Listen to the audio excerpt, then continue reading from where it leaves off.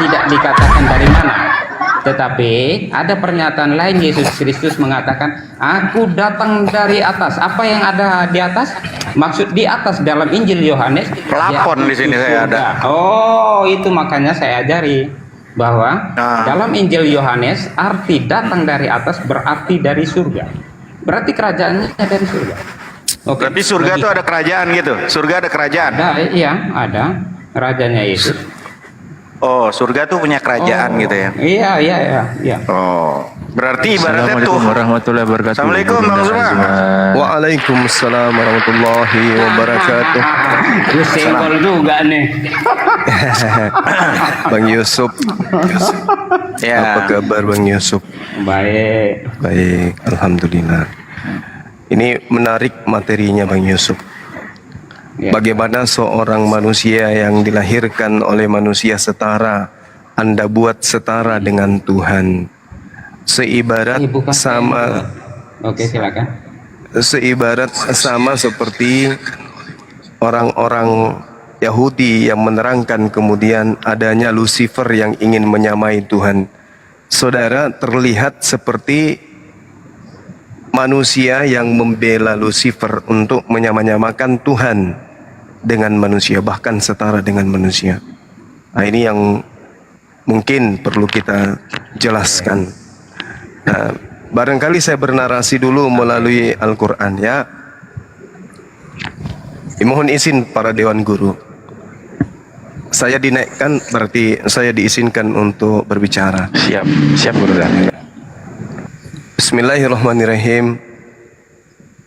Al-Quranul Karim di beberapa ayat di dalam Al-Quran menjelaskan kemudian bahwasanya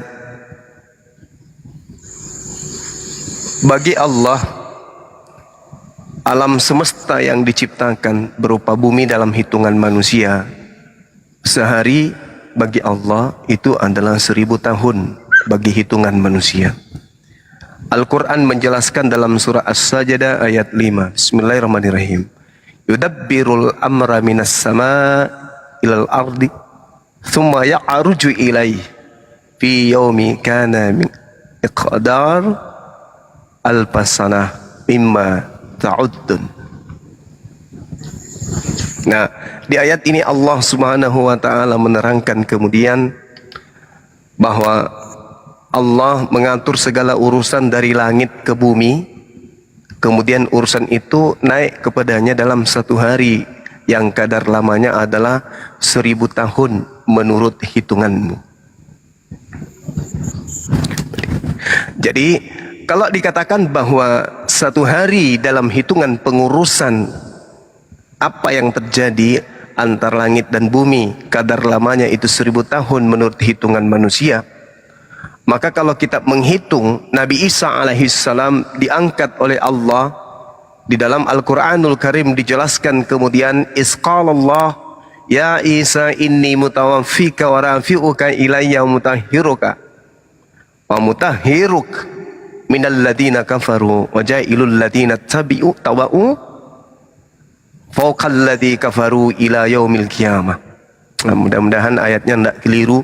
Di situ diterangkan Allah berkata, wahai Isa, aku mengambilmu, aku mengangkatmu kepadaku. Berarti kenaikan Isa, kenaikan manusia dari bumi ke langit itu adalah Allah yang memperjalankan, bukan manusianya yang mau, tetapi Allah. Berarti ini berada dalam kadar urusan Allah. Keadaan ini dihitung dengan hitungan yang mana kadarnya itu pada sisi Allah, di mana manusia pada saat sehari menurut hitungan kadar Allah itu adalah 1000 tahun. Dengan kata lain, Nabi Isa alaihissalam berada di atas, baik menurut Al-Quran maupun Bible, itu baru 2 hari.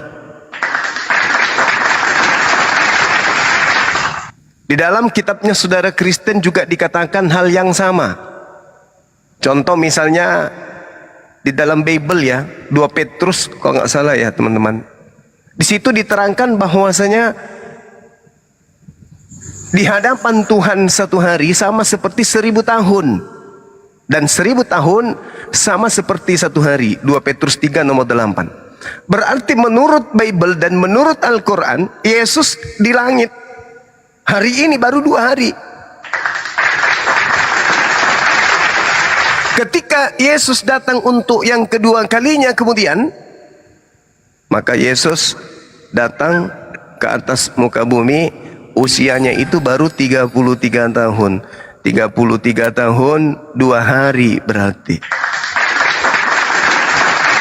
Nah, sekarang permasalahannya adalah, apakah pencipta alam semesta berkuasa menghidupkan hambanya Isa atau Yesus selama 2 hari? Maha kuasa. Sedangkan manusia dihidupkannya kemudian sampai puluhan tahun. Masa 2 hari nggak bisa? Untuk itulah kemudian ketika hal yang menurut saudara Kristen itu luar biasa, naik ke langit, yang mana Yesus itu terangkat ke langit, ternyata diangkat, bukan naik sendiri, tapi diangkat oleh Allah, baik menurut Al-Quran maupun menurut Bible. Artinya yang memalingkan saudara Kristen ini untuk mempertuhankan Yesus, itu bukan Yesus, tetapi ada makhluk yang memalingkan kemudian mereka dengan mengaku-ngaku Yesus, menyamar-nyamar sebagai Yesus, seperti yang datang kepada Paulus, yang datang kepada penulis Wahyu. Nah, itu yang perlu diperhatikan oleh saudara Yusuf. Dengan kata lain, kenapa kemudian Nabi Isa yang harus turun untuk yang kedua kalinya? Karena Nabi Isa masih hidup. Dia harus mati di bumi. Semua manusia harus mati di bumi. Kiamat harus mati di bumi. Sama seperti Yesus, dia harus turun kembali ke bumi untuk mati. Karena hari ini belum mati. Yesus sejak lahir sampai hari ini belum mati. Jadi Yesus di atas bumi baru di atas langit baru 2 hari. Berarti Yesus usianya sekarang adalah 33 tahun plus 2 hari menurut hitungan Tuhan.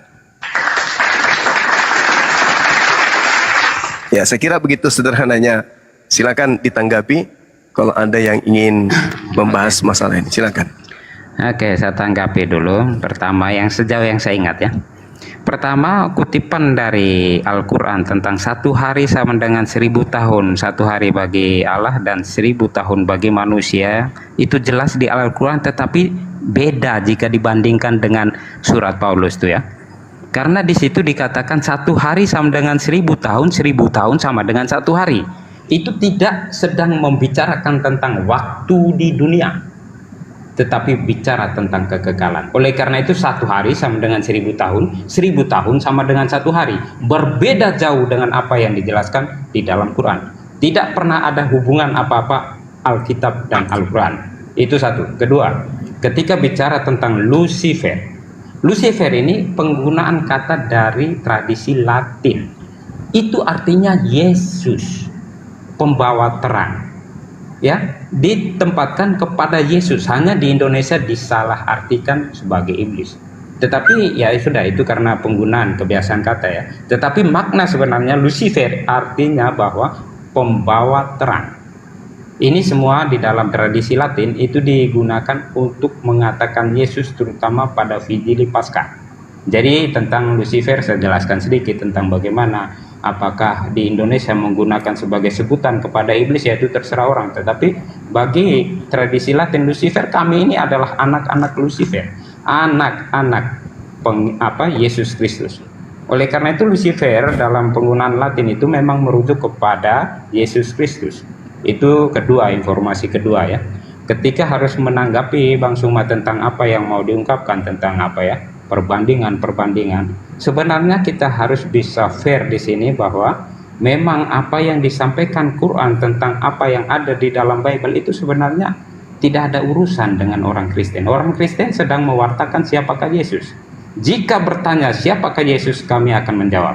Tetapi kalau orang bertanya tentang apa yang diwartakan Quran tentang Nabi Isa, ya kami sebenarnya kita bisa berdiskusikan apakah bisa kita padankan tentang pengetahuan Islam dengan kekristenan.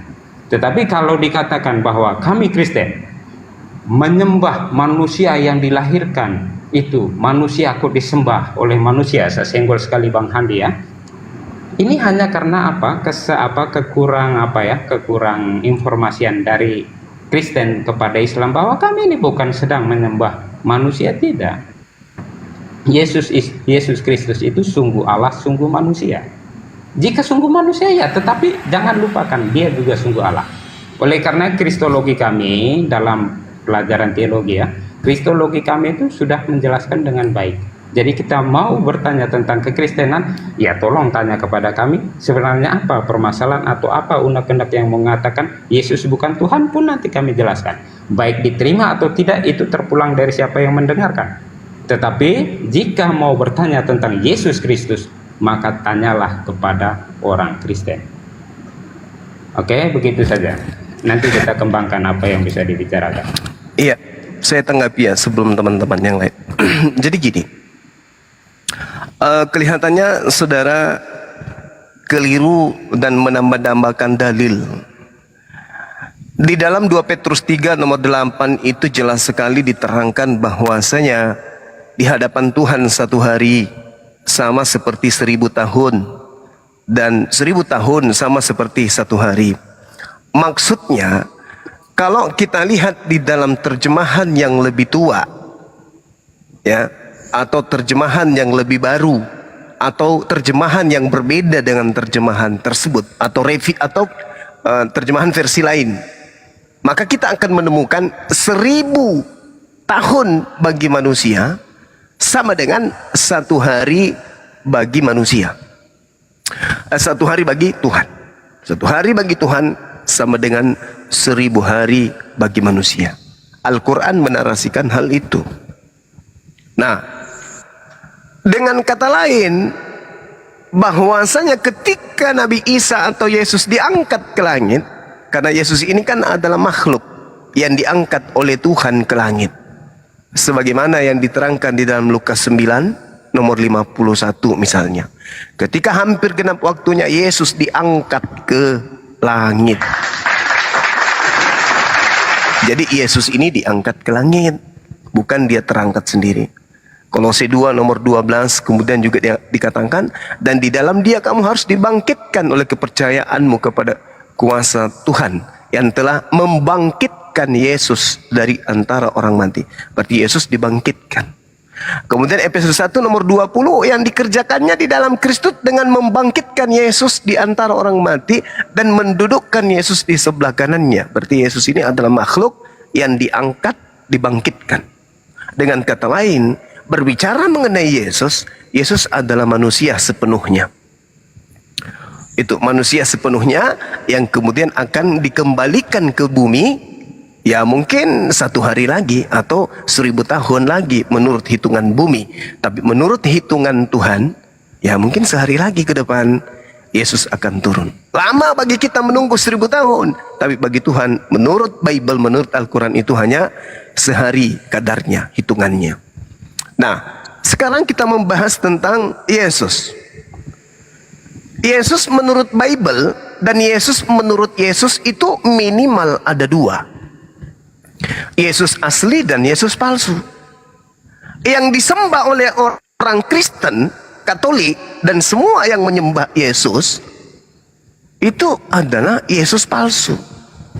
Dan itu bisa saya buktikan dengan akurat, bahwa yang disembah oleh Kristen adalah Mesias palsu atau Yesus palsu, dan yang berkhotbah di gereja, berkhotbah kemudian di tempat ibadahnya hari Minggu oleh orang Kristen, itu adalah nabi-nabinya Yesus palsu tersebut.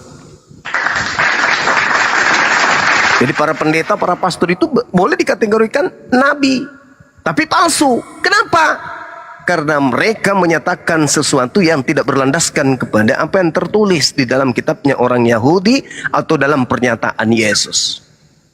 Sehingga ya saudara, sebagai perwakilan Katolik atau Kristen, Anda harus membuktikan kepada kita bahwa Lucifer itu bukan iblis, bintang timur itu bukan iblis. Anda buktikan. Karena di dalam kitabnya orang Yahudi, Yesaya 14, jelas sekali bintang timur itu disebut sebagai Lucifer. Kalau mereka menyebutnya dengan Helael bin Zakar, maka Yesus makhluk yang datang kepada Paulus dan krunya menyebut dirinya sebagai bintang timur atau bintang fajar. Nah, jadi sekali lagi saya katakan saudara Yusuf, yang saudara sembah selama ini itu adalah makhluk yang mengaku Yesus. Bintang timur itu adalah Lucifer alias iblis. Mohon maaf, kebenaran harus kita ungkap. Demikian. Oke, saya jawab ya. Ini gini ya, dengar ya. Lucifer itu bahasa Latin. Ketika harus dipadankan kepada Helal bin Sakar itu dari Ibrani kepada Yunani, nanti diterjemahkan kepada bintang timur yang jatuh. Itu bukan ini ya, bukan kita sedang bicara tentang Lucifer yang dimaksudkan di dalam bahasa Latin, pembawa terang itu. Jadi di dalam tradisi Latin, saya sudah katakan sekali lagi ya, saya katakan itu tradisi Latin, bahasa Latin. Lucifer itu ditujukan kepada Yesus Kristus. Jika mau tahu pembuktiannya apa, itu di 2 Petrus ya, itu sangat jelas tentang siapakah Yesus Kristus yang digaungkan di dalam Vigili Paskah. Kami ada liturgi di dalam masa malam Paskah, itu ada vigilinya. Itu digaungkan sebagai Lucifer. Yesus ini adalah Lucifer, pembawa terang. Jika mau dipadankan, disamakan dengan Helal bin Sakar, itu enggak. Itu bahkan para teolog itu hanya mengatakan sekali saja, coba mengatakan sebagai apa ya, itu Helal bin Sakar itu kepada raja siapa saya lupa, ada satu raja yang dikatakan yang coba ini ya, coba dirujuk dalam pengertian itu. Jadi bukan dalam pengertian bahasa Indonesia Lucifer yang kita kenal sebagai iblis, tidak. Saya katakan bahasa aslinya itu Latin, Lucifer itu pembawa terang. Dalam tradisi Latin, pembawa terang itu ditujukan kepada Yesus Kristus. Buktinya di dalam Vigili Paskah kami, di dalam malam Paskah kami, liturgi kami, itu didengungkan, disuarakan, dinyanyikan, dikatakan. Ya, jadi itu saya katakan sebagai orang Katolik untuk mengatakan bahwa apa yang ada itu sebenarnya masih agak keliru ya. Jadi tentang Lucifer itu ya, tentang kata Lucifer 2, Yesus palsu. Aduh, Bang Suma. Kekristenan ini 2000 tahun yang lalu sampai sekarang, dan Anda dengan yakin mau mengatakan Anda benar. Aduh, coba kita pikir sendiri ya. Yesus yang palsu. Gimana mungkin kamu yang ada pada abad 21 ini bisa mau meruntuhkan tradisi yang sudah melekat pada kami 21 abad? Ini saya lihat, jangan terlalu itu ya. Coba refleksikan sendiri apa yang saya katakan dengan mengatakan Yesus palsu dengan bukti-bukti apa yang ada pun yang dibuat oleh kami. Alkitab itu juga dibuat oleh Kristen. Gimana kamu mengatakan bahwa kamu bisa membuktikan bahwa Yesus itu palsu? Saya juga sebenarnya nggak bisa habis pikir. Ini apa sebenarnya? Yang ketiga, kebangkitan. Kebangkitan kamu mengatakan Yesus tidak bangkit sendiri, tetapi banyak ayat juga yang mengatakan Yesus itu bangkit sendiri. Lihat apa yang dikatakan malaikat. Ia telah bangkit seperti apa yang dikatakannya. Yesus mengatakan dia akan bangkit. Itu dia mengatakan dirinya saya akan bangkit. Tidak ada yang membangkitkannya. Ada ayat yang mengatakan dia dibangkitkan Bapa, tetapi ada ayat juga yang mengatakan dia bangkit sendiri. Oleh karena itu ya, dalam rumusan Allah Tritunggal kami itu sangat kami pahami, sehingga apa yang dikatakan itu jelas bahwa dalam pengakuan iman kami pun dinyatakan karena Bapa membangkitkan, Yesus sendiri bangkit. Jadi apa yang dikatakan di dalam pengakuan iman yaitu bahwa bangkit pada hari ketiga. Tidak dinyatakan bahwa Bapa membangkitkan, Anak membangkitkan, Roh Kudus membangkitkan, enggak ya. Jadi jika mengatakan Yesus dibangkitkan bukan bangkit sendiri, itu juga salah. Ada ayat-ayat juga yang mengatakan Yesus ini bangkit oleh kehendaknya. Jadi bicara dengan orang Kristen akan tahu bahwa apa-apa yang Anda sangkal ini sebenarnya sesuatu yang masih tentang belum mengena tentang keseluruhan dari pewartaan Injil. Jadi ya, himbauan saya supaya mengerti kekristenan itu ya setidaknya tahu akar permasalahan apa. Kalau hanya bicara tentang kebangkitan, itu ada dirumuskan. Kekristenan itu sangat fair untuk merumuskan hal-hal yang seperti ini ya. Jadi begitu saja Bang Sumaya, refleksikan bahwa gimana ya, kekristenan ini sudah 21 abad loh. Senggol yang kuat, jangan senggol yang ini. Ya Bang Oke. Andia. Boleh ya? Boleh. Oke, bismillahirrahmanirrahim. Al-Quranul Karim menerangkan, Alam ahada ilaikum ya bani Adam alla ta'budus syaitan innahu lakum aduwwum mubin. Bukankah aku telah memerintahkan kepadamu wahai anak cucu Adam agar kamu tidak menyembah setan? Sungguh setan itu musuh nyata bagimu. Di ayat lain juga Al-Quran menerangkan iyadu'una min dunihi illa inatha wa iyadu'una illa syaitanam marida. Yang mereka sembah selain Allah itu tidak lain adalah berhala, dan mereka tidak lain hanyalah menyembah setan yang durhaka. Yang dimaksud di sini adalah Kristen. Saya akan buktikan melalui Bible bahwa yang disembah selama ini oleh orang Kristen itu adalah setan. Yang pertama, di dalam Kisah Para Rasul 1 nomor 11 diterangkan dengan sangat jelas bahwa Yesus terangkat ke langit bersama jasadnya dan akan datang kedua kalinya bersama dengan jasadnya. Saya ulang, Kisah Para Rasul 1 nomor 11, Yesus menurut malaikat naik ke langit bersama dengan jasadnya dan akan datang untuk kedua kalinya bersama dengan jasadnya. Berarti kalau ada yang ngaku-ngaku Yesus tanpa jasad, itu bukan Yesus. Itu dulu. Apa pembuktian dari ucapan saya, Saudara Yusuf? Ya. Dengarkan baik-baik. Di Matius 24 nomor 23, pada waktu itu jika ada orang berkata kepadamu, lihat ada Yesus di sini atau Yesus di sana, jangan kamu percaya. Sebab Yesus palsu dan nabi palsu akan muncul. Yesus palsu akan muncul, kata Yesus. Nah, setelah Yesus terangkat ke langit, 20 tahun kemudian muncul nabi palsu mengaku bertemu dengan Yesus tapi palsu. Saya ulang, malaikat berkata, Yesus yang kau lihat dengan jasadnya terangkat ke langit akan datang kedua kalinya bersama dengan jasadnya ke langit, ke bumi. Itu kata malaikat. Kata Yesus, aku harus pergi, sebab jikalau aku tidak pergi, maka roh kebenaran itu tidak akan datang kepadamu. Berarti menurut Yesus, yang datang setelah Yesus terangkat ke langit adalah roh kebenaran. Berarti bukan Yesus yang datang setelah Yesus terangkat. 20 tahun kemudian ada makhluk datang kepada Paulus. Siapakah engkau Tuhan? Paulus mengatakan, akulah Yesus yang kau aniaya. Makhluk ini siapa?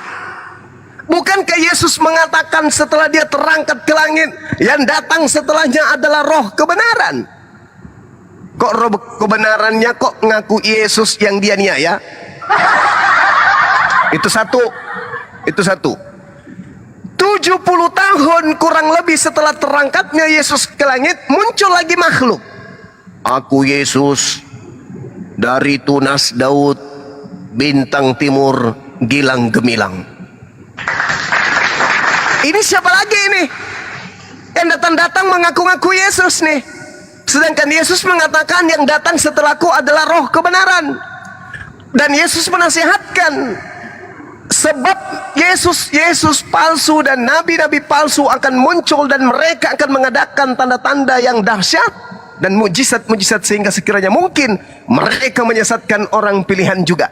Camkanlah Aku sudah mengatakannya kepadamu terlebih dahulu. Jadi apabila ada orang berkata, lihat Yesus ada di padang gurun, jangan kamu pergi ke situ. Atau lihat Yesus ada di dalam bilik penjara, jangan kamu percaya. Kata Yesus. Kata Yesus itu dalam Bible. Kata Yesus, sebab kedatanganku yang kedua itu seperti kilat yang memancar dari sebelah timur, terlontar cahayanya sampai ke barat. Demikianlah nanti kedatanganku yang kedua. Camkan, kata Yesus. Kalau ada yang mengaku bertemu aku di padang gurun, kalau ada yang mengaku bertemu dengan aku dalam bilik, jangan kau percaya. Sebab kedatanganku yang kedua nanti ditandai dengan cahaya yang bersinar dari timur sampai ke barat. Ini fakta. Yang kalian sembah, orang Kristen sembah bukanlah Yesus anak Maria yang datang ke tengah-tengah Bani Israel. Terakhir, Lukas 21 nomor 8. Wahai murid-muridku, waspadalah terhadap penyesat yang datang kepadamu dengan memakai namaku dan mengatakan akulah dia. Penyesat datang memakai namaku dan berkata akulah dia. Makhluk yang datang kepada Paulus dan makhluk yang datang kepada penulis wahyu membawa nama Yesus dan mengatakan akulah Yesus. Artinya Yesus palsunya sudah bermunculan ketika Yesus terangkat ke langit, berdasarkan dengan nubuat yang dijelaskan oleh Yesus itu sendiri. Kalau Anda mengatakan sudah 2000 tahun kami, memang karena Yesus mengatakan Mesias palsu, Yesus palsu, Nabi palsu akan menyesatkan orang-orang pilihan juga. Jadi jangan Anda bangga, karena Yesus yang mengatakan akan menyesatkan kemudian orang-orang pilihan juga. Pertanyaan saya, makhluk apa yang datang kepada Paulus mengaku Yesus dan mengaku bintang timur? Silakan.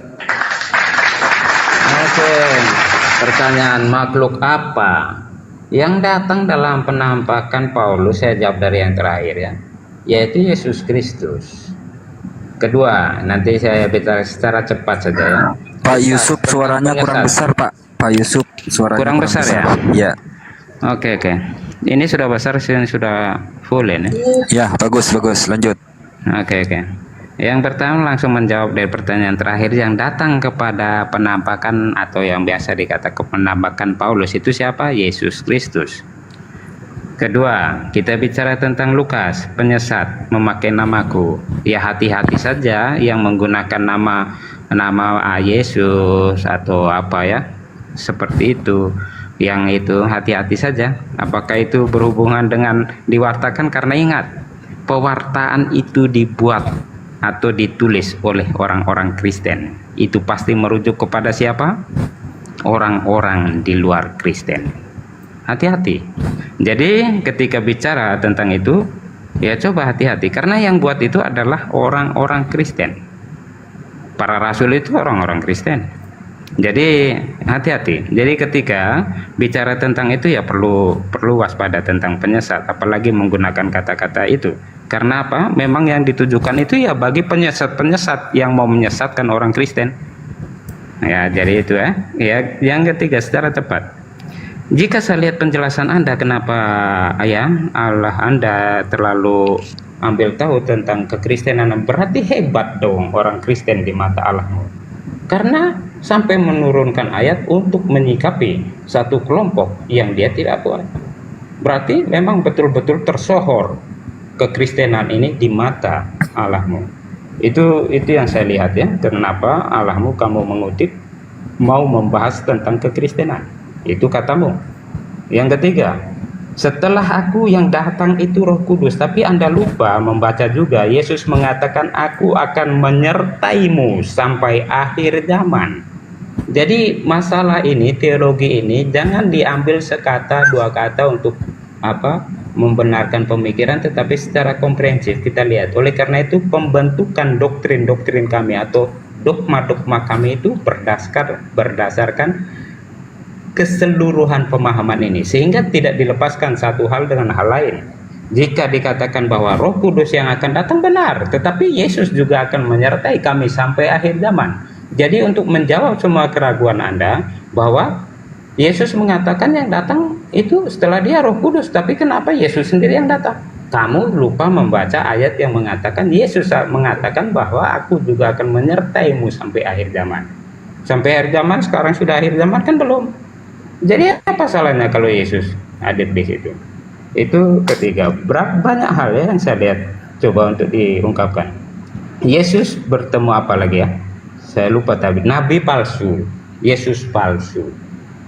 Hati-hati ya, karena ini kita akan bicara yang dinasihatkan oleh penulis-penulis Kristen ini tentang sesuatu yang coba untuk mengecohkan atau melencengkan ajaran Kristen. Jadi nabi palsu itu sudah mulai ketahuan, pasti di luar Kristen, untuk menyesatkan kekristenan. Jadi jangan pernah kutip sesuatu yang ada di dalam Kristen untuk menyanggah kekristenan. Sayang, kekristenan itu, tulisan itu dibuat untuk menguatkan iman Kristen agar jangan tersesat oleh nabi palsu. Ya, jadi itu kami tahu sangat jelas bahwa bahayanya ketika orang di luar Kristen mengutip itu. Nanti kita bicara, kamu tanya siapa? Ya, kami hanya mengatakan tentang pengajaran kami bahwa harus berjaga-jaga tentang nabi palsu yang akan menyesatkan. Siapakah itu? Ya, sudah pasti di luar Kristen. Itu desit. Jadi kita berpikir secara secara nalar sehat bahwa apa yang dituliskan di dalam kekristenan itu ya untuk mempertebal keimanan kekristenan agar jangan terombang-ambing dan jangan tersesat. Ya, jadi sangat jelas bagi kekristenan. Jika mau bertanya kepada Kristen, maka tanyakan sejauh yang kami bisa jawab.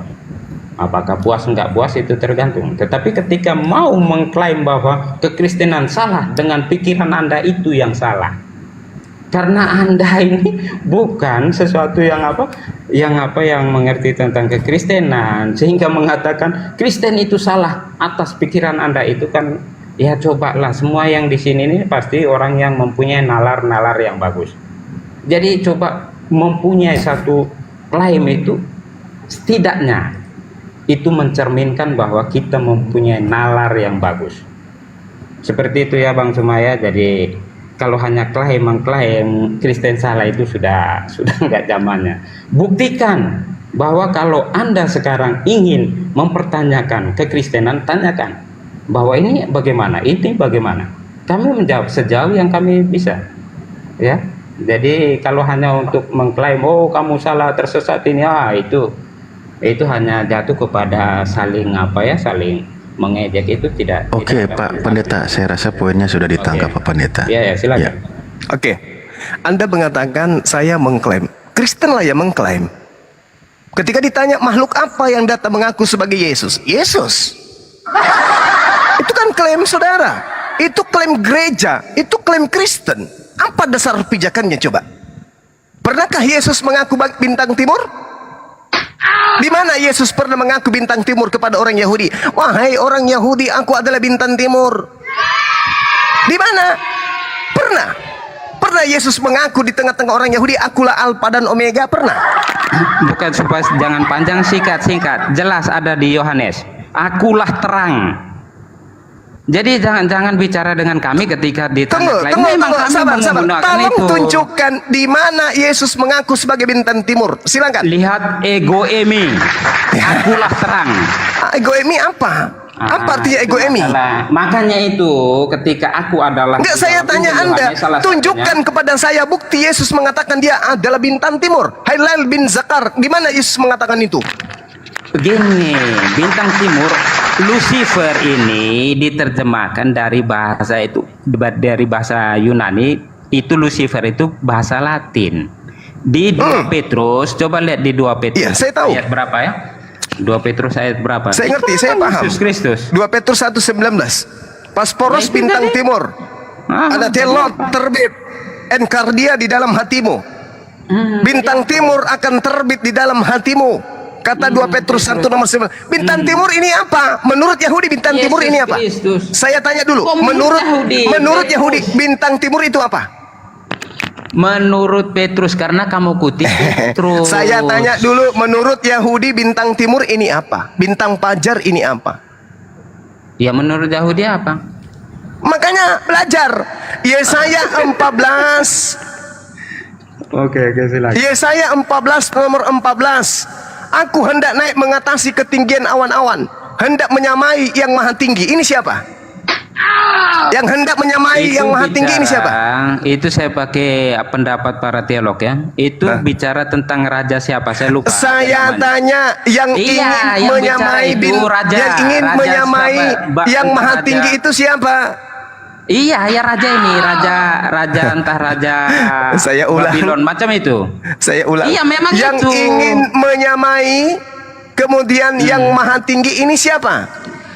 Saya sudah katakan, saya ikuti para teolog itu yang mereka katakan itu Raja Nebukadnezar, nggak salah itu.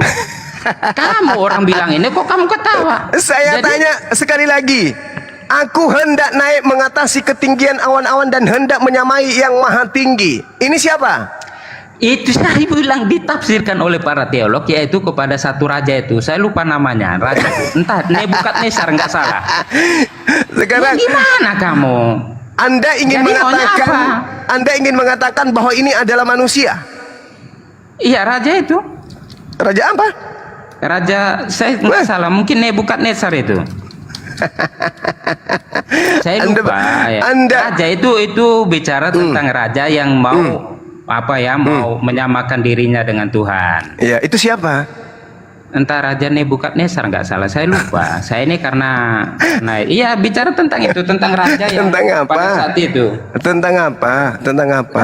Raja yang saat apa? itu mau mengatakan Raja singa. dirinya juga adalah Tuhan. Bukan bicara tentang setan, bukan. Wah, engkau Kamu yang berbicara sudah oleh jatuh siapa? dari Coba langit. saya tanya.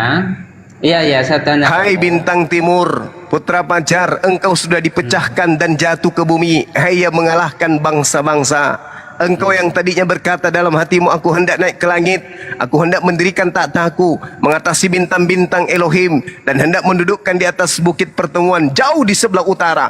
Aku hendak naik mengatasi ketinggian awan-awan dan hendak menyamai yang maha tinggi. Ini siapa? Iblis atau bukan? Saya sudah katakan, itu para teolog menafsirkan itu raja. Raja mungkin Nebukadnezar, nggak salah. Lucu, saya ulang lagi. Kok lucu? Menurut tradisi Yahudi, ini siapa? Helal bin Sakar ini siapa? Saya bahkan katakan menurut teolog itu. Menurut Yahudi yang menurut punya Yahudi. kitab Iya, Bintang itu siapa? Timur ini siapa? Menurut tradisi Yahudi, Siapa? malaikat yang ingin menyamai Tuhan itu apa namanya? Siapa namanya? Ya, pura-pura lagi. Ini siapa namanya? Malaikat Helal bin yang Sakar, kan? jatuh. Yesus Ya, juga hanya menerangkan disebutkan. kemudian. Yesus mengatakan di dalam Lukas 10 nomor 18. Yesus melihat iblis jatuh dari langit seperti kilat astrape, cahaya. Itu artinya iblis ini adalah cahaya. Jadi? Nah, sekarang permasalahannya ada makhluk yang datang mengaku sebagai bintang timur. Itu siapa? Makhluk yang mengaku sebagai bintang timur. Iya. 70 Bintang timur tahun. gini. 70 tahun, saudara. 70 tahun Gini, setelah gini. Yesus terangkat ke langit, akan datang Yesus palsu menurut Yesus. Gini, dengar dulu semua. Bahwa ketika kamu mengatakan ada makhluk yang mengklaim, ini tidak benar. Loh, yang datang Lucifer mengaku aku ini- Yesus ini siapa? Dengar dulu. Lucifer ini bahasa Latin yang diterjemahkan untuk menerjemahkan apa yang ada dalam bahasa Yunani maupun Ibrani. Apa artinya Lucifer? Sehingga kamu mengatakan Enggak, aku begini. tanya Lucifer Tunggu, artinya saya apa? tanya dulu. Bukan, saya luruskan dulu cara pikirmu, bahwa ketika kamu mengklaim Lucifer ada ini makhluk apa? yang dengar dulu ketika mau dijelaskan. Ketika kamu bertanya bahwa ada makhluk yang mengklaim Mengklaim dirinya bahwa Yesus. aduh, mengklaim dirinya Yesus ini. Aku Yesus telah mengutus malaikatku untuk memberi kesaksian tentang semuanya ini kepadamu bagi jemaat-jemaat. Aku adalah Tunas, yaitu keturunan Daud, bintang timur. Itu siapa? Itu di Wahyu gini, membaca Ini siapa? Makhluk ini siapa? ini Yohanes sedang menulis siapakah Yesus itu. Bukan siapakah Yesus itu. Ada makhluk mengaku aku Yesus. Itu Aku masalahnya. Yesus Begini, telah kamu mengutus ketika- malaikatku untuk memberi Gini, kesaksian. oke. Saya paham. Siapa Ketika makhluk ini? kamu membaca, oke, saya paham. Ketika kamu membaca dalam tulisan Yohanes bahwa ketika ada mengatakan aku Yesus, berarti di situ ada pengakuan satu makhluk, itu yang salah. Lalu siapa yang mengatakan aku Yesus ini? Yang berbicara Gini aku loh. Yesus ini siapa? Gini, dengar dulu. Yohanes menuliskan ini untuk memberi penekanan bahwa pewahyuan itu sungguh betul datang dari Yesus. Sehingga ini bicara, kamu bicara seolah-olah kamu mengerti bahwa Loh. itu apa ya? Yesus mengatakan, wahyu itu. Bung, Gini, waspadalah dengar dulu. penyesat yang datang mengaku memakai namaku. Ini ada makhluk yang datang mengaku, akulah Yesus sang bintang timur. Ini siapa? Itu makanya dijelaskan, kamu nggak dengar. Benar enggak? Tunggu dulu. Yohanes ini. Saudara Yusuf, apakah Anda percaya kalau setelah Yesus terangkat ke langit akan muncul Yesus palsu? Yesus palsu. Lah. Yesus palsu ada. Matius 24 nomor 24. Oke, bacakan. Saya ulang lagi. Apakah Anda percaya bahwa Yesus mengatakan Yesus palsu akan muncul dan nabi palsu akan muncul? Oke. Ya, saya bilang. Nah? Aku ya nanti Yesus mengatakan aku yang palsu datang, tuh saya mau dengar apa yang dikatakan. Oke. Matius 24 nomor 24. Sebab Mesias palsu. Mesias di sini siapa? Mesias palsu. Saya katakan mau pasti aku yang palsu, itu saya katakan. Ketika kamu pasti Yesus mengatakan Yesus yang palsu, itu Mesias palsu, karena pada saat itu berlaku pengertian Mesias bagi orang mulai. itu banyak. Mulai. Memang. Oleh Mulai. karena itu kekristenan ketika mengartikan Yesus. ngaco. Aduh, Mesias ini siapa? makanya itu jangan menggunakan. Saya Yesus ulang. palsu. Mesias ini menurut saudara siapa? Mesias itu mempunyai banyak makna, kawan. Mulai ngaco. Mulai ngaco. Mesias Kamu palsu. gini ya. Yang saya tanya dulu, Yesus ini Mesias bukan? Saya tanya kamu, ketika kamu mengatakan dengan Mulai. Yesus palsu, itu yang saya mau tanya. Ya ini Mana Mesias ayatnya? ini Yesus. Mesias ini Yesus. Ya, loh. Mesias ini siapa menurutmu? Mesias itu begini ya, saya kasih tahu. Satu Siapa? pandangan Yahudi, Mesias itu adalah penyelamat mereka. Ya itu dia. Pembela Berarti mereka. iya, Dan menurut dulu. Yesus, menurut Yesus, Mesias itu siapa? Apakah dia Yesus mengakui dirinya sebagai Mesias? Ya, kamu jawab sendiri apa? Jadi Yesus itu Mesias menurut Yesus, menurut muridnya. Itu Menurutmu makanya itu. siapakah Gini, aku gini, ini? gini. Menurutmu Saya kasih siapakah logika aku begini. ini? Kata Yesus. Begini, Engkau begini. adalah Mesias. Apa kata Oke. Yesus? Sungguh bukan manusia yang mengatakan itu kepadamu, melainkan Bapa yang telah mengutus aku. Berarti Oke. Yesus mengaku Mesias. Oke. Berarti saya kalau paham. dikatakan Mesias palsu, itu merujuk kepada siapa? Oke, gini saya paham. Jangan oke, Makanya saya itu, tanya. Iya saya paham. Saya Mesias jelaskan palsu dulu. merujuk kepada siapa? Yesus Iya, saya palsu atau jelaskan bukan? dulu. Tolong dengar, oke? Tolong dengar bisa? Saya ulang pertanyaannya. Mesias palsu. Saya sudah tahu. Berarti Makanya Yesus itu palsu, saya kan? Begini saya kasih tahu dulu nalarnya. Mesias itu saya palsu perbaiki. berarti Yesus palsu Dengar kan? dulu, tolong dengar dulu. Saya kasih logika yang bagus ya. Begini, saya kasih dengar gini. Ini saya kasih penalaran yang sederhana. Tolong dengar. 1 tambah 1 adalah 2, tetapi 2 bukan hanya 1 tambah 1. 2 adalah 3 kurang. Itu ya. Jadi 3 kurang 1 bisa 2 kali 1 bisa. Jadi jangan pernah membalik logika itu. Jadi saya kasih analogi seperti ini. 1 tambah 1 adalah 2. Tetapi bukan berarti 2 adalah hanya 1 tambah 1. Tidak. 2 bisa jadi 4 bagi 2. Ngomong apa ini? 3. Ini teman-teman ini. Makanya ini logika, Ngomong apa logika. ini? Logika kamu itu yang saya perbaiki. Ngomong apa ini? Ngomong apa ini? Bukan Anda itu, ngomong kalau apa? belajar kamu matematika. hanya Bung, Bung, bicara ini Anda berarti ngomong kamu apa? logika belum main. Nalar kamu belum main. Saya kasih logika supaya kamu mengerti. Apa yang kau narasikan itu salah. Apa ini? Bahwa- gini, Mau gini. ngapain dia ini? Mau ngapain? Ketika- Mau ngapain ini? Pertanyaan Begini, dan saya saya tahu. sederhana. Ketika Saya Yesus tahu, Suma. bertanya kepada Petrus dalam Lukas Saya tahu, 9, Suma. menurut kamu Dengar aku ini siapa? Ya, Mesias. Petrus Kata mengatakan yang Mesias. Berarti Ya. Yesus ini Mesias atau bukan? Oke. Saya tanya ulang, Yesus ini Mesias atau bukan? Mesias. Oke, berarti yang dimaksud Mesias palsu adalah Yesus palsu, betul atau bukan? Bukan. Makanya itu saya kasih logikanya itu. Bukan. Saya kasih logikanya. Kamu ngerti nggak? Bisa ngerti? Hey! Bukan. Mesias makanya itu ini belajar Yesus atau bukan? bernalar. Belajar Yesus. bernalar. Gini. Saya dengar, Yesus saya kasih Mesias tahu, gini. atau bukan? Mesias. Begini. Berarti Yesus ini Mesias kan? Mesias asli siapa? Yesus. Ada Mesias palsu, berarti ada Yesus palsu. Betul atau betul? Gini, makanya itu saya kasih nalar tuh gini.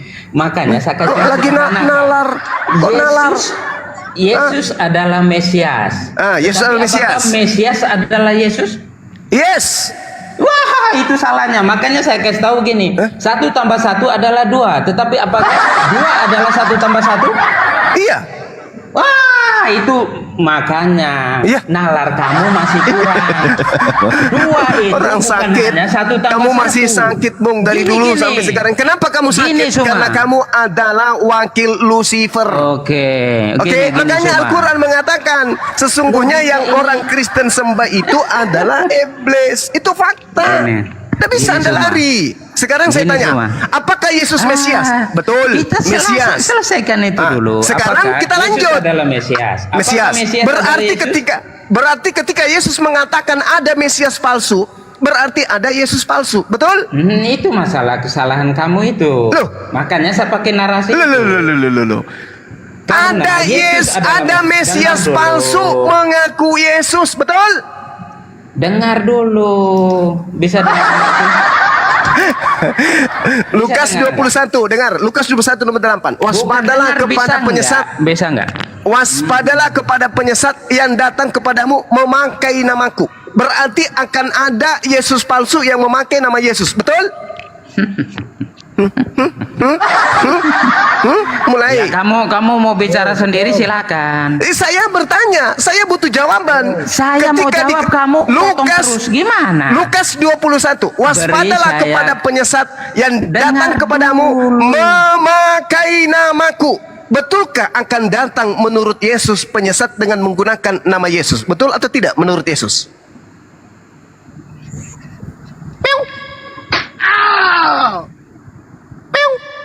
Meong-meong.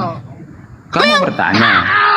Yang tadi belum dijawab kamu sudah Lukas bertanya 21 lagi. nomor Dengar 8. dulu, Suma, yang Menurut tadi belum Yesus, selesai. waspadalah kepada Gini, penyesat gini. yang datang kepadamu Bukan, dengan kamu bisa- memakai namaku. Namaku siapa? Yesus. Betulkah menurut Yesus akan datang penyesat dengan menggunakan nama Yesus? Menurut Yesus, betul atau tidak? Jawab. Saya katakan mau jawab yang tadi belum selesai kamu tanya kita satu-satu. Meong-meong. Menurut Yesus, Gini saudara. apakah benar kamu akan bisa datang enggak? penyesat Bisa enggak satu-satu? mengaku Yesus? Kasihan. Menurut silakan, Yesus, silakan. apakah betul akan datang penyesat dengan menggunakan nama Yesus? Betul atau tidak? Menurut Yesus dalam Lukas 21 nomor 8, betul atau tidak? Betul. Betul atau tidak? Betul. Hey! Betul Pak, udah jujur aja, memang begitu ayatnya Pak. Bukan. Ini Suma ini karena apa? Mau dijelaskan dia sudah ini nalarnya enggak main. Nasi goreng tapi sampai mau tumpah ini, saya dijelaskan. beli nasi goreng sampai tumpah-tumpah Mau ini. Nasi dijelaskan goreng tapi aja dia sampai ini. keringetan ini. Menurut Satu-satu. Yesus, apakah akan muncul Yesus palsu? Jadi yang tadi sudah. Ya, ini kita pertanyaan beranjak saya jauh. yang Anda belum Yang jawab. tadi sudah belum. Yang tadi sudah. Sudah puas yang tadi. Benarkah Yesus berkata akan muncul penyesat dengan menggunakan namanya? Ketika ada penyesat menggunakan nama Yesus, berarti itu Yesus asli atau Yesus palsu? Jawab. Oke. Memang betul yang Yesus katakan bahwa ada penyesat yang akan menggunakan namanya. Apa masalahnya? Apakah itu Yesus Oke, palsu? berarti penyesat ketika menggunakan nama Yesus itu Yesus asli atau Yesus palsu? Sudah tahu penyesat bagaimana itu Yesus asli? Nalar. Oke, berarti ketika dengar, ketika ada penyesat, ketika ada penyesat menggunakan nama Yesus, apakah kemudian penyesat yang menggunakan nama Yesus itu adalah Yesus asli gini. atau Yesus palsu? Jawab. Gini, nalar saudara, nalar. Loh. Ketika Yesus mengatakan bahwa Ada penyesat. yang menggunakan namaku, ketika ada orang menggunakan nama Yesus berarti penyesat. Kok Berarti kamu mengatakan berarti apakah itu Yesus palsu. Aduh, itu nalar. Itu Yesus palsu atau bukan? Pertanyaan saya itu aja. Itu Yesus palsu atau bukan? Itu penyesat. Iya, penyesat ini Yesus palsu atau bukan? Itu penyesat bagaimana Yesus palsu? Kamu Penyesatnya menggunakan nama Nalarmu. Yesus. Saudara, Nalarmu dimainkan, jangan kau nalarmu. sembunyikan Lucifer yang kau sembah selama ini. Jangan kau sembunyikan. Sekarang pertanyaan saya Nalarmu dimainkan, sedikit nalarmu. lagi kamu waras Ya, kalau kau silakan, jujur silakan. untuk tidak menipu dirimu sendiri. Ketika ada Silakan, penyesat menggunakan nama Yesus, Dengar dulu. apakah itu Dengar dulu, Yesus sabar. asli atau Yesus palsu? Oke, itu Jawab. kesalahannya. Kecuali ketika narasi pertama bahwa Yesus mengatakan ada aku yang palsu dan aku yang asli ketika mati meja. mewakili begitu. Mati Itu meja. makanya itu ketika Mati meja. dijawab, ketika Yesus Mati meja. mengatakan ada penyesat Mati meja. yang menggunakan namaku, berarti ketika suatu saat ada Ada yang menggunakan orang nama yang Yesus, menyesatkan dengan menggunakan yang nama menyesatkan Yesus. dengan Yesus, itu artinya penyesat. Kalau penyesat datang, Logika. penyesat ini kemudian mengaku memperkenalkan diri kepadamu. Kamu siapa, bos? Penyesat itu mengatakan, aku adalah Yesus. Menurutmu, Dia penyesat penyesat. ini, Berarti dia penyesat. menurutmu, penyesat ini Yesus palsu atau bukan? Kok Yesus palsu? Di situ penyesat. Kok Yesus palsu? Nalar di mana cuma? Penyesatnya datang mengatakan namanya Yesus. Penyesatnya datang kepadamu salaman. Wih, saudara berarti Yusuf, itu penyesat. perkenalkan nama saya Yesus. Nah, pertanyaan saya, si penyesat ini kalau dia mengaku Yesus berarti dia Yesus asli atau Yesus palsu? Jawab. Itu penyesat. Iya, Yesus palsu atau Yesus asli? Bukan. Kamu tahu silogisme tidak? Mulai dia. Inilah bukti kalau Anda itu menyembah iblis, menyembah setan. Kenapa? Anda memperjuangkan mulut Anda dipegang sama setan supaya Anda tidak membocorkan kalau yang datang mengaku Yesus itu adalah Yesus palsu. Ini baru narasi sederhana ya, cuma ya. Justru Ini baru- saya narasinya sederhana. Anda tak sanggup jawab, saudara Yusuf. Ini baru sederhana. Ini pernyataan yang sangat sederhana. Ketika ada penyesat datang kepada Anda mengaku namanya Yesus, pernyataan saya jelas. Apakah ini Yesus asli atau Yesus palsu? Oke, makanya itu dijelaskan gini. Apa? Coba kita bangun itu ya. Apalagi? Silogisme yang benar ya. Ketika Yesus mengatakan ada penyesat yang menggunakan Namaku. berarti ketika ada orang yang menggunakan nama Yesus itu dan menyesat, itu artinya dia penyesat. Nah, pertanyaannya, Bisa oke, dia penyesat. Oke. Dia adalah penyesat. Pertanyaan saya, penyesat ini menggunakan namanya Yesus. Akulah Yesus. Pertanyaan saya, penyesat ini Yesus asli atau Yesus palsu? Kok penyesat itu Yesus asli atau Yesus palsu? Kan dia mengaku Yesus. Kuclok. Jika ada pernyataan awal, contoh, jika ada pernyataan awal bahwa Ada jika- Matius 24. Matius Makanya itu 24 penyesat. nomor 24. Itu jelas bicara diterangkan kepada di dalam kitabmu sendiri. Jelas ada Yesus palsu kok tertulis di situ. Anda pura-pura nggak mau tahu. Yesus palsu itu saya mau tanya tadi. Mesias Yesus palsu. palsunya. Mesias palsu. Sebab Ternyata itu akan nalarmu datang yang nggak Mesias sampai. palsu. Ini ada dalilnya. Matius 24 nomor 24. Sebab Mesias palsu. Apa itu maksudnya? Yesus palsu. Hah? Anda tertawa. Anda tertawa. Masa itu logika Sekarang sederhana. Oke, baik. Teman-teman nalar yang 3.000 sederhana orang lebih ini pasti sudah paham. Maksud saudara Yusuf ini adalah menyembunyikan identitas Lucifer. Sekarang saya naikkan levelnya. Menurut Yesus, dengar Bang, dengar. Menurut Yesus, yang datang setelah Yesus kemudian itu adalah Yesus atau roh kebenaran? Jawab. Menurut Yesus, ayat yang mana? Nah, yang datang Ayat setelahku yang Yohanes 16 nomor 7. Oke, saya juga menggunakan ayat juga bahwa Yesus mengatakan di dalam Matius bahwa aku akan menyertai kamu sampai akhir zaman. Kamu di situ siapa? Kamu di situ siapa? Kamu di situ siapa? Ya para siapa? pendengarnya, para Para siapa? Muridnya di sini siapa? Muridnya di sini siapa? Yahudi atau Kristen? Memangnya waktu itu Kristen ini dikenakan untuk nama kelompok yang sudah berkembang itu. Berkembang Jadi kapan kamu tanya, berkembang?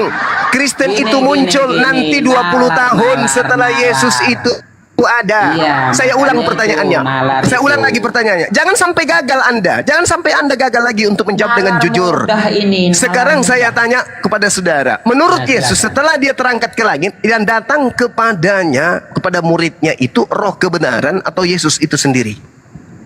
Meow. Yang datang kepada siapa? Kan kamu katakan, saya bilang pakai ayat ketika dikatakan kalau Yohanes kamu mau 17 nomor Oke. 7. Itu Yohanes 16 Roh nomor 7. Kudus. Adalah benar Roh Kudus, roh apa yang kebenaran. engkau katakan. Adalah lebih baik jika aku pergi. Sebab kalau aku tidak pergi, aku Yesus tidak pergi, maka roh maka- kebenaran atau penghibur itu, Ya. seorang penolong itu tidak akan datang kepadamu. Ya. Pertanyaan saya, setelah Yesus pergi, yang datang setelah Yesus siapa? Roh Kudus, roh kebenaran. Roh kebenaran. Yang datang mengaku Yesus ini siapa? Yang mengaku Yesus. Ya, Siapa kepada yang Paulus mengaku ini siapa? Yang kepada Paulus. Yesus Kristus. Nah, katanya yang datang setelah Yesus bukan Yesus, Ya, tapi karena roh kebenaran. kamu nggak baca ayat yang lain bahwa aku akan menyertaimu sampai akhir zaman. Kamu di situ Paulus atau murid-muridnya? Ya kepada siapa? Kepada murid-muridnya. Memang muridnya sampai akhir zaman. Ya, Logika. Berarti dia bicara kepada siapa? dengarkan saya. Iya, Kalaupun dengar. dengar. Kalaupun kemudian orang yang hidup sesama Yesus dan adalah murid Yesus masih hidup sampai hari ini, maka mereka akan mendengarkan dan Yesus akan selalu bersama dengan mereka. Apa itu? Yesus adalah Rasulullah. Yesus adalah utusan Allah. Mana ada pernah Yesus itu Rasulullah? Oke. Saya kasih dalil. Di dalam Yohanes 14 nomor 31, Anda bisa baca? Nah, silakan baca. Oke. Nggak ada. Supaya orang Indonesia tahu bahwa aku mengasihi Bapak. Ini gimana? Ini sudah gila atau bagaimana nih teman-teman? Mau diteruskan atau mau berdiskusi sama orang gila? Itu Hah? gini. Kamu Ketawa, Saya tahu IC-nya kena ini IC-nya kena ini. Ini sudah gila atau bagaimana ini? Kalau cuma mau diturunkan, kamu kok turunkan sampai- aja. Begini, kamu sampai pakai kepada orang Indonesia itu Alkitab kami loh. Jangan kau suka. Ini nih, tetapi supaya dunia tahu. Itu yang benar, bukan kepada kamu Indonesia itu yang saya protes. Coba. Berarti pernah dunia aku Indonesia bukan ada di dunia rupanya. Ini dosen geografi juga ini. Gini. Mulut yang jujur menandakan hati yang bersih. Kalau Ini mulut Anda tidak guru jujur, geografi yang lebih error lagi kayaknya dari dosen saya yang kemarin. Nggak apa, geografi blong nggak apa-apa. Yang penting hati saya itu bersih. Ini dikatakan Daripada mulut supaya saya dunia kotor. tahu, supaya dunia Makanya tahu. itu, Indonesia nggak termasuk. dilebih-lebihkan. Indonesia termasuk Makanya tidak? Itu nalar kamu belum sampai. Indonesia termasuk tidak? Ya termaksud lah. Pintar. Bukan di situ. Cerdas. Bukan berarti Pintar. ayat di situ bicara Cerdas tentang dia. kepada kamu orang Indonesia. Cerdas, pintar dia. Aduh, nalar seperti ini. Supaya dunia tahu, supaya orang Indonesia tahu. Aduh. Betul? Kasihan. Betul? Kasihan kamu nih, kasihan. Betul tidak nih yang saya katakan? Ya silakan saja, itu Alkitab orang. Hai! Ya, aduh. Supaya orang Indonesia tahu bahwa aku mengasihi Tuhan dan bahwa aku melakukan segala sesuatu seperti yang diperintahkan Tuhan kepadaku. Mana perintahnya Tuhan kepada Yesus agar Yesus memerintahkan orang Indonesia mempertuhankan dan menyetarakan dirinya dengan Tuhan yang ada di langit? Tunjukkan dalilnya. Kalau tidak, berarti Anda adalah penyembah Lucifer yang ingin menyamakan Lucifer dengan Elohim atau Tuhan pencipta alam semesta. Ingat pesan Yesus kepada muridnya, Yohanes 8:44. Iblislah yang menjadi bapakmu dan kamu mau melakukan keinginan-keinginan bapakmu. Al-Quran pun menyatakan hal yang sama. Iyad'una min dunillah illa inatha min duni illa inatha wa iyad'una illa syaitanan marida. Yang Kristen sembah hanyalah setan yang durhaka. Yesus juga mengatakan begitu. Iblislah yang menjadi bapakmu. Dan kamu mau menjadikan iblis ini sebagai panduan apa yang Anda lakukan di atas muka bumi. Itu pengakuan Yesus. Silakan. Sekarang apakah Anda percaya? Tunggu. Apakah Anda percaya dulu kamu bahwa Yesus katakan buktikan? Apakah Saya mau Anda buktikan percaya? ini, kamu tanya apakah yang Anda lain. percaya bahwa Yesus Logika ini dulu. memberi pesan kepada pengikutnya akan muncul Yesus palsu? Silakan. Aduh, saya jawab dulu yang tadi. Kamu Yesus palsu katakan belum buktikan selesai loh. kepada saya. Yesus buktikan mengaku tadi akan ketika- muncul Mesias palsu. Betul? Gini, saya mau buktikan ketika kamu mengatakan aduh. Ini level 2 Anda nggak bisa. Saya turunkan levelnya. Saudara Yusuf, saya turunkan levelnya supaya nggak terlalu berat. Coba Anda buktikan kepada saya ketika malaikat berkata dalam Kisah Para Rasul 1 nomor 11. Kamu ini Yesus hanya mau bertanya atau apa? Orang mau jawab diturunkan yang tadi, levelnya kamu karena tanya. dua pernyataan saya Saya mau yang jawab pertanyaan levelnya kamu tadi. sudah rendah, tak sanggup Anda jawab. Maka kita turunkan levelnya. Suma. Coba Kamu Anda bertanya, beri saya waktu untuk menjawab. Coba Anda buktikan bahwa yang datang kepada Paulus itu adalah Yesus anak Maria. Kasih saya bukti otentik, silakan. Jadi dia mengatakan aku adalah Yesus yang kamu aniaya, itu bukan bukti otentik. Loh, itu cuma Jadi suara. bukti apa lagi? Itu suara yang bertentangan dengan ucapan Yesus. Saya bukan bicara itu. Saya bicara mengatakan Alkitab itu. Saya mengatakan Yesus berkata, yang datang setelah aku adalah roh kebenaran. Berarti Kenapa yang kamu datang nih, justru adalah Yesus? Ayo. begini. Nalar kamu ini mesti mau diperbaiki. Ketika kamu Menurut katakan bukti otentik. Saya ulang lagi. Ini saja Coba mau diajari. Anda buktikan. Coba Anda buktikan bahwa yang datang kepada Paulus itu adalah Yesus. Bukti. Iya, makanya itu saya katakan. Pertanyaan itu saja mau diajari. Bahwa ketika kamu mau menanyakan bukti otentik, berarti saya menghadirkan apa yang ada. Ya, silakan Anda buktikan. Sekarang yang ada adalah Alkitab. Ya, Itu bukti otentiknya. sekarang Ketika Anda kamu buktikan mengatakan bukan penalaran berdasarkan apa yang terhadap tertulis, ayat itu, tetapi Anda buktikan bahwa yang datang kepada Paulus itu adalah anak Maria. Silakan. Aduh, kasihan sekali. Anda yang Ini kasihan. bertanya saja mesti diarahkan. Ya, karena Anda tidak bisa menjawab. Gini, Ayo. karena pertanyaan kamu Buktikan bukti secara data yang datang kepada Paulus itu adalah Yesus. Silakan. Jadi saya katakan Alkitab itu apa? Itu bukan bukti otentik, itu bukti apa?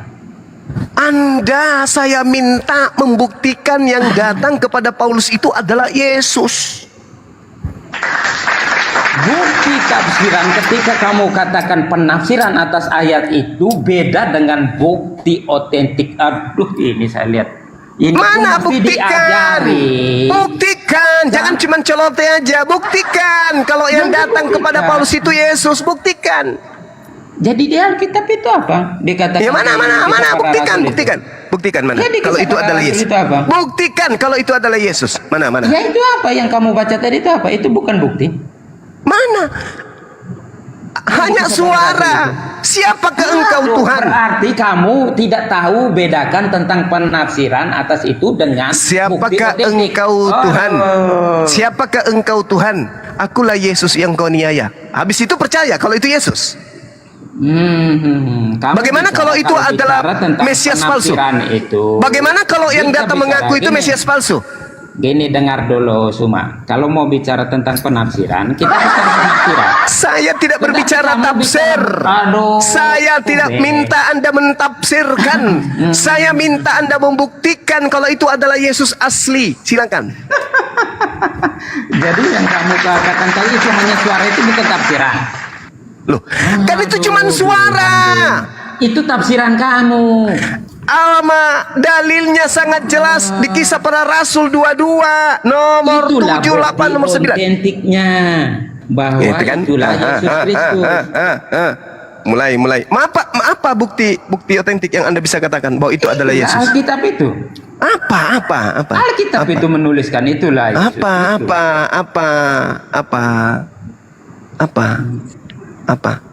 Apa? Mana buktinya itu adalah Yesus? Sementara itu hanya suara. Mereka menyertai aku, mereka yang menyertai aku memang melihat cahaya, tetapi suara Dia yang berkata kepada aku tidak mereka dengar. Ini juga kontradiksi dengan Kisah Para Rasul 9.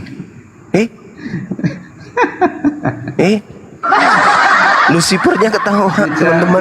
Bisa bedakan pertanyaan sendiri atau tidak pun masih bingung. Aduh. Saya minta bukti otentik. Ya udah. Mana buktinya kalau suara Kamu itu bahkan adalah tidak- Yesus?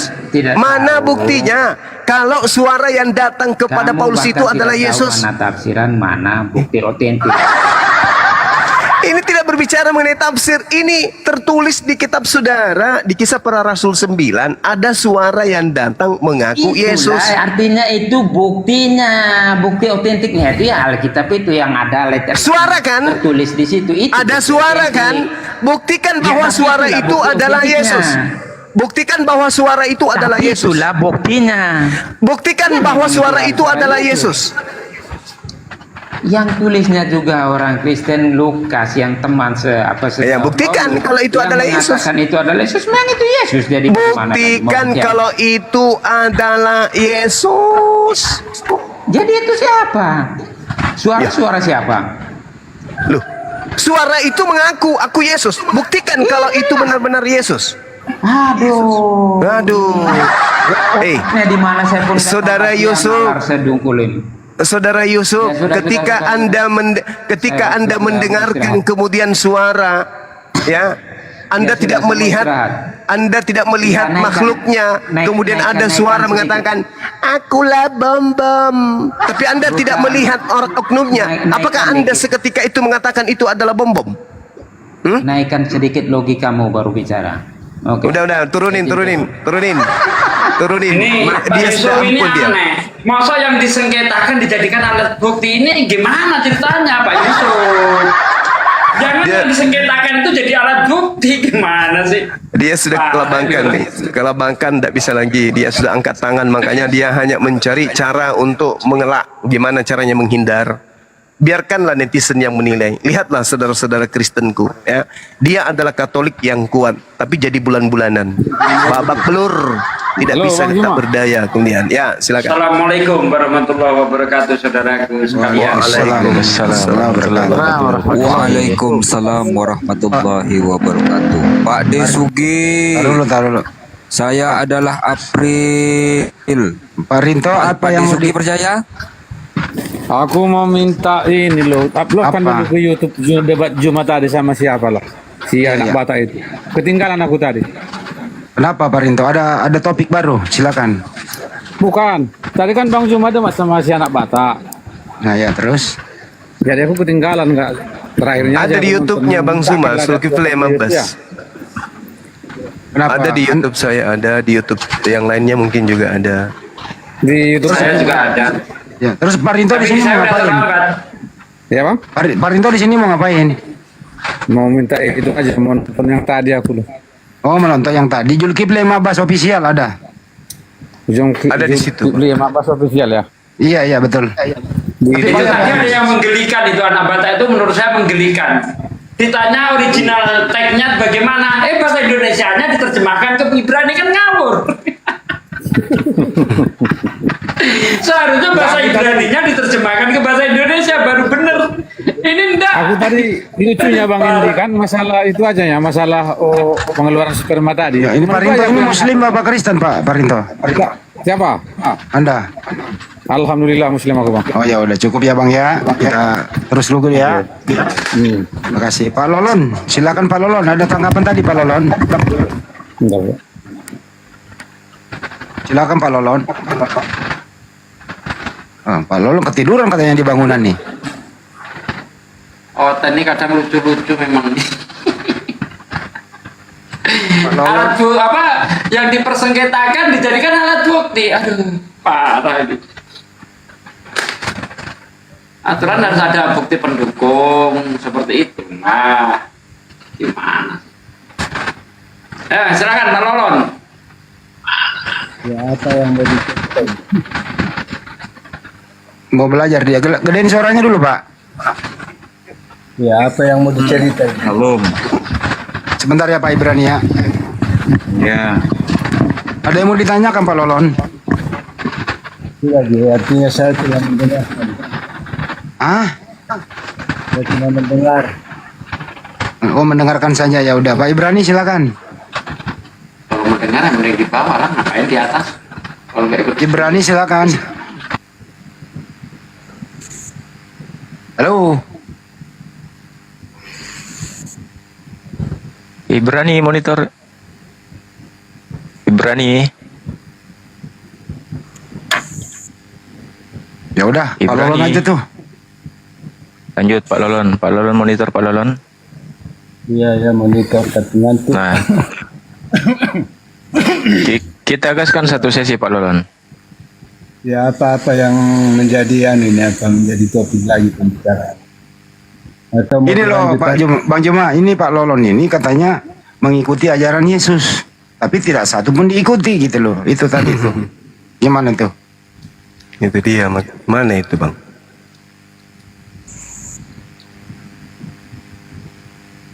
Halo? Halo, Ya. Lagi di mana? Mama. Dia lagi di rumah ini. Di rumah. Iya, lagi di rumah ini.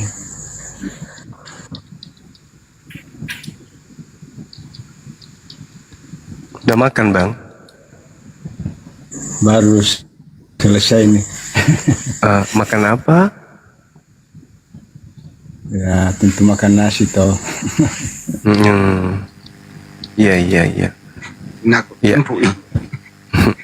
Lanjut Bang, lanjut. Kita bahas apa ini? Ya, saya sendiri apa yang mau dibahas ya? Yang tadi mungkin bisa Bang? Dilanjutkan? Oh, yang Menepis. tadi itu masalah Yesus palsu ya. Iya. Untuk menepis kemudian apa yang Al-Quran katakan bahwa saudara Kristen itu adalah menyembah iblis. Saya kira itu relatif juga untuk dikatakan itu sudah diklaim bahwa dia menyembah iblis. Karena ya menurut saya ini Yesus yang saya sembah sekarang adalah yang ada di dalam Alkitab. Ya. Oke. Saya menghargai itu Bang. Al-Quran saya mengatakan, Bismillahirrahmanirrahim. Alam ahad ilaikum ya bani Adam alla ta'budus syaitan. Bukankah aku telah memerintahkan kepadamu wahai anak cucu Adam agar kamu tidak menyembah setan.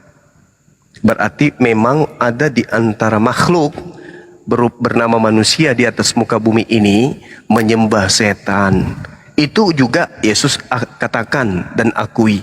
Yohanes 8:44. Iblislah, setanlah yang menjadi Tuhanmu. Al-Quran juga mengatakan demikian. Dalam surah Yasin ayat 60. Begitu juga dalam Al-Quran surah An-Nisa. Wa iyyadu'una illa syaitanam marida. Yang mereka sembah tidak lain hanyalah setan yang durhaka. Nah, sekarang kalau yang saudara sembah ini bukan setan, coba saudara buktikan bahwa makhluk yang datang kepada Paulus mengaku Yesus itu adalah benar-benar anak Maria. Bagaimana? Ya. Maksud saya begini ya, artinya itu yang betul itu yang disampaikan tadi dan ada di dalam Alkitab seperti itu. Iya. Jadi yang datang kepada Paulus itu yang menyatakan bahwa aku inilah yang engkau aniaya. Ya, itu siapa itu, Bang? Ya, jadi maksudnya itu roh kebenaran dalam diri Yesus yang datang.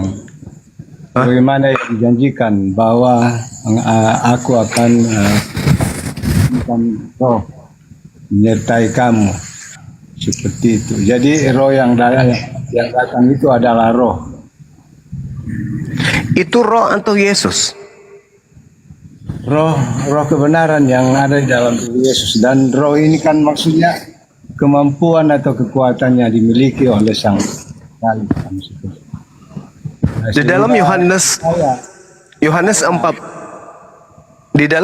14 nomor 16, aku akan minta kepada Bapa agar Bapa mengutus seorang penolong lain. Jadi setelah Yesus terangkat ke langit, yang datang kemudian adalah seorang. Itu satu. Yang kedua, Pak, Yesus mengatakan, waspadalah kepada penyesat yang datang dengan memakai namaku dan mengaku akulah dia. Ya, betul itu. Nah, berarti menurut Yesus akan datang oknum mengatasnamakan Yesus, betul? Iya. Nah, inilah yang saya pertanyakan. Kalau Yesus mengatakan akan datang Yesus palsu yang adalah penyesat, maka kalau bukan yang datang kepada Paulus, Yesus palsunya atau Mesias palsunya atau penyesatnya, lalu yang mana? Karena Yesus mengatakan akan datang. Mana Yesus palsu itu? Jadi maksud saya begini, Pak. Jadi ini kan Paulus ya, yang dulunya namanya Saulus.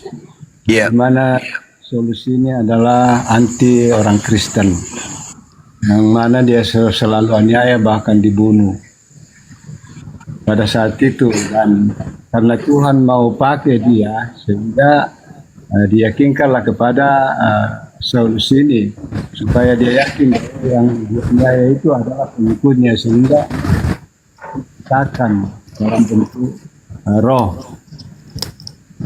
kudus itu yang maksudnya berbicara ya, cara bahwa ya supaya Saulus ini yakin bahwa yang dibunuh adalah pengikut Kristus, pengikut Yesus.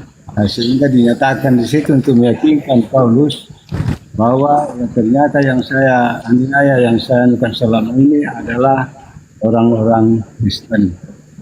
Nah, itu kira-kira gambarannya seperti itu.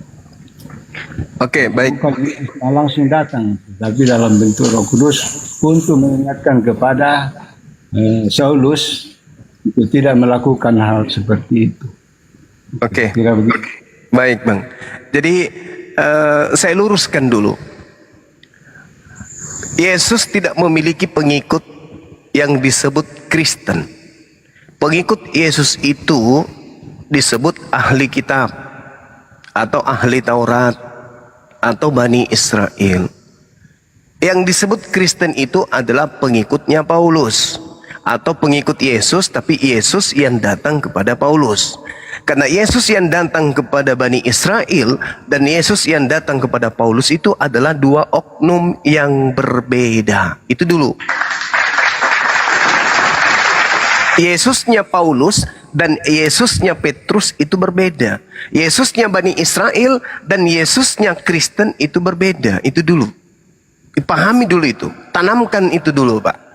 Yesus mengatakan bahwa dia terangkat ke langit dan yang datang setelah dia adalah bukan dirinya. Dan Yesus berpesan, waspada akan datang orang mengaku-ngaku namaku, akan datang penyesat.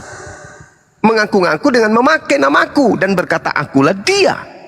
20 tahun setelah Yesus mewasiatkan wasiat sakti itu, tiba-tiba muncul benar ada makhluk yang mengaku Yesus. Padahal Yesus mengatakan di dalam Matius 24. Jadi apabila ada orang berkata Yesus ada di sini, jangan pergi ke sana. Atau ada Yesus ada di sana, jangan kau pergi ke sana, jangan kau percaya. Sebab Yesus palsu dan nabi palsu akan muncul dan akan melakukan tanda-tanda dan mukjizat sekiranya mungkin bisa menyesatkan orang-orang pilihan juga. Itu kata Yesus. Camkanlah, aku telah mengatakannya kepadamu. Jika ada orang berkata ada Yesus di padang gurun, ingat Paulus mengaku bertemu dengan Yesus di padang gurun, dan berkata ada Yesus dalam bilik. Ingat Paulus mengaku bertemu dengan Yesus dalam bilik penjara. Jangan kau percaya, kata Yesus. Nah sekarang kenapa Anda percaya? Apakah Anda tidak mendengarkan nasihat Yesus ketika Yesus mengatakan apabila ada orang berkata bertemu dengan Yesus di padang gurun, bertemu Yesus dalam bilik, jangan kau percaya. Pertanyaan saya, kenapa Anda percaya kepada Paulus? Bukan Paulusnya yang dipercaya, tetapi ajaran Yesus yang dituliskan oleh Paulus. Nah, Yesus yang mana itu? Yesus yang mana yang mengajarkan Paulus? Yesus yang mana? Yesus yang ada di Alkitab lah. Yesus itu ada dua, Bang. Banyak, kalau nama Yesus saja banyak. Yang mengaku Yesus itu di Bible itu ada dua. Anak Maria, dan yang satunya kemudian adalah anak Tuhan. Anak Theos yang datang kepada Paulus. Akulah Yesus yang kau niaya. Makhluk inilah yang mengaku Yesus, yang membimbing Paulus membuat 13 kitab. Ada tidak Yesus itu membimbing Paulus ketika Yesus mengajarkan murid-muridnya di tengah-tengah Bani Israel, membimbing Paulus menulis 13 kitab? Tak ada. Tak ada. Tetapi makhluk yang datang mengaku Yesus, menurut Paulus telah membimbing Paulus menuliskan 13 kitab. Berarti ada makhluk mengaku-ngaku Yesus yang datang kepada Paulus. Akulah Yesus yang kau aniaya. Hahaha. Nah, sekarang bagaimana caranya kita buktikan bahwa itu betul-betul adalah Yesus asli? Sedangkan Yesus asli berpesan, apabila ada orang berkata bertemu dengan aku di padang gurun, jangan kau percaya, sebab Yesus palsu akan datang untuk menyesatkan banyak orang. Tuh, kata Yesus dalam Matius 24. Makanya orang Yahudi, Pak, tidak percaya kepada Paulus. Makanya orang Yahudi, jangankan Paulus, Yesus aja nggak mereka percaya. Karena Yesus itu ada juga Yesus penyesat. Ya. Nah itu dia. Nah jadi yang datang kemudian mengajarkan akulah Yesus yang kau aniaya itu bukanlah Yesus yang datang di tengah-tengah Bani Israel. Karena Yesus mengatakan sebab kedatanganku yang kedua ditandai dengan cahaya yang bersinar dari timur sampai ke barat, bintang-bintang akan bertaburan, akan berjatuhan, dan langit akan menggelegar. Itu dikatakan dalam Matius 24 nomor 27, 28, 29. Coba Anda baca. Nah, sedangkan ketika makhluk ini datang mengaku akulah Yesus, tak ada apa-apa.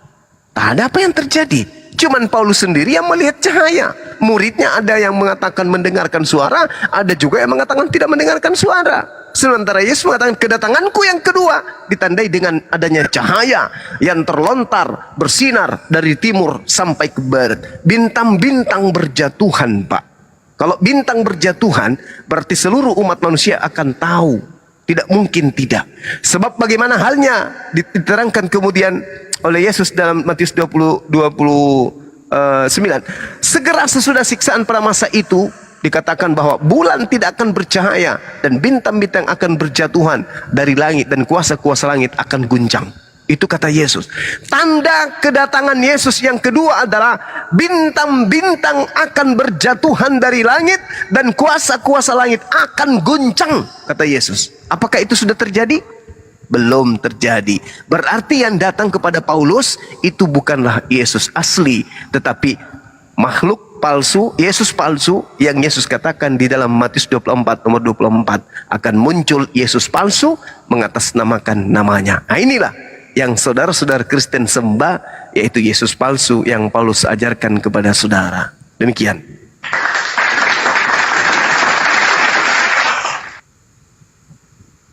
Ya, jadi maksud saya sudah jelaskan tadi dalam artian bahwa bukan Yesus yang datang secara langsung, yang didengar suara dari padang gurun oleh Saulus, tetapi itu adalah Roh Kudus yang datang menyampaikan, mengingatkan kepada Saulus supaya dia bertobat, janganlah menganiaya orang Kristen.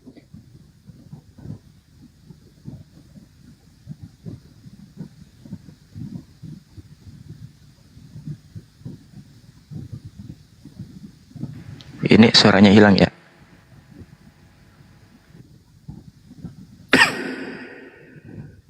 Suaranya yang hilang apa orangnya yang hilang? Pak Lolon. Aduh.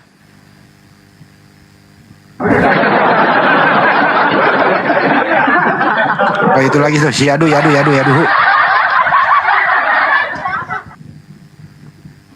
Ya'uduhu minan nar. Yaduhu. Oh, halo, selamat malam saudara-saudaraku yang aku kasih. Ya, selamat malam. Waduh, ramai sekali nih ya.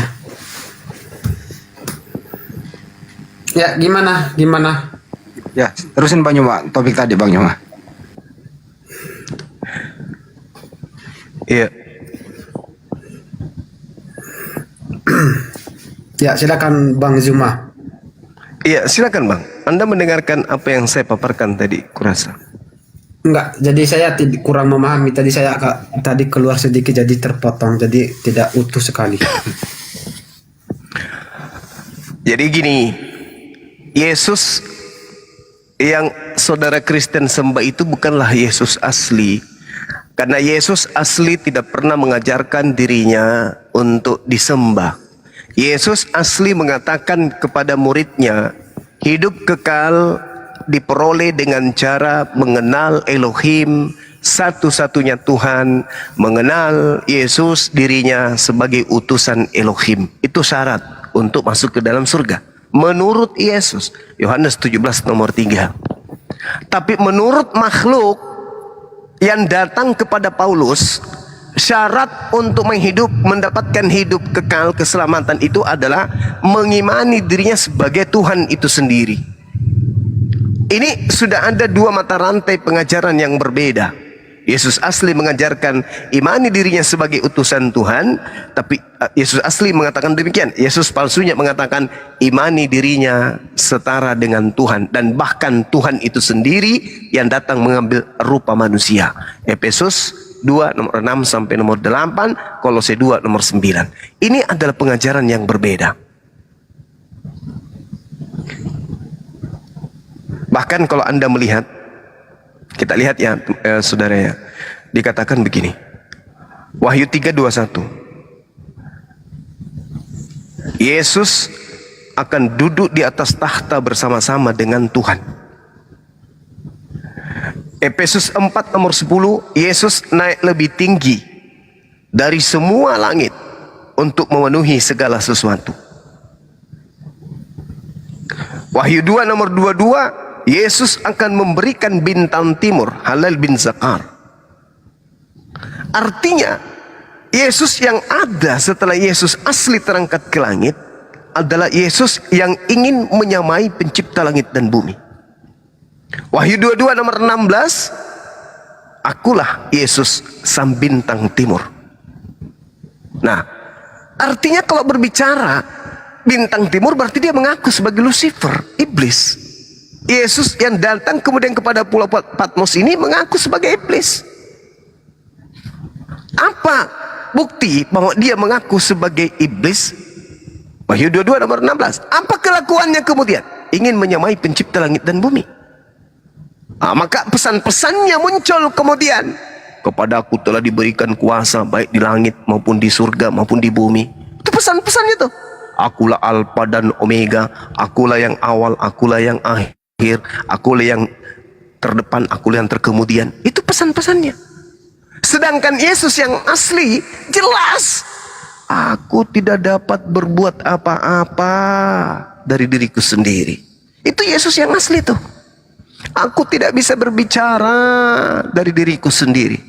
Ada kesaksianku yang lebih penting dari Yohanes Pembaptis, bahwa semua mujizat yang aku lakukan adalah yang bersaksi bahwa engkaulah Bapa yang telah mengutus aku. Itu yang asli tuh. Aku datang di atas muka bumi ini bukan atas kehendakku sendiri. Bapakku yang ada di surga, dipermuliakanlah namamu. Itu Yesus asli. Nah, setelah Yesus asli, sebelum Yesus asli terangkat ke langit, dia berpesan akan datang setelah dia Yesus palsu. Matius 24 nomor 24, Lukas 21 nomor 8. Yesus palsu ini sebagai penyesat dan akan mengajarkan membawa-bawa nama Yesus dan mengaku bahwa dia adalah Yesus. Setelah Yesus terangkat, betul 20 tahun setelahnya muncul makhluk roh. Padahal di dalam 1 Yohanes 4 nomor 1 dikatakan, ujilah setiap roh, waspada. Gimana itu akhi? Akhi, gimana itu bunyinya tuh? Waspadalah kepada roh. Ujilah setiap roh-roh yang datang kepadamu, sebab akan muncul pengajar-pengajar palsu dan nabi-nabi 2 palsu. Yohanes tadi. Ya. 2 Yohanes 4 ayat 1 sampai 4. 2 Yohanes 4. Bukan 1 Yohanes ya. Iya, iya. 1 Yohanes 4, 1 Yohanes 4. 1 Yohanes 4 nomor 1 ya, ahli ya. Ya, saudara-saudaraku yang kekasih, waspadalah setiap roh. Ujilah setiap roh, sebab apakah dia itu berasal dari Elohim atau dia berasal dari setan. Sebab nabi-nabi palsu akan muncul dan pergi ke seluruh dunia. Pergi ke seluruh dunia. Yang dimaksud nabi palsu yang pergi ke seluruh dunia ini adalah pastor dan pendeta. Nah, sekarang permasalahannya adalah, kalau yang datang kepada Paulus ini adalah Yesus asli, lalu mana Yesus palsunya? Nah, itu mungkin Anda bisa sampaikan ke kita di sini. Yesus palsunya adalah bom-bom, Yesus palsunya adalah siapa? CP atau siapa yang Anda maksud? Karena Yesus mengatakan akan muncul Yesus palsu. Setelah terangkat ke langit, Yesus mengatakan, jadi apabila ada orang berkata kepadamu ada Yesus di sini, ada Yesus di sana, jangan kau percaya. Camkanlah, aku telah mengatakannya kepadamu terlebih dahulu. Apabila ada orang berkata ada Yesus di padang gurun, jangan kau pergi ke sana. Atau ada Yesus di dalam bilik, jangan kamu percaya. Sebab aku akan datang kedua kalinya dengan tanda seperti sinar yang berkilat dari timur sampai ke barat. Bahkan di data selanjutnya dikatakan bintang-bintang akan berjatuhan setelah itu. Kemudian segala upaya yang terjadi, kemudian itu jelas diterangkan di dalam kitab saudara. Maksud saya, segala sesuatu yang selama ini kita rasakan damai, sejahtera, itu akan mengalami kekacauan disebabkan karena kiamat itu akan muncul. Kuasa-kuasa langit akan berguncang kalau Yesus datang untuk yang kedua kali. Apakah itu sudah terjadi? Belum. Berarti yang datang kepada penulis kitab Wahyu dan penulis kitab Galatia, Roma, Filipi dan seterusnya, itu bukanlah Yesus. Dengan kata lain, Kristen selama ini menyembah Lucifer alias setan. Gitu Bang.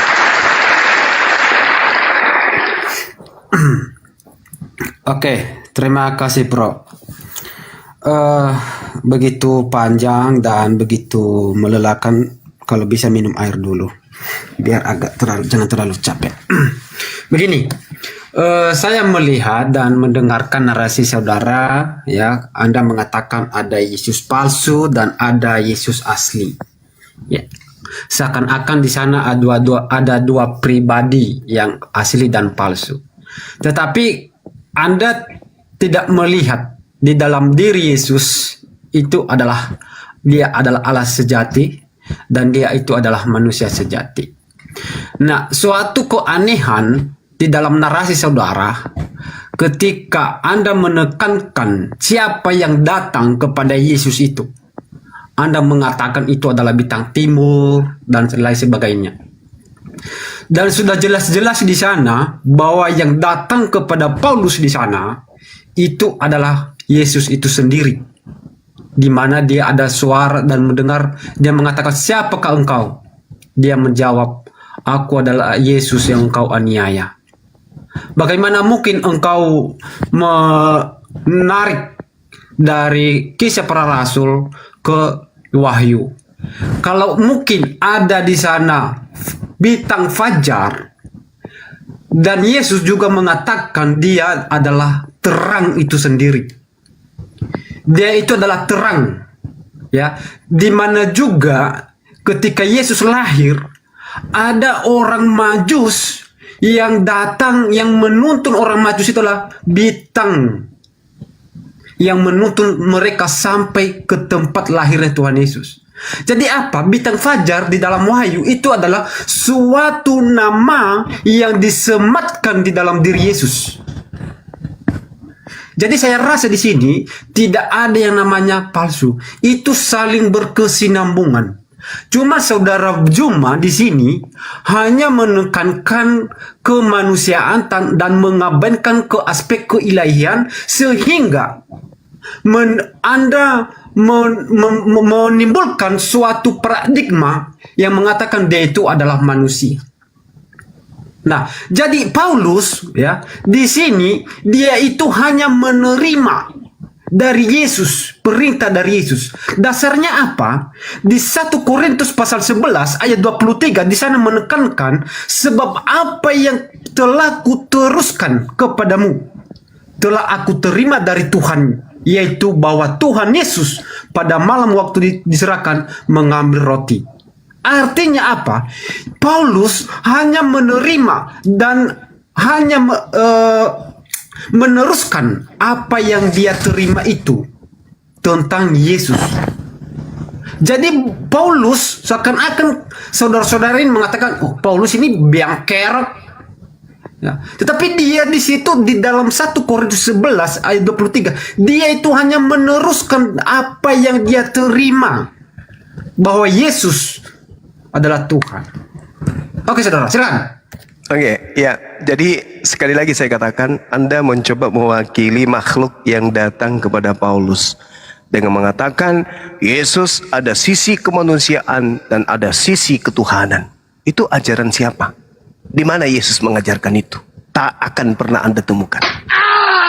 Ketika Yesus datang ke tengah-tengah Bani Israel, dia mengatakan dirinya anak manusia, anak manusia, anak manusia, anak manusia, anak manusia, anak manusia. Aku tidak dapat berbuat apa-apa dari diriku sendiri. Bapa lebih besar daripada aku. Itu ajaran Yesus. Berbicara pun Yesus bukan dari dirinya.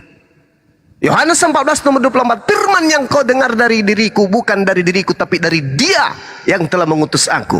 Itu konsep yang diajarkan Yesus kepada muridnya yang asli.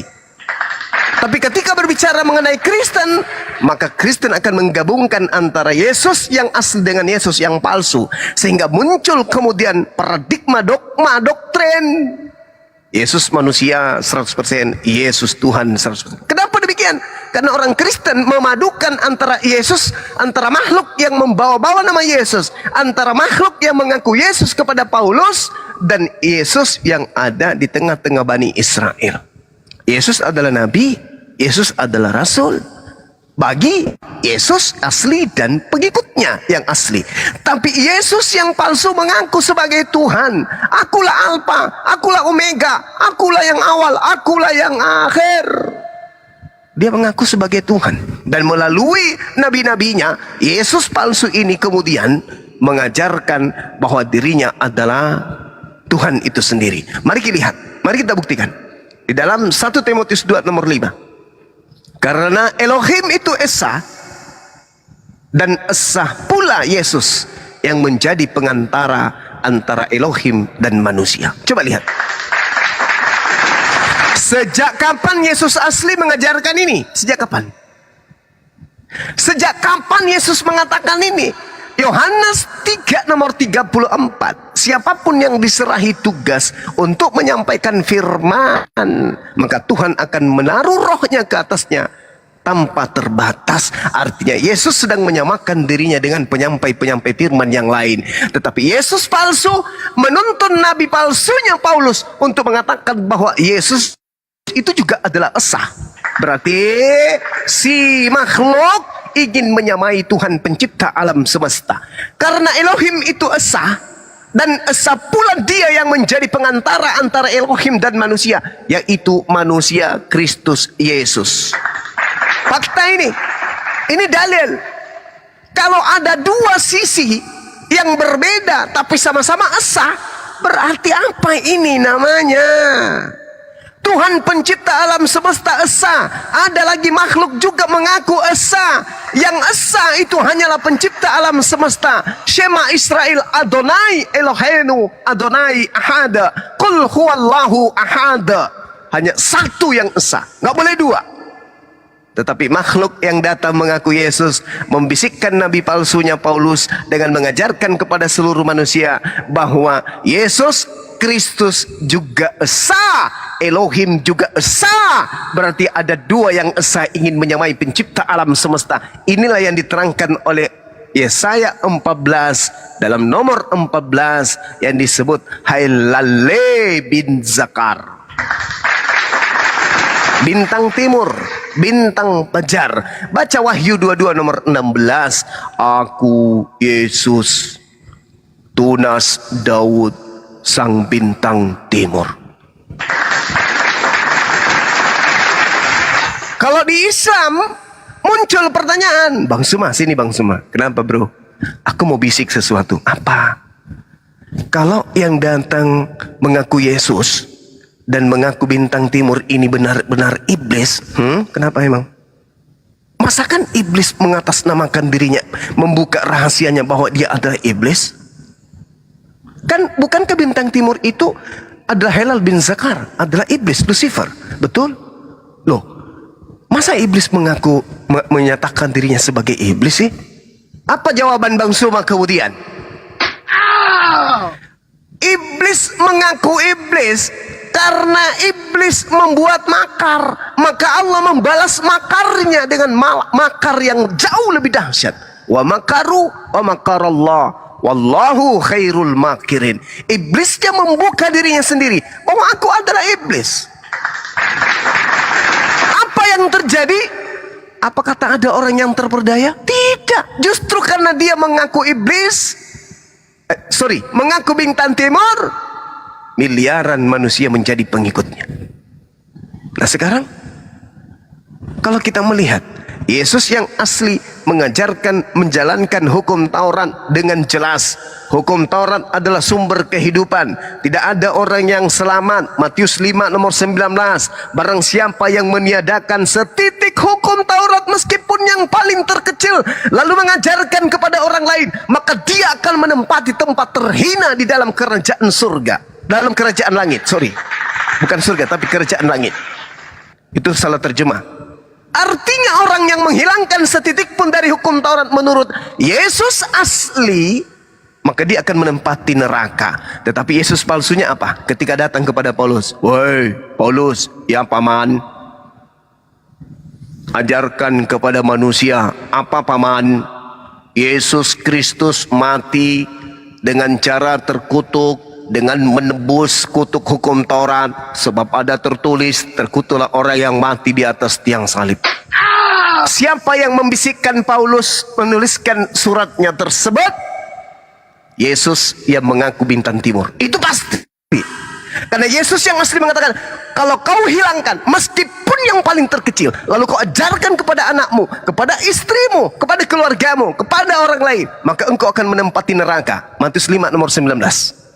Tapi yang palsu datang, oh enggak dong, hukum Taurat itu sampah. Hukum Taurat itu adalah skubalon alias kotoran.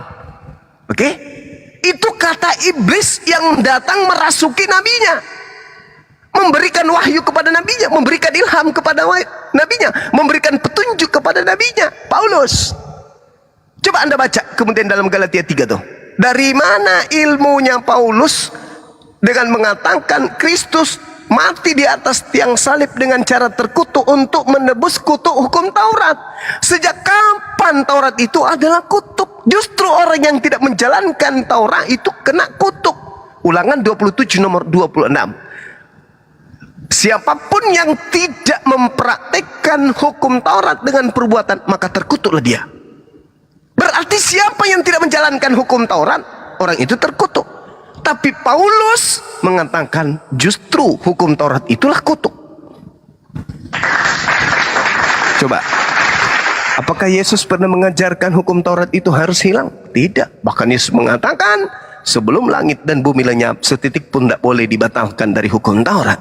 Lukas 16:17, bahkan Yesus mengatakan lebih mudah langit dan bumi lenyap daripada setitik hukum Taurat itu batal. Tapi dalam Efesus 2 nomor 15, ada makhluk datang membisik kepada Paulus, sampaikan, ajarkan kepada ke dunia bahwa dengan matinya Yesus di atas tiang salib, Yesus telah membatalkan hukum Taurat beserta segala perintah yang ada di dalamnya. Ini apa ini? Makhluk apa yang datang mengaku Yesus, mengajarkan Paulus dengan ajaran yang bertentangan dengan Yesus asli? Pantas aja Yesus berpesan kepada pengikutnya, waspadalah kepada Yesus palsu yang akan datang kepadamu memakai namaku. Sekiranya mungkin mereka dengan mukjizatnya menyesatkan banyak orang. Matius 24 nomor 24, Lukas 21 nomor 8. Waspadalah kepada penyesat yang datang dengan memakai namaku dan berkata, akulah dia. Pantas aja hari ini orang-orang Yahudi tidak mau percaya kepada Paulus. Makanya orang Yahudi tidak menjadi Kristen. Terlalu panjang. Oke, silakan. Sudah. Sorry. Ya, sudah. Oke. Jadi sebenarnya panjang dan melelahkan bagi saya untuk mendengarkan narasi saudara. Tapi nggak apa-apa. Jadi begini. Tadi yang pertama, Anda memulaikan narasi Anda yang mengatakan dari mana itu ajaran Yesus itu adalah manusia sejati dan itu adalah ilahi sejati. Seakan-akan Anda tidak pernah membaca dan melihat ya di dalam Yohanes pasal 1 ayat 14 di sana. Di sana udah begitu jelas dan udah begitu terang di sana dia mengatakan firman menjadi manusia dan diam di antara kita. Jadi Anda seakan-akan tidak pernah melihat dan tidak pernah membaca ayat itu. Dan seakan-akan Anda bagaimana mungkin? Seakan-akan itu merupakan suatu hal yang tidak mungkin di dalam logika Anda. Nah, bagaimana mungkin Anda membatasi kekuasaan Allah dengan akal budimu yang begitu kecil dan begitu terbatas? Nah, itu yang pertama. Yang kedua, ya, tadi saya menanggapi Anda mengatakan bintang timur. Ya, bintang timur itu seakan-akan itu adalah iblis atau Lucifer. Ya. Di sana kita melihat bahwa Yesus itu adalah penggenapan di dalam perjanjian lama di dalam diri Yesus. Kalau kita melihat bilangan pasal 24 ayat 17, aku bacakan kepada kita. Aku melihat dia, tetapi bukan sekarang. Aku memandang dia, tetapi bukan dari dekat. Bintang terbit dari Yakub, tongkat kerajaan timbul dari Israel, dan meremukkan pelipis-pelipis Moab, dan menghancurkan semua anak Set. Itu merujuk kepada perbuatan siapakah itu bintang timur yang dimaksud di dalam kitab Wahyu. Bukan hanya itu, ada juga di dalam Yesaya 14 ayat 12 di sana mengatakan, "Wah, engkau sudah jatuh dari langit, hai bintang timur, putra fajar. Engkau sudah dipecahkan dan jatuh ke bumi, hai mengalahkan bangsa-bangsa." Itu sudah begitu jelas di dalam perjanjian lama. Dan dilengkapi lagi di dalam perjanjian baru siapakah itu bintang fajar itu. Di dalam Matius pasal 2 ayat 2 mengatakan, dan bertanya-tanya, di manakah dia, raja orang Yahudi yang baru lahir itu? Kami telah melihat bintangnya timur dan kami datang untuk menyembah dia. Artinya apa? Bintang timur yang disematkan di dalam diri Yesus, dalam arti Wahyu 22 ayat 16 itu disematkan di dalam diri Yesus. Itu udah jelas. Nah, terus Anda membahas lagi tentang Paulus. Tadi saya udah jelaskan. Bentar dulu, bro. Ya telepon kamu lah, mengambil Yesaya 14 itu untuk Yesus. Lanjut lagi.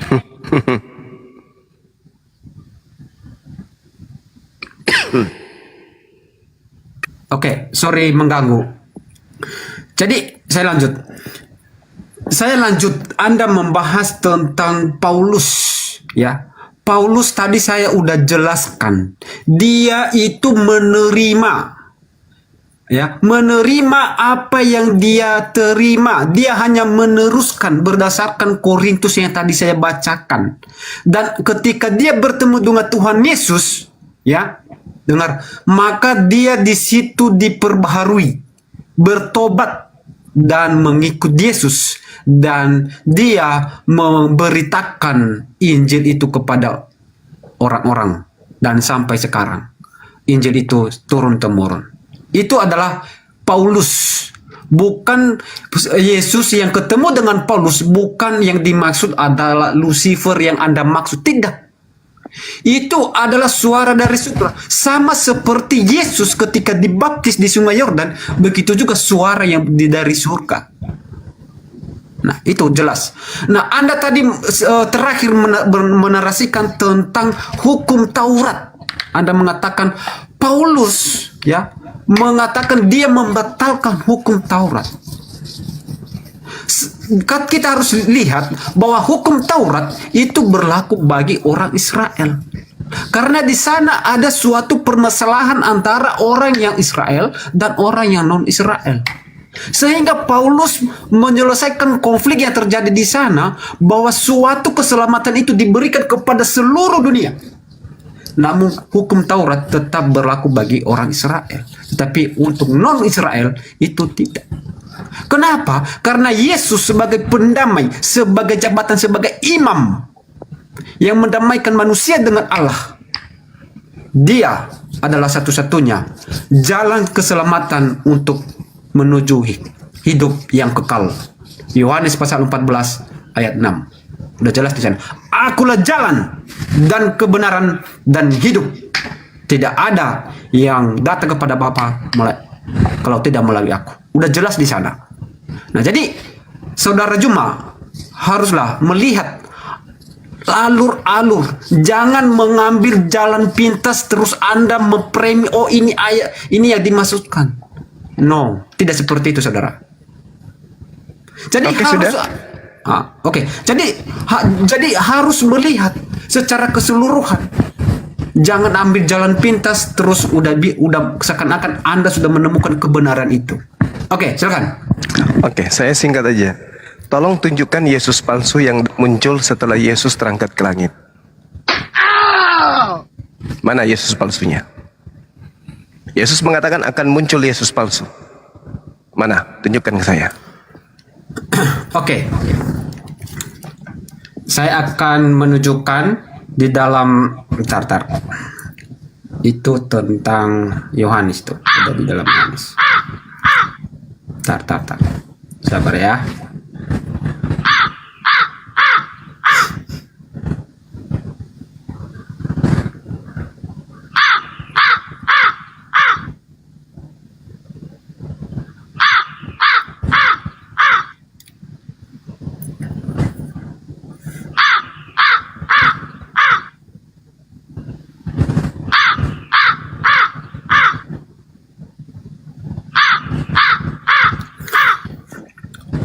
Oke.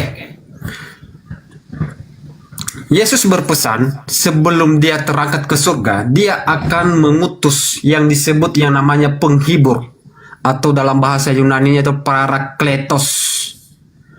Ketika Yesus terangkat, maka 40 hari setelah kemudian, maka murid-murid mereka menerima yang namanya pencurahan Roh Kudus atau disebut di dalam Kisah Para Rasul pasal 2 di sana Pentakosta, hari Pentakosta.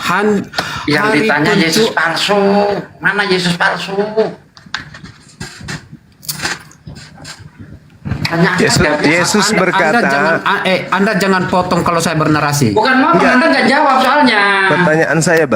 pertanyaan saya, Yesus mengatakan akan muncul Yesus palsu. Nah, kalau Yesus mengatakan akan muncul Yesus palsu, berarti kalau Yesus tidak bohong, maka Yesus palsunya akan muncul. Mana Yesus palsu yang muncul itu? Ada atau tidak ada?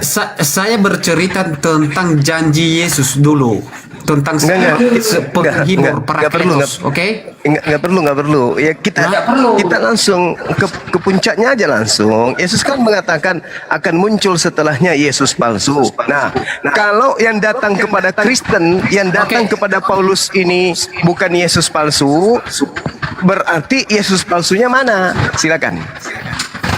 Noise. Oke, saya mau tahu dasar Anda mengatakan ada Yesus palsu. Lukas 21 nomor 8, Lukas 24 nomor 23, dan juga 24. Lukas 24 nomor 23 sampai nomor 27. Oke, Lukas 24 23. Dan tidak menemukan mayatnya, lalu mereka datang dengan berita bahwa telah kelihatan kepada mereka malaikat-malaikat yang mengatakan bahwa ia hidup. Ini udah jelas. Apa yang dimaksud di ayat ini? Apa yang Anda permasalahkan? Dia udah Yesus bangkit. Yesus mengatakan akan muncul Yesus palsu. Lah, itu loh. Lukas pasal 24 Anda berikan 21 nomor 8. berarti Anda nggak memberikan data Matius yang benar ini. 24 nomor 23 sampai nomor 27. Anda baca apa sih? Anda tadi bilang baca dalam Lukas pasal 23, betul? Kalau Lukas 21 nomor 8, kalau Matius 24 pasal 23, 24, 25, 26, 27. Ya, makanya ketika Anda kasih data harus jelas. Jadi kita jangan salah membaca gitu. Silakan. Matius 24 nomor Jadi 23 kita harus tahu sampai 27. ayat apa yang Anda bawa gitu loh. Matius berapa, Bro? 23 sampai 24, Matius 24. Dalih nomor 25 sampai 27. Oke. Camkanlah ya Matius 24 ayat 25. Camkanlah. 23 mulai dari 23. Aduh, ya udah oke. Ya. Pada waktu itu, jika orang berkata kepada kamu, lihat, Mesias ada di sini, atau Mesias ada di sana, jangan kamu percaya, sebab Mesias palsu dan nabi-nabi palsu akan muncul, dan mereka akan mengadakan tanda-tanda yang dahsyat dan mujizat sehingga sekiranya mungkin mereka menyesatkan orang-orang pilihan juga. Terus mana Yesus palsunya mana? Oke, yang dimaksud di sini adalah orang yang mengakui bahwa dirinya adalah Mesias atau Yesus. Nah, mana? Ya belum ada. Kok belum ada pula? Lah, emang Padahal kata Yesus akan segera terjadi itu. Kau diam. Emang Padahal kata Yesus akan segera terjadi itu. Sugi, kau diam. Kau diam. Jadi aku sama Pro Juma yang mau. Jadi jangan ada orang ketiga di sini. Aku tanya sama Pro Juma, ya, yang dimaksud Yesus atau Mesias palsu di sini yang mana? Soalnya ketika ada orang yang mengatakan aku adalah Yesus, apakah Paulus mengatakan dia adalah Yesus? Ada makhluk yang datang kepada Paulus mengaku Yesus. Akulah Yesus yang kau aniaya. Itulah dia.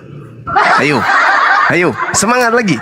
Dari mana Anda mengatakan makhluk sedangkan itu udah jelas-jelas itu adalah suara dari surga atau Yesus sendiri? Dari mana Anda tahu bahwa itu adalah suara Yesus? Bukankah di dalam Apa? Udah jelas ketika Yesus dibaptis ada suara dari surga. Itu adalah paralel dari betul. sana. Itu lain ceritanya.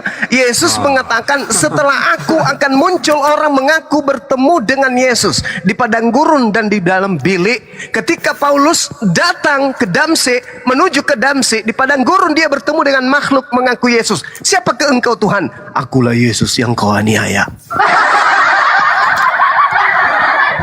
Oke, yang Anda maksud di dalam Matius pasal 24 ayat 23 di sana, dia yang dimaksud adalah orang yang mengaku dia adalah Mesias, dia adalah Yesus. Betul. Nah, sedangkan Paulus dia adalah seorang yang menerima yang bertemu dengan Tuhan Yesus itu dan dia dia meneruskan.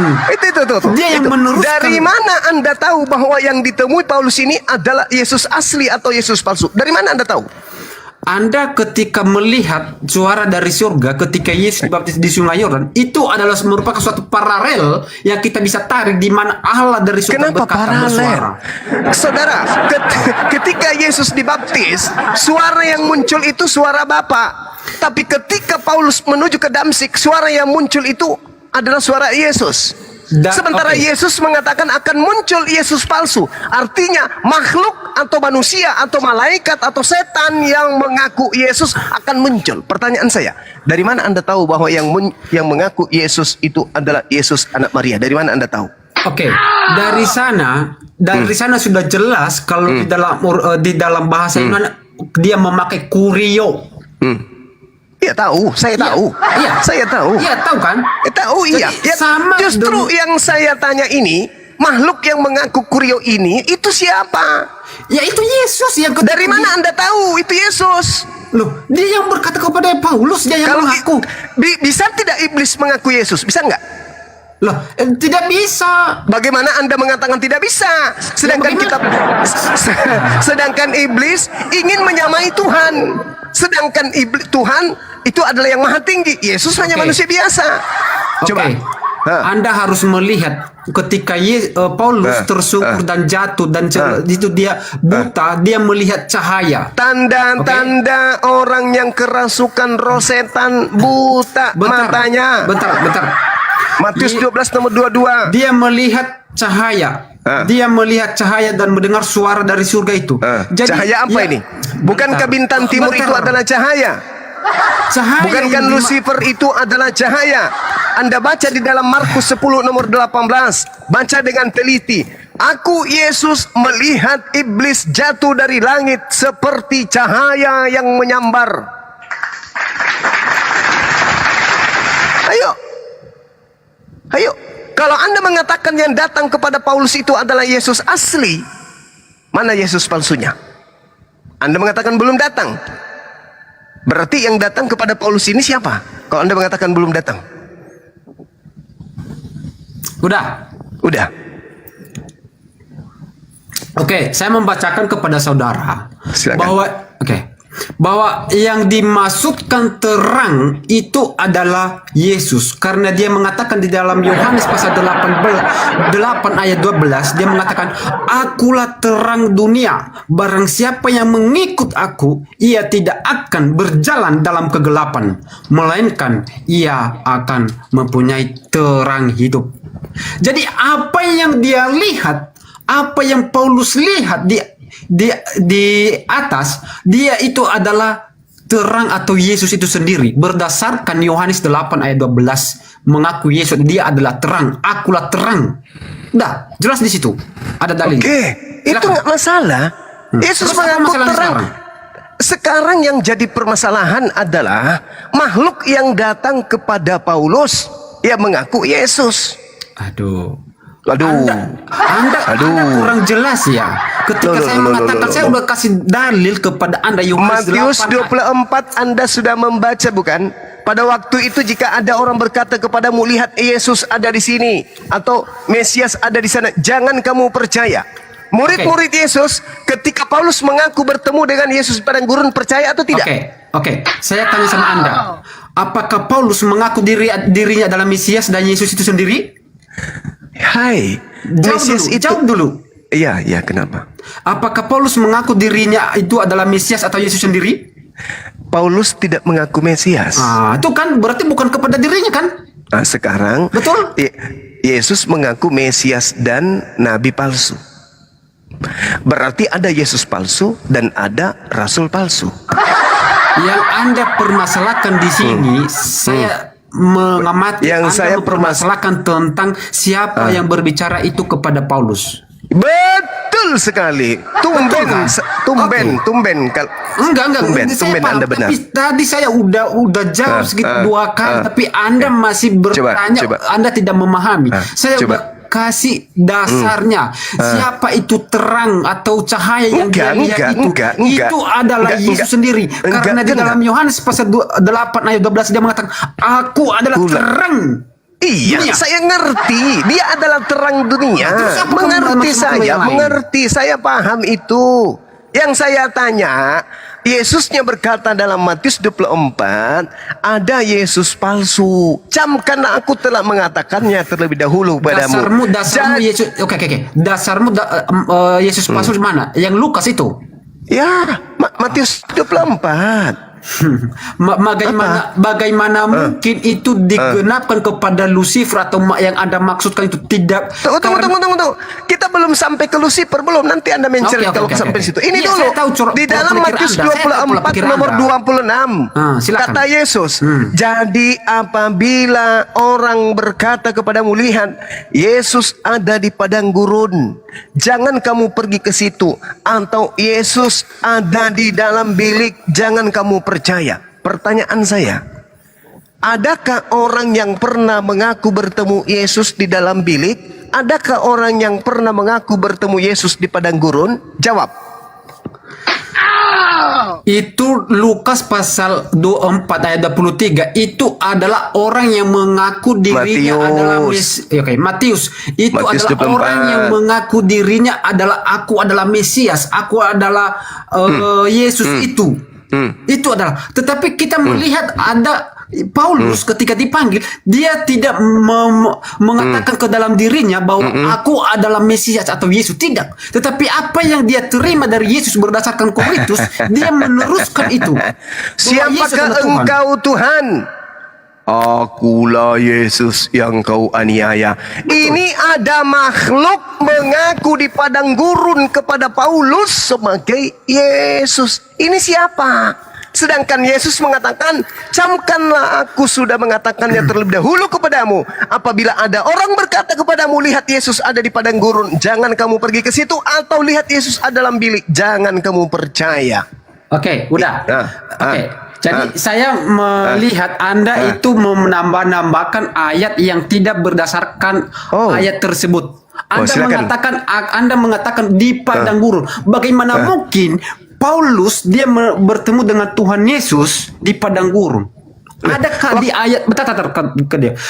Bagaimana mungkin Kisah Para Rasul 9 itu menceritakan Yesus bertemu dengan Yesus di padang gurun? Apa ada ayatnya di situ? Paulus mengaku bertemu dengan Yesus pada saat dia menuju ke Damsyik. Dia berada di padang gurun. Terus tadi kamu bilang di padang gurun. Di padang gurun, betul. Emang ada padang gurun di sana? Di Cina. Timur Tengah, Bang. Timur Tengah. Termasuk tempatnya Paulus ini, itu padang gurun semuanya. Yerusalem menuju Damsyik itu adalah padang gurun. Yang aku tanya, ada nggak ayatnya di situ ada berkata padang gurun? Ini Matius 24 nomor 26. Itu kan nubuatan Nabi yang Mesias yang mengaku dirinya di sana. Apakah siapa itu yang di dalam pernah mengaku bertemu Yesus di padang gurun? Siapa? Tidak ada di sana Anda ini adalah yang ada tekankan di padang gurun. Apakah ada padang gurun di ayat ini? Matius 24 nomor 26. Jadi apabila orang berkata kepadamu, lihat Yesus ada di padang gurun. Saya Jangan bilang, kau pergi ke situ atau lihat Yesus ada di dalam bilik. Bilik dalam bahasa Yunani adalah taimeong, Dengar. artinya bilik rahasia atau penjara. Jangan kamu percaya. Pertanyaan saya, siapa yang pernah mengaku bertemu Yesus di dalam bilik penjara? Siapa? dengar, Siapa? dengar dulu. Saya mau nanyakan tentang siapa Mesias yang di padang gurun. Apakah Paulus bertemu dengan Tuhan Yesus melihat saya itu di padang gurun? Apakah ada berdasarkan kisah para rasul 9 itu? Ada nggak katanya itu? Ada. Dan menuju ke Damsik. Pada saat dia menuju ke Damsik itu dia melalui padang gurun atau melalui pulau? Ada mana Sungai. ayatnya? Coba saya baca ayat mana. Kisah para Rasul 22. Kisah para Rasul 9. Ya. Kisah para rasul betul. Saya baca kalau ada kata padang gurun. Ya, silakan. Kisah berapa, Bro? Loh, tadi yang saya 9. katakan apa? Silakan Anda baca. 9. Iya, mulai dari nomor 1 sampai nomor 11, 12. Ayatnya mana kata yang otentik dengan kata padang gurun? Mana? Ayatnya mana? Mana? Ayat berapa? Saudara. Iya, mana? Padang Saudara, gurun itu? saya katakan kepada saudara dulu. Oke, Anda baca di dalam Kisah Para Rasul 18. Oke. Anda lihat di sana bagaimana Paulus menjelajahi daerah-daerah pedalaman, menjelajahi daratan, daerah-daerah pedalaman. Mana padang gurunnya? Kata padang gurunnya di Kisah Para Rasul tentang pertobatan. Mana? Hei, dikatakan di dalam kitabmu di Kisah Para Rasul 18, Paulus itu menjelajahi daratan. Paulus mengajar ke Yang saya tanya daerah-daerah padang gurun. pedalaman. Padang gurun itu wilayah Israel, wilayah Arab. Itu padang gurun semua itu. Apalagi di abad pertama. Itu semuanya adalah padang gurun. Oke. Siap. Allahu Akbar. Masya Allah. Oke. Begini, saudara. Tadi Anda mengatakan Mesias yang mengaku dirinya mengaku di padang gurun berdasarkan Matius. Nah, saya pertanyakan, apakah Paulus melihat cahaya itu di padang gurun?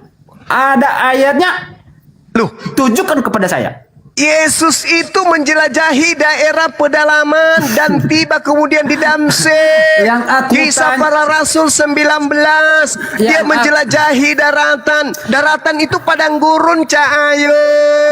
Yang aku tanya, mana ayatnya padang gurun, saudara? Allahu Akbar, Masya Allah. Anda bernarasi pakai data. Sekarang Anda gini. menambahkan data. Saya tidak menambahkan, saudara. Gini nih. Saya sampaikan kepada saudara, ya. Ketika kemudian dikatakan di dalam kitab bahasa Yunaninya eremos itu tempat sunyi atau padang gurun. Ya, dasarnya mana? Dasarmu apa? Jangan asumsi. Ketika dia menuju ke Damsik, jelas di dalam kitabmu sendiri di Kisah Para Rasul 19 dikatakan bahwasanya Paulus menjelajahi daratan, Paulus menjelajahi daerah-daerah pedalaman dan tiba di Efesus. Itu dalil. Saya bermain asumsi bisa. Sekarang saya tanya. Dalil yang aku minta sama Anda. Sekarang saya tanya sama saudara. Terangkan diri Anda dulu. Saya tanya dulu. Apa? Daerah Yerusalem sampai ke Efesus sampai ke Damsik pada abad pertama itu padang gurun atau sudah merupakan kota? Saya nggak ada dalilnya. Saya ulang pertanyaannya. Saya ulang pertanyaan dari kota Yerusalem, Yudea sampai kepada Damsik. Abad pertama itu sudah kota besar atau lautan atau padang gurun? Jawab. Saya tidak bisa memberikan keterangan karena tidak ada dalil. Karena kalau saya berbicara atas dasar dalil, bukan asumsi. Ingat itu. Saya ulang lagi. Apakah daerah menuju ke Damsik dari Yerusalem itu atau dari tanah Yudea itu pada saat itu tempat yang sunyi, saya udah bilang, padang saya gurun, tidak berasumsi. Saya kalau kota besar pada abad pertama, apakah itu sudah menjadi kota besar atau itu menjadi tempat yang sunyi? Dengar. Kalau saya mau diskusi itu harus ada dalil Iya, dan harus saya ada pertanggungjawaban. saudara, saya saudara. tanya sama Anda sekarang, dalil Anda mengatakan nabi palsu yang di padang gurun yang mengaku dirinya Mesias, apakah Saudara. itu dikatakan kepada Paulus? Apakah di Saudara. mana? Apakah Paulus bertemu dengan Yesus itu adalah di padang gurun? Mana dalilnya? Saudara. Aku minta. Mana dalilnya? Kasih tunjuk sama saya kalau biar saya baca sama Anda. berbicara mengenai kata eremos dalam Matius 24 nomor 26, eremos itu artinya tempat yang sunyi. Oke, ayatnya mana? Ayatnya mana? Matius 24 nomor 26, Cak Ayu. Itu tentang nubuatan tentang nabi palsu. Dan Mesias palsu, betul? Betul. Tetapi yang aku tanya sama Anda, tunjukkan kepada saya ayat yang Anda katakan di padang gurun bertemu Paulus dengan Yesus. Matius 24 nomor 26, eremos itu tempat sunyi atau sepi atau padang gurun. Saya paham, paham. Pertanyaan saya, apakah jalan menuju Damsyik pada saat itu tempat yang ramai atau tempat yang sepi atau sunyi? Saya tidak bisa memberikan keterangan karena saya tidak ada dalil. Pada abad pertama, berdiskusi harus ada dalil. apakah Mana dalil Anda? antara Yudea atau Yerusalem menuju ke Damsyik itu adalah jalan sepi, sunyi, atau itu adalah kota besar? Jawab. Saya tidak mau berasumsi. Saya itu kalau berdiskusi harus dalil, bukan atas pikiran saya. Ingat itu. Saya tanya sama Anda, mana dalil yang Anda masuk di padang gurun bertemu dengan Paulus? Mana? Wey, jangan. Mana? Paulus Tunjukkan. mengaku Jangan Anda bertemu pakai dengan asumsi. Yesus. Betul. Apa di padang gurun? Di tempat sunyi. Mana ayatnya? Matius 24 26. Anda tidak bisa memberikan dalil di sana, saudara. Mana saya baca? Kisah para Rasul berapa? Matius 24 nomor 26. Itu adalah orang yang mengaku dirinya di padang gurun di sana. Apakah saya tanya, apakah Paulus bertemu dengan Yesus di padang gurun? Bertemu di tempat yang sepi. Bisa jawab. Bertemu di tempat yang dalilnya? sepi. Matius 24 nomor 26. Di situ Iya, mana dikatakan dalilnya? dalam bahasa Yunani eremos 24 nomor 26. Ada kata eremos di sana artinya tempat yang sepi, tempat yang sunyi. Dan di dalam Kisah Para Rasul 19 Paulus dikatakan mendatangi ketika Paulus bertemu dengan Yesus di padang mendatangi gurun. Ingat dan menjelajahi daerah-daerah pedalaman. Kalau daerah pedalaman itu daerah kota ramai atau sepi? Kutanya dulu. Saya waktu kecil saya pernah diajak untuk membuat cerita. Waktu kecil membuat cerita dan berdasarkan pikiran saya. Waktu kecil saya diajarin begitu dan saya diajari juga berpuisi. Tetapi kalau udah berbicara di dalam Alkitab itu tidak bisa, saudara. Ingat itu. Oh gitu. Nah sekarang Karena apa yang saya pelajari, apa yang saya tuliskan cerita itu bukanlah merupakan suatu dongeng atau Alkitab itu bukan dongeng atau cerita. Ingat itu. Mana ayat Baik, yang Anda turun. Kalau Anda tidak mau diam, Anda turun. Kami orang Islam tidak bisa ditipu, oke? Sekarang saya sampaikan kepada saudara. Jangan di-mute, bro.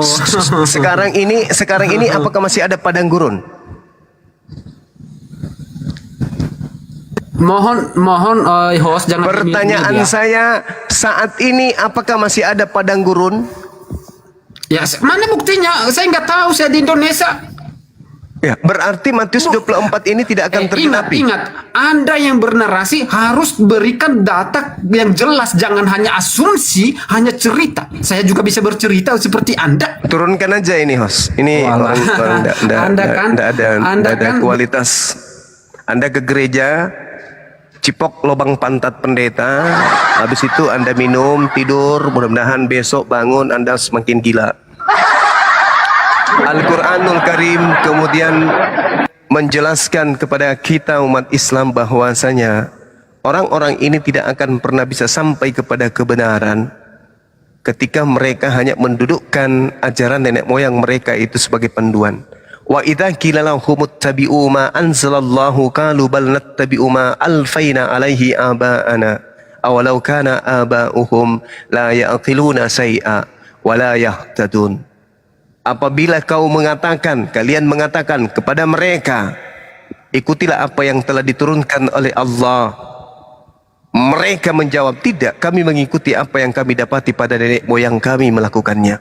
Padahal nenek moyang mereka tidak mengetahui apapun dan tidak mendapat petunjuk. Kita berdebat kurang lebih 3 pasukan Lucifer, dan kita lihat titik-titik lemah mereka.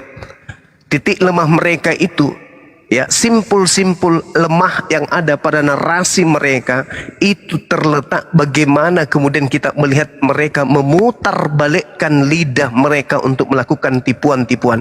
Tapi itu nggak berlaku bagi umat Islam. Itu nggak berlaku bagi umat Islam. Sabar dulu. Sabar. Itu jelas ya teman-teman. Bagaimana kita lihat penyembah-penyembah Lucifer ini melakukan yang kayak gitu cuma. Sabar Bung. Sabar. Sehingga kemudian Al-Quran itu menjelaskan dengan sangat jelas, wa idza husyiran nasu kanu lahum a'da wa kanu bi ibadatihim kafirin. Apabila manusia kelak nanti dikumpulkan, sesembahan itu akan menjadi musuh mereka dan mengingkari pemujaan-pemujaan yang mereka lakukan kepadanya. Yesus akan menyangkal. Kenapa? Karena iblis akan menyangkali ajarannya.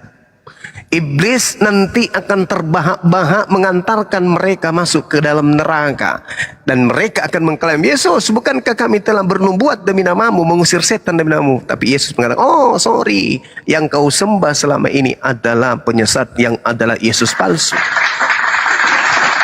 Maka sembahan mereka menurut Al-Quran akan masuk ke dalam neraka. Apa yang mereka sembah semuanya akan masuk ke dalam neraka selain daripada Allah Subhanahu wa taala. Ini jelas nih.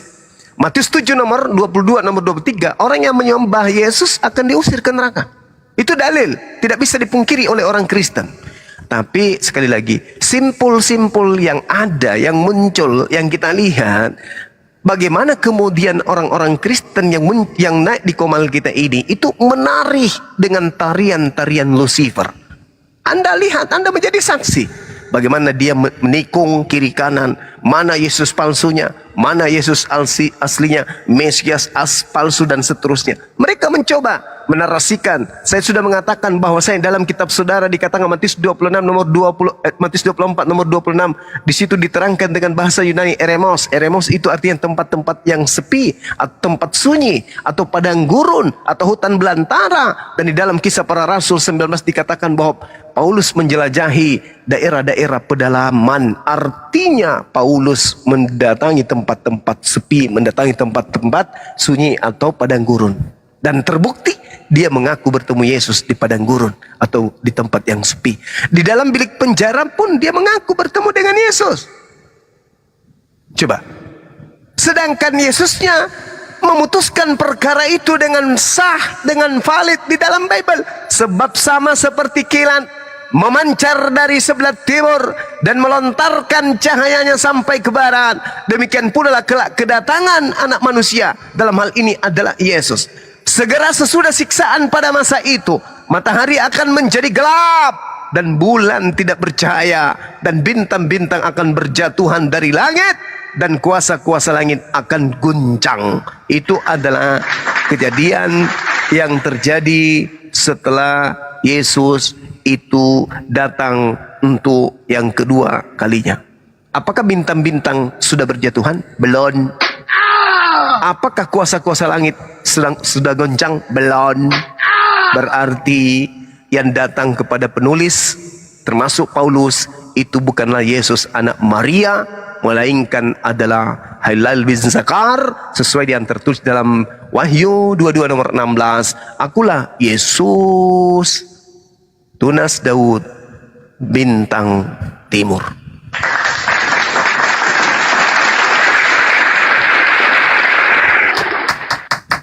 Jadi saudara-saudara sekalian, nyata bagi kita bahwasanya apa yang diterangkan Al-Quran, orang-orang ini menyembah iblis, itu terbukti bahwa memang ketika Yesus berpesan, waspadalah kepada penyesat yang akan datang dengan memakai namaku dan mengaku akulah dia.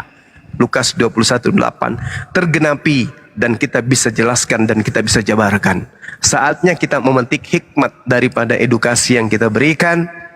Mudah-mudahan apa yang saya sampaikan ini ada manfaatnya, utamanya bagi pada diri saya pribadi. Kalaupun ada kesalahan, itu juga dari diri saya pribadi. Dan kalau ada kebenarannya, itu semata-mata dari Allah Subhanahu wa Ta'ala. Forum saya kembalikan kepada host. Semoga kita semua dalam lindungan Allah Subhanahu wa Ta'ala. Demikian. Terima kasih Gurunda. Masya Allah. Dengan penyampaian yang sangat biasa. Panjang kali kisahnya itu ya. Selamat malam. Ya, selamat malam Bang Rao. Ya. Itu kisahnya si Bang Juma itu panjang sekali tuh. Untuk apa? Biarkan saja terjadi begitu. Kenapa rupanya kan? Mau dari dia bintang timur, bintang barat, emang kenapa? Masalahnya agama Anda itu menggunakan cara-cara tipuan untuk mengajak orang Islam juga untuk menyembah Lucifer. Kenapa mau ditipu? Lah, kenapa mau ditipu? Justru karena kami tidak mau ditipu, kami membuka tabir rahasia. Justru karena kami tidak ingin ditipu, maka kami membuka tabir rahasia yang ada kemudian di dalam agamamu yang mengajarkan menyembah kepada Lucifer. Sederhana bukan? Begini dia. Gimana? Kan sudah salah menurut kamu kan itu salah. Ya sudah, biar aja masuk neraka. Kenapa rupanya? Oh, tidak bisa biar aja karena perintah. Jangan memaksakan kehendak orang loh. Loh, saya tidak memaksakan. Ini diskusi. Siapa yang saya paksakan? Enggak, begini. Kenapa kau paksakan harus orang? Siapa yang saya paksakan? Itu kan pandanganmu begitu kan? Ini adalah amar ma'ruf nahi mungkar, perintah di dalam agama saya. Kenapa rupanya? Apanya yang rupanya kenapa? Karena agama Kristen itu mengajak orang Islam untuk menyembah Lucifer. Sederhana bukan? Ya sudah, biar aja. Loh, nggak boleh. Saya harus menghalangi itu. Saya harus membentengi akidah umat Islam dari ajaran penyembah Lucifer. Kenapa abang paksa-paksakan loh? Kenapa Anda melarang saya untuk membentengi akidah umat Islam dari serangan saya sering penyembah Lucifer? Kenapa kalian repot dengan begitu? Oh, nggak bisa. Kami ini adalah utusan yang diutus di atas muka bumi ini untuk beramal ma'ruf nahi mungkar. Juma, kau jangan bandel kali. Masukku begini. Kenapa kalau begitu di luar agama? Kenapa kalau iblis mau menyesatkan kemudian kami menghalangi Anda marah? Apa masalahmu di situ? Sama kita bang, masalahmu sama. apa? Kalau Anda ingin menyesatkan kemudian saya hadir untuk membendengi akidah umat dari penyesatan ini, kenapa Anda yang marah? Kenapa Anda sewa? Apa keinginan orang lain, Juma? Anda boleh mengajarkan ajaran penyembahan kepada Lucifer, tapi izinkan juga saya untuk menghalangi gerakan itu. Jangan sampai terkontaminasi kepada umat Islam yang awam. Kenapa kau repot? Nah, kenapa kamu repot juga? Dengan segala upaya yang saya lakukan untuk menghalangi ajaran setan, kenapa Anda sewa? Yang menyembah Kristen, Yesus. Kenapa kau repot? Saya repotnya karena di samping analoginya gini. Anda memakan tai sapi, ini logika. Anda memakan tai sapi. Kalau cuman Anda sendiri yang makan tai sapinya, silakan aja, masa bodoh. Masalahnya Anda menjadikan tai sapi itu seurupa makanan. Anda kasih coklat, Anda kasih mentega di atasnya, Anda kasih kemudian kismis di atasnya dan bla bla bla. Habis itu Anda ajak orang-orang Islam memakannya juga. Salah tidak kalau saya datang menjelaskan bahwa yang Anda katakan coklat itu adalah tai sapi? Tidak salah. Salah tidak kalau saya hadir mengajarkan umat Islam bahwa yang disuguhkan oleh Anda itu adalah tai sapi? Jangan Anda makan. Tidak salah. Karena agama saya mengajarkan amar ma'ruf nahi mungkar. Wal takum minkum ummatu yad'una ilal khair wa ya'muruna bil ma'ruf wa yanhauna 'anil munkar wa ulaika humul muflihun. Jangan Anda terbakar kalau rahasia agama Anda kita bongkar. Jangan. Jangan Anda panas kalau saya mengatakan Anda menyembah Yesus palsu. Jangan Anda emosi kalau Bang Suma kemudian membuka tabir rahasia ajaran Lucifer 2000 tahun menguasai kalian. Jangan emosi. Oke, silakan Anda ajarkan ajaran penyembahan terhadap Lucifer. Saya juga akan mengajarkan umat Islam untuk jangan terpengaruh dengan Indomie demi untuk menyembah kepada Lucifer. Itu fakta, nggak ada omong kosong. Itu fakta, nggak ada omong kosong. Nggak ada omong kosong, itu fakta. Itu fakta. Oke? Usap aja dada kalian, mati dalam menyembah Lucifer. Silakan aja. La ikraha fiddin. Tapi izinkan saya membuka tabir rahasia yang ada, bahwa saudara-saudara Kristen yang menganut agama yang diwariskan penjajah sungguh penyembah Yesus palsu. Yesus asli tak pernah mengajarkan dirinya disembah, tapi Yesus palsu melalui para nabi-nabinya, yaitu para pendeta dan pastor, mereka kemudian mengajarkan bahu-membahu mengguncang dunia dengan mengajarkan anak Adam menyembah kepada makhluk yang bernama Yesus yang mengaku Lucifer.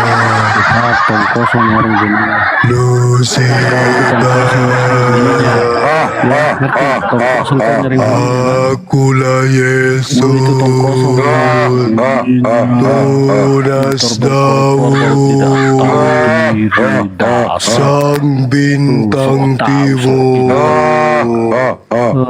Haleluya.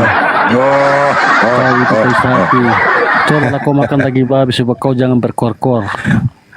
Yesaya 66 nomor 15-16, Tuhan akan datang membawa api yang berkobar-kobar untuk membakar semua pemakan babi. Bagaimana Anda kemudian bisa menyelamatkan diri Anda? Jawab. Yesaya 66 nomor 15 sampai nomor 17, Tuhan akan datang membakar semua dengan api pemakan babi. Bagaimana Anda bisa menyelamatkan diri Anda? Haleluya. Untuk menyelamatkan diri, babi diganti menjadi minyak rem.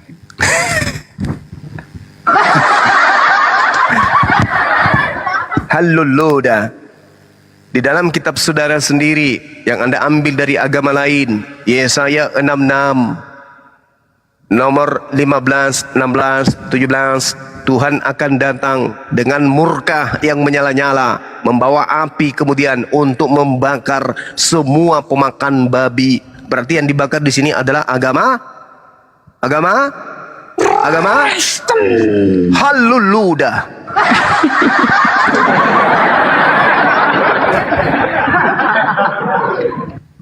Mantap. Ya. Al-Quranul Karim menjelaskan kepada kami umat Islam bahwasanya innama tunziru manittaba'az zikra wa khasyiyar rahmana bil ghaib fabashshirhu bimaghfiratin wa ajrin karim. Sesungguhnya engkau hanya memberi peringatan kepada orang-orang yang mau mengikuti peringatan dan orang-orang yang takut kepada Allah yang Maha Pengasih, walaupun mereka tidak melihat Allah, maka berilah mereka kabar gembira dengan ampunan dan pahala yang mulia. Saudara-saudaraku, kalau saudara sudah menyadari bahwa selama ini Anda menyembah Lucifer, Halail bin Zakar, Allah Maha Pengampun, yuk mari kembali menuju kepada Allah. Tanggalkan jubah yang selama ini Anda gunakan, karena jubah yang Anda gunakan itu adalah jubah yang tidak pernah diajarkan oleh para nabi. Nabi mana yang kemudian mengajarkan menyembah kepada sesamanya manusia hanya dengan modal pengakuan dengan suara yang tak jelas siapa oknumnya, dan yang mengajarkan juga manusia Paulus yang tidak diketahui siapa orangnya. Bapaknya kita tidak tahu, mamanya juga kita tidak tahu. Siapa makhluk ini? Mari kembali, tanggalkan itu. Innama tunziru manittawa'az zikra wa khasyiyar rahmana bil ghaib fabashshirhu bimaghfiratin wa ajrin karim. Sungguh kami ini hanya memberi peringatan kepada kalian yang mau menerima peringatan ini. Tapi bagi saudara yang benci terhadap apa yang saya sampaikan, maafkan saya, Bung. Tugas saya sudah selesai. Tanggung jawab saya sudah selesai.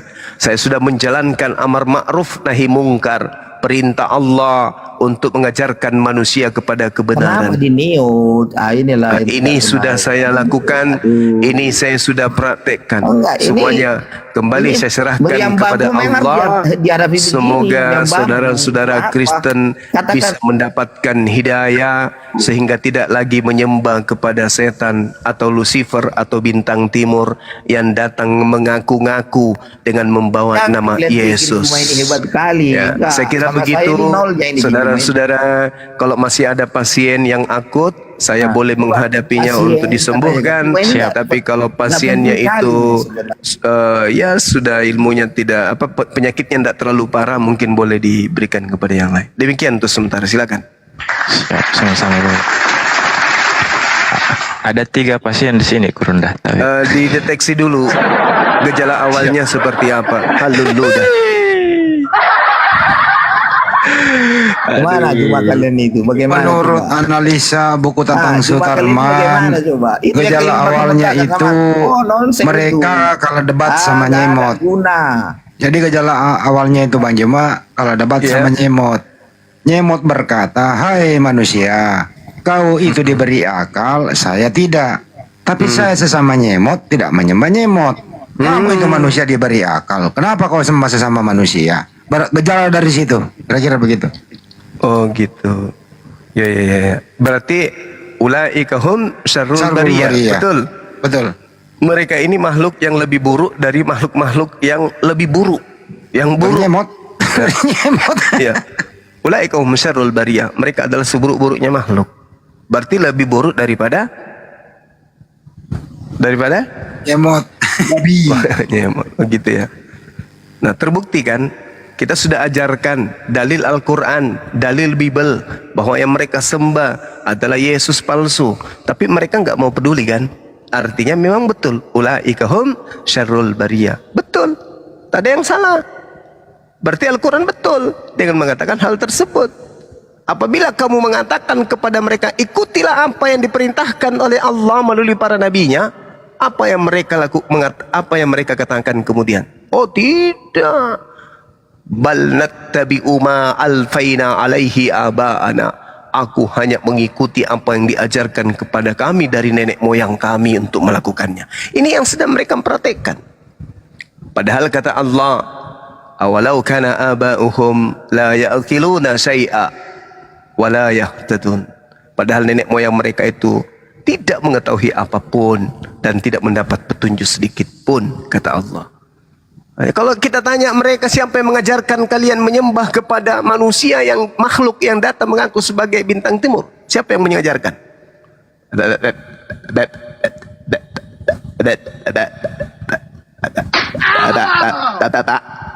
Nggak ada bisa jawab. Nggak ada. Jadi saudara-saudaraku yang saya kasihi ya, ayo mari gunakan akal sehat saudara semuanya. Jangan mau diperhamba kemudian oleh iblis, karena Yesus pun mengatakan iblislah yang menjadi bapakmu dan kamu mau melakukan keinginan bapakmu. Dia adalah Siapa rupanya yang bilang Yesus disembah? Orang Kristen itu beribadah, melakukan penyembahan terhadap Yesus. Bahkan Yesus mereka dudukkan setara dengan pencipta alam semesta yang maha tinggi. Itulah kau yang salah, sosok tahu kau. Itulah namanya sosok tahu. Jadi sama aja kayak gini. Gimana mungkin kau tahu isi rumahku? Kau nggak pernah ke rumahku. Saya cukup mengetahui Kristen melalui Bible. Alah, goblok kali pun kau. Itulah kegoblokanmu itu yang Jadi kau saya harus melihat Kristen itu dari mananya? Dari Bible atau dari mana? Kan Bible yang harus menjadi tolak ukur, bukan? Benar kan? Bukan mulut saudara yang hanya Kristen ajaran kasih. Kristen itu kasih kepada siapapun. Aku berkata kepadamu, apabila ada orang yang membuat jahat kepadamu, jangan kau membalas, melainkan apabila pipi kirimu ditampar, beli dan buka pipi kanan. Itu kan yang Anda mau katakan. Jangan nilai Kristen dari Bible-nya, tapi lihat ajaran kasih. Itu kan yang Anda ingin jajakan. No, tidak. Tidak ada larangan di dalam Al-Quran untuk belajar Bible, dan tidak ada larangan di dalam Bible untuk Islam mengkaji Bible. Nggak ada. Begitu juga Anda. Silakan Anda kuliti Al-Quran. Saya pun akan menguliti saudara punya Bible. Dan saya mendapatkan ternyata Yesus memberi pesan kepada pengikut aslinya, akan datang penyesat yang adalah Yesus palsu. Dan ternyata Kristen ini pengikutnya sang Yesus palsu tersebut. Bantah saya dengan dalil, bantah saya dengan ilmiah, jangan cuman menghujat. Oke? Boleh jadi yang saya sampaikan ini pahit, boleh jadi yang saya sampaikan ini sakit, tapi pahit dan sakit belum tentu hal negatif untuk Anda. Oke? Bisa jadi ini adalah asbab musabab Anda mendapatkan hidayah, Anda mendapatkan kebenaran, otak Anda terbuka, akal Anda berfungsi, Anda meninggalkan agama atau ajaran yang diajarkan atau diwariskan oleh penjajah. Boleh jadi. Siapa bilang tidak? Sangat boleh jadi. Hari ini Anda marah, hari ini Anda murka kepada Bang Suma. Tapi begitu Anda merenungkan, Anda duduk, buat kopi, buat teh, duduk sambil merenungi apa yang saya sampaikan. Pelan-pelan Anda akan mendudukkan apa yang kusampaikan itu adalah sebuah kebenaran. Hidayah akan datang. Yang tadinya benci berubah menjadi cinta. Banyak orang dalam binaan saya tadinya benci kepada Bang Suma, menyumpahi Bang Suma, ingin menyembelih Bang Suma, ingin membunuh Bang Suma. Tetapi ketika dia duduk dengan tenang merenungkan apa yang Bang Suma sampaikan, sampai kepada titik hidayah dan mengatakan apa? Saudaraku Suma, terima kasih atas paparan saudara. Berkat paparan saudara yang membuat saya marah, membuat saya murka, yang berbuat saya bersumpah untuk melenyapkan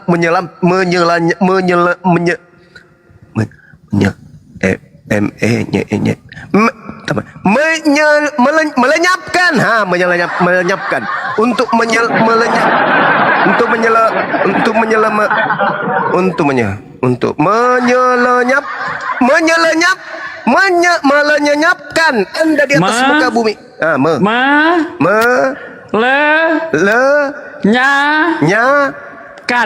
Oke, menyelenyapkan Anda di atas muka bumi. Tapi setelah kemudian saya renungi, saya pikirkan, saya ambil Bible, saya ambil pulpen, saya coret apa yang Anda katakan, saya pelajari apa yang Anda katakan, lalu saya bandingkan dengan ucapan-ucapan pendeta yang ada dalam gereja, sungguh bertolak belakang dan mengantarkan saya kepada la ilaha illallah Muhammadar Rasulullah. Ini dari asalnya ingin melenyapkan Bang Suma sampai kepada hidayah, memberikan kemudian semangat, spirit, dukungan kepada Bang Suma. Subhanallah.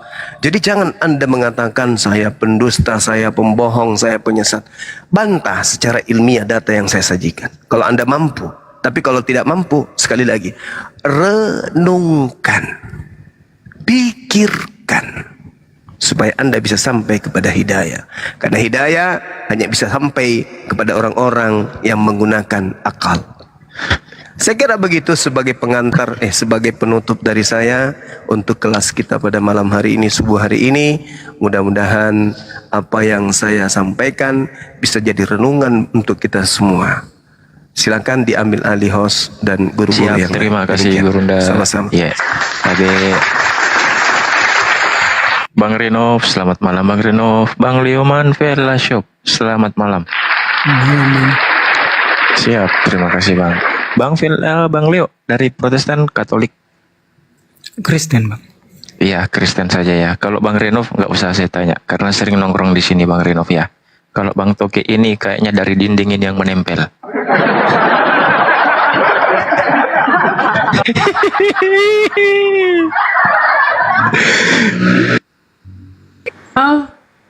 Menyelinapkan. Nah, coba diulang, ayo. Menyelinap. Menyela lemari cekakan.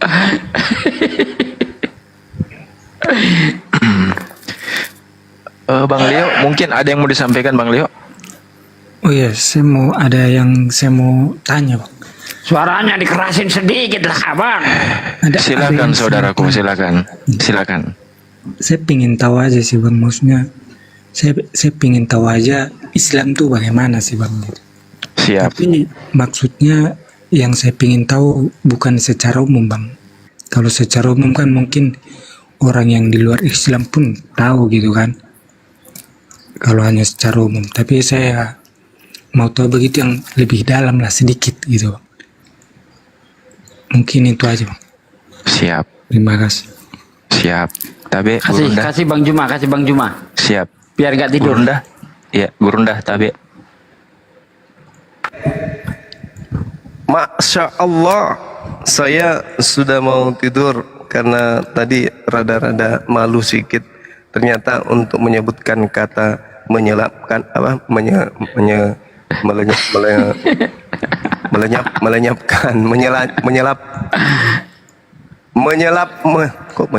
melenyapkan itu saya rada-rada susah untuk mengucapkan. Alhamdulillah sudah bisa ya mengatakan kata melenyapkan itu.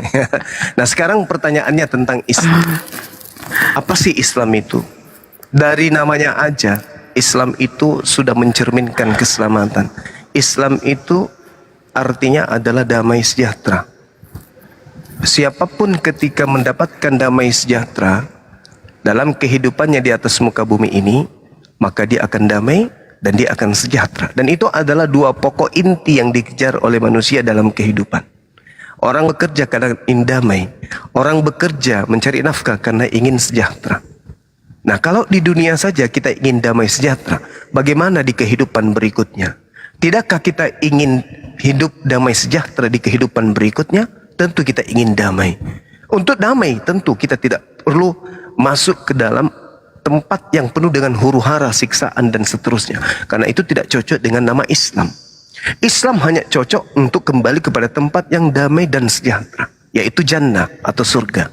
Maka solusi yang diberikan oleh Islam adalah damai sejahtera. Yeremia 29 nomor 11. Aku tahu rancanganku tentang kalian wahai manusia, yaitu rancangan damai sejahtera. Bukan rancangan yang merusak, bukan rancangan yang mencelakakan, tetapi rancangan shalom, salam atau Islam. Jadi Islam itu adalah damai sejahtera. Siapa yang mau damai sejahtera, silakan masuk ke Islam. Siapa yang ingin mau menjadi pengikut orang Yahudi, silakan masuk agama Yahudi. Siapa yang ingin masuk menjadi Kristen, mengikut Yesus, silakan masuk Kristen. Tapi siapa yang mau damai sejahtera, ayo monggo mari rangkulan masuk ke dalam agama Islam. Silakan.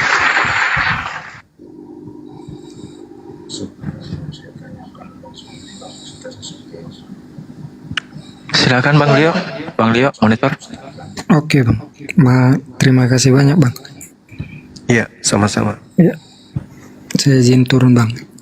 Hah? Hanya itu aja? Iya, Bang. Saya ingin tahu aja, Bang. Oke.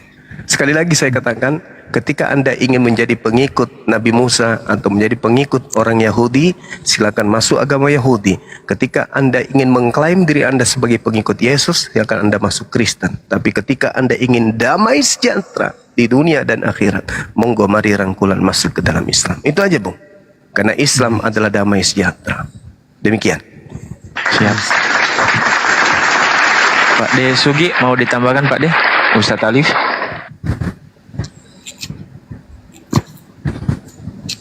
Pak De Sugi mau ditambahkan? Ustadz Alif, Udah monitor. cukup, udah mantap. Siap. Jawaban Bang Juma. Siap. Ya, udah sangat mantap jawaban dari Gurunda. Sehingga itulah ya tadi Islam makanya dikatakan bertuhan yang benar. Ketika kita bertuhan yang benar, maka Allah menyeru ayatnya wallahu yad'u ila darissalam. Allah itu mengajak manusia, wahai kalian semua, ke kampung halaman yang penuh dengan kedamaian dan keselamatan. Maka untuk menggapai ke sana, masuklah ke ajaran Islam, yaitu ajaran kedamaian dan keselamatan. Oke, mantap penjelasannya tadi Gurunda sudah dijelaskan. Siap. Bang Handi, gimana Bang Handi? Mau ditarik ulur dulu Bang Handi? Oh, menurut saya sih Pak Leo ini sebenarnya punya akal. Ya, mungkin aja waktu dia masih dalam bimbingan orang tua, mungkin orang tuanya sering pulang pergi ke gereja, Mas Leo ini masih di rumah, apa yang didapat oleh orang tua itulah yang disampaikan. Gitulah. Apa ada rencana nih merubah pola-pola pengajaran orang tua dan para pendeta gitu, Pak Leo? Ada rencana nggak merubah polanya? Saya belum berpikir ke situ sih Bang. Saya masih pingin tahu karena kan saya baru dapat Al-Quran juga baru 2 hari yang lalu gitu. Maksudnya saya baca-baca juga saya bagaimana ada rasa takut juga sebetulnya Bang. Takut kenapa? Ya karena kan saya Kristen gitu kan Bang. Jadi kayak apa ya, kayak maksudnya aduh jangan sampai goyang segala macam apa gitulah. Bingung juga mau jelaskan yang di dalam hati gini kan. Makanya cuman tadi saya scroll, aduh mending saya tanya langsung bagaimana sih seperti itu. Karena saya Mungkin bisa dilengkapi Bang Juma? pingin tahu aja. Mendalam dikit lah. Sorry, tadi saya tidak mendengarkan Bang Andi. Dia udah beli Al-Quran, pelajari. Iya. Cuma dia masih Bukan ada beli Bang, keraguan. dikasih. Terus Masih ada keraguan lah. Apakah dia lanjutkan atau stay di agamanya sekarang gitu? Bukan saya bukan mau lanjutkan atau stay Bang, cuman ini kan yang ada di pikiran saya saja Bang. Maksudnya kan saya ada Al-Quran, saya sempat baca, tapi memang saya salah baca juga karena saya baca itu dari depan. Ternyata teman saya bilang kan dari kanan toh, dari baliknya itu kan. Saya cuman baca surat pertama sudah tuh saya tutup gitu. Saya kayak aduh jangan, sudah saya tidak usah baca gitu. Nah, kenapa Bang? Kalau Anda salah baca, salah buka, itu justru bukan Bang. apa Bang? Bentar sedikit Bang. Justru Anda akan menemukan kebenaran di situ. Karena ketika Anda baca ketika Anda salah buka ya kan, itu justru hidayah ada di situ. Karena di situ dikatakan, katakanlah Tuhan itu Esa. Anda setuju enggak? Iya, saya ada baca. Ya, enggak, saya tanya. Kan katanya Anda salah baca kebalik kan gitu. Iya. Berarti diawali dari surah Al-Ikhlas, betul? Katakanlah Tuhan itu Esa, betul? Saya baca bukan. Ya, dia baca paling terakhir Pak Dian Nas. Iya. Bukan ayatnya Bang. Apa ya? Sabar, saya lihat dulu. Iya. dia baca penerbit. Ini bahaya dengan baca penerbit. Ya, daftar pustakanya yang dia baca. Saya baca, ini Bang, yang saya baca yang semua 100% dari keuntungan. Ini Rasulullah bersabda ini apabila bukan itu Bang, kan salah. Itu belum Al-Quran itu Bang. Iya, maksudnya saya buka dari sini toh. Iya. Jadi kan teman saya lihat, jadi dia kasih tahu bukan dari situ awalnya, dia bilang. Jadi dia bilang dari kanan. Oh, dari kanan udah pernah dibaca dari kanan. Dari kanan sudah, dari pendahuluan sampai yang surat pertama Al-Fatihah. Oh gitu. Gitu saja, baru langsung saya tutup. Saya tutup bukan karena takut salah baca atau apa gitu, hanya takut terpengaruh. Kayak aduh. Iya, takut terpengaruh. Jangan baca sudah, jangan baca kayak gitu aja Bang. Oh, itu dia. Berarti makanya ini kayaknya Lucifernya berontak. Makanya saya langsung tanya aja gitu, pingin tahu aja bagaimana sih, soalnya kan di kepala saya kan kalau lihat kehidupan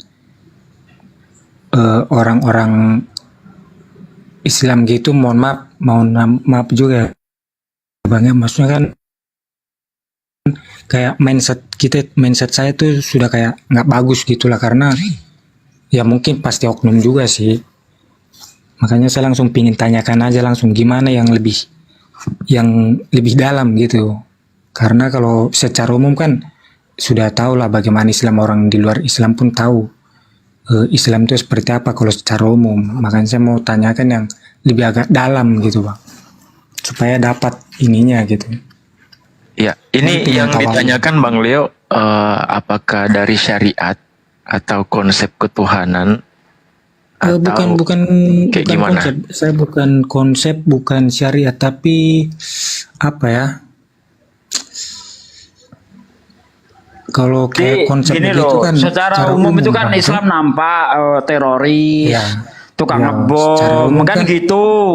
Nah, dia secara itu umum ingin kan masuk kita ke sudah masuk tahu. ke dalamnya gitu loh, maksudnya itu begitu. Yo, Islam itu seperti apa yang lebih dalam gitu. Iya. Kalau kayak Islam sholat 5 waktu ya orang Kristen pun tahu.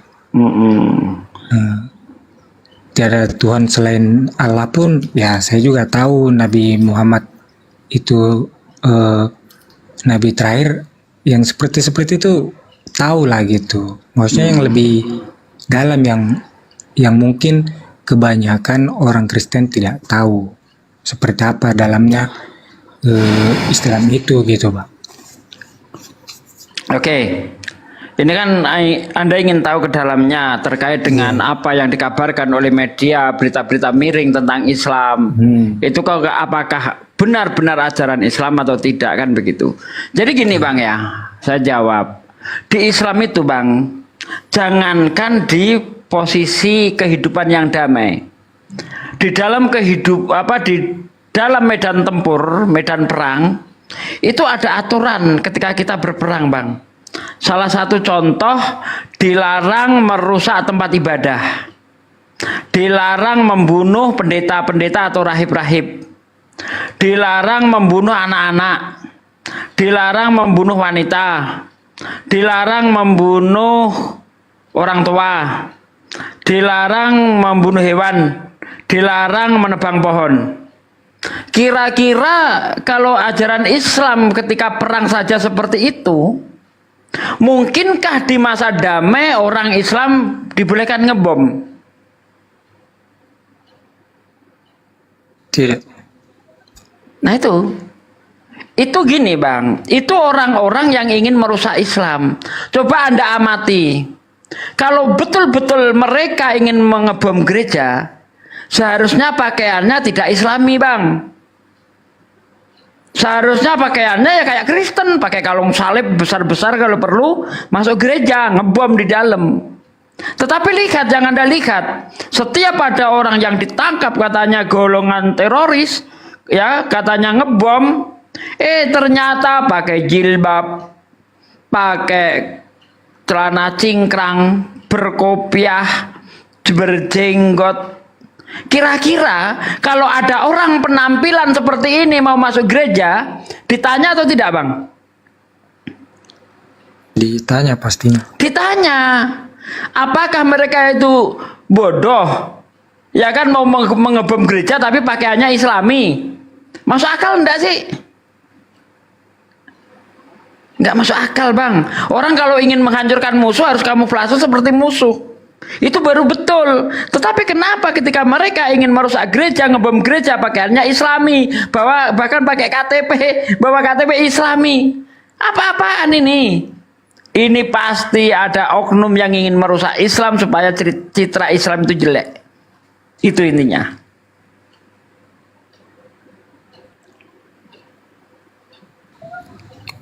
Oke, berarti Islam itu indah begitu ya.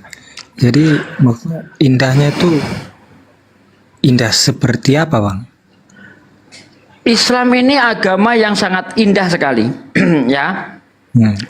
Salah satu contoh, Nabi bersabda begini, barang siapa yang menyakiti orang-orang kafir yang hidup damai dengan Islam, di dalam istilah Arabnya itu kafir zimi, kafir yang mau hidup damai dengan orang Islam. Kata Nabi, barang siapa yang menyakiti orang kafir yang hidup damai dengan orang Islam, maka dia menyakiti aku. Barang siapa menyakiti aku, dia menyakiti yang mengutus aku. Orang kafir yang tidak memiliki permusuhan terhadap Islam wajib hukumnya untuk dilindungi. Nggak boleh diganggu, baik secara lisan, ya tidak boleh disakiti secara lisan ataupun dengan perbuatan. Nggak boleh bang, dilindungi di Islam bang. Gimana? Apa lagi? Tanya aja, tanya. Banyak sih pertanyaan. Ya. Bahkan salah satu ayat Al-Quran mengatakan membunuh satu orang itu sama saja membunuh seluruh manusia. Di Al-Maidah berapa Ustaz Talib? Monggo Ustaz Talib. Gimana Pak De? Membunuh manusia. Satu orang sama saja membunuh seluruh manusia. 32. Al-Maidah 32 tuh. Coba membunuh dibacakan. satu manusia yang tidak bersalah itu hukum dosanya sama saja membunuh seluruh umat manusia di muka bumi ini.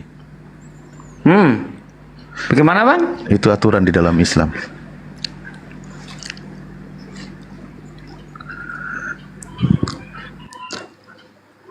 Kalau Kristen bagaimana Pak Ade? Kristen macam-macam.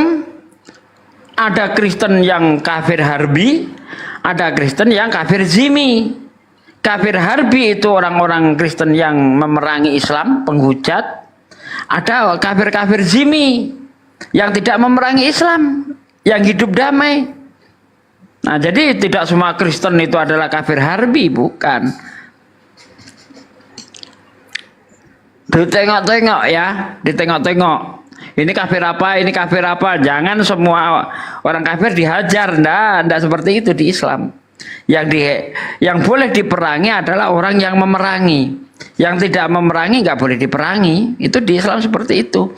Makanya Islam itu ketika melakukan peperangan itu sifatnya itu dispensif. Dia tidak akan menyerang kalau tidak diserang. Dispensif dia. Bukan dia agresif. Ya melakukan penyerangan terlebih dahulu, nggak ada cerita seperti itu. Makanya ayat-ayatnya itu perangilah orang-orang yang memerangi kamu. Begitu. Beda kalau kita lihat di dalam perjanjian lama. Ya misalnya di kitab Ulangan 20 ayat 10 sampai ayat 15. Di situ diperintahkan untuk menjajah. Apabila kamu mendekati suatu kota untuk menguasainya, maka tawarkanlah perdamaian. Ya, apabila mereka membuka pintu gerbangnya untuk menerima perdamaian, maka jadikanlah seisi kota itu, baik laki-laki maupun perempuan, menjadi hamba sahayamu dan harus melakukan kerja rodi. Tetapi apabila mereka tidak mau berdamai dengan engkau, melainkan melakukan perlawanan, maka bunuhlah semuanya dengan mata pedang. Ada perintah penyerangan, ada perintah menjajah di dalam kitabnya Kristen. Di Islam tidak ada perintah menjajah. Bang Leo, coba Anda baca di dalam Ulangan 20 ayat 10 sampai 15. Coba dibaca, Bang.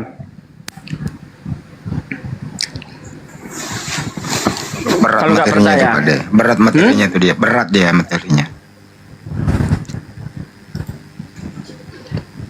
Mungkin abang bacakan saja kah? Sorry bang. Baca aja bang, nanti nggak percaya kalau saya yang baca. Enak kamu yang baca, kamu buktikan sendiri, kamu cermati baik-baik ayatnya. Ulangan 20 nomor 10 sampai 15. Coba dibaca baik-baik. Itu jelas perintah menjajah itu. Makanya Belanda di Indonesia melakukan perbudakan dan kerja rodi dari mana asalnya? Bible. Coba ayat Quran mana yang bisa dijadikan alat untuk menjajah? Ayat mana? Ayat Al-Quran mana yang bisa kita jadikan untuk memaksa orang untuk kerja rodi? Kasih saya. Di Bible, lihat. Ulangan 20 ayat 10 sampai ayat 15. Ayatnya sudah saya bacakan tadi itu.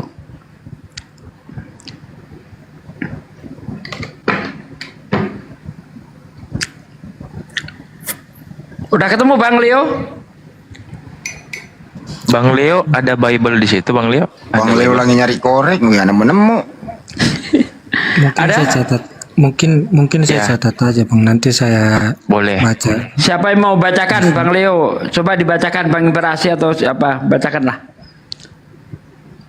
Kalau saya yang baca, nanti saya dikira mengada-ada. Orang lain yang baca, oh berarti cocok gitu. Coba dibacakan. Ulangan berapa, 20. Ulangan 20 ayat 10 sampai 15. Itu tentang peraturan-peraturan perang.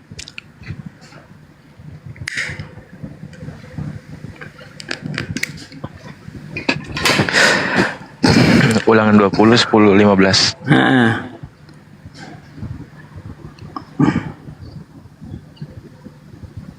Nah ini. Apabila engkau mendekati suatu kota untuk berperang melawannya, maka haruslah engkau menawarkan perdamaian kepadanya. Apabila kota itu menerima tawaran perdamaian itu, dibukanya pintu gerbang bagimu, maka haruslah semua orang yang terdapat di situ melakukan pekerjaan rodi bagimu dan menjadi hamba kepadamu. Tetapi apabila kota itu tidak mau berdamai dengan engkau, melainkan mengadakan pertempuran melawan engkau, maka haruslah engkau mengepungnya. Dan setelah Tuhanmu, Allahmu, menyerahkannya ke dalam tanganmu, maka haruslah engkau membunuh seluruh penduduknya, yang laki-laki dengan mata pedangnya, hanya perempuan, anak-anak, hewan, dan segala yang ada di kotamu itu, yakni seluruh jarahan itu, boleh kau rampas bagimu sendiri. Dan jarahan dari musuhmu ini yang diberikan kepadamu oleh Tuhan, boleh kau pergunakan. Demikianlah kau harus lakukan terhadap segala kota yang sangat jauh letaknya dari tempatmu, yang tidak termasuk kota-kota bangsa. Mantap. Itu perintah menjajah enggak?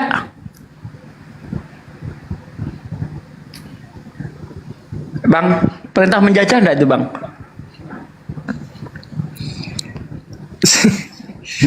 Kok kaget? Kaget ya? Bukan bang, maksudnya apa ya? Atau mungkin pertanyaan saya terakhir bang. Oh ya udah, nggak apa-apa. Silakan Bang Leo. Saya nggak mau maksa orangnya, Bang. Kalau orangnya nggak ngeyel, ya saya santai-santai aja. Tapi Ya, kalau soalnya kan ngeyel, Bang, memang- wow, ayat kejam-kejam ku keluarin semua nanti. Iya, Bang. Soalnya memang kan saya mau tahu tentang Islam aja gitu bang. Boleh. Siap. Jadi gini, Bang. Anda jangan cuma cari tahu soal Islam, tapi juga belajar di kitabmu sendiri. Saya yakin Anda juga nggak baca kitabmu dengan benar.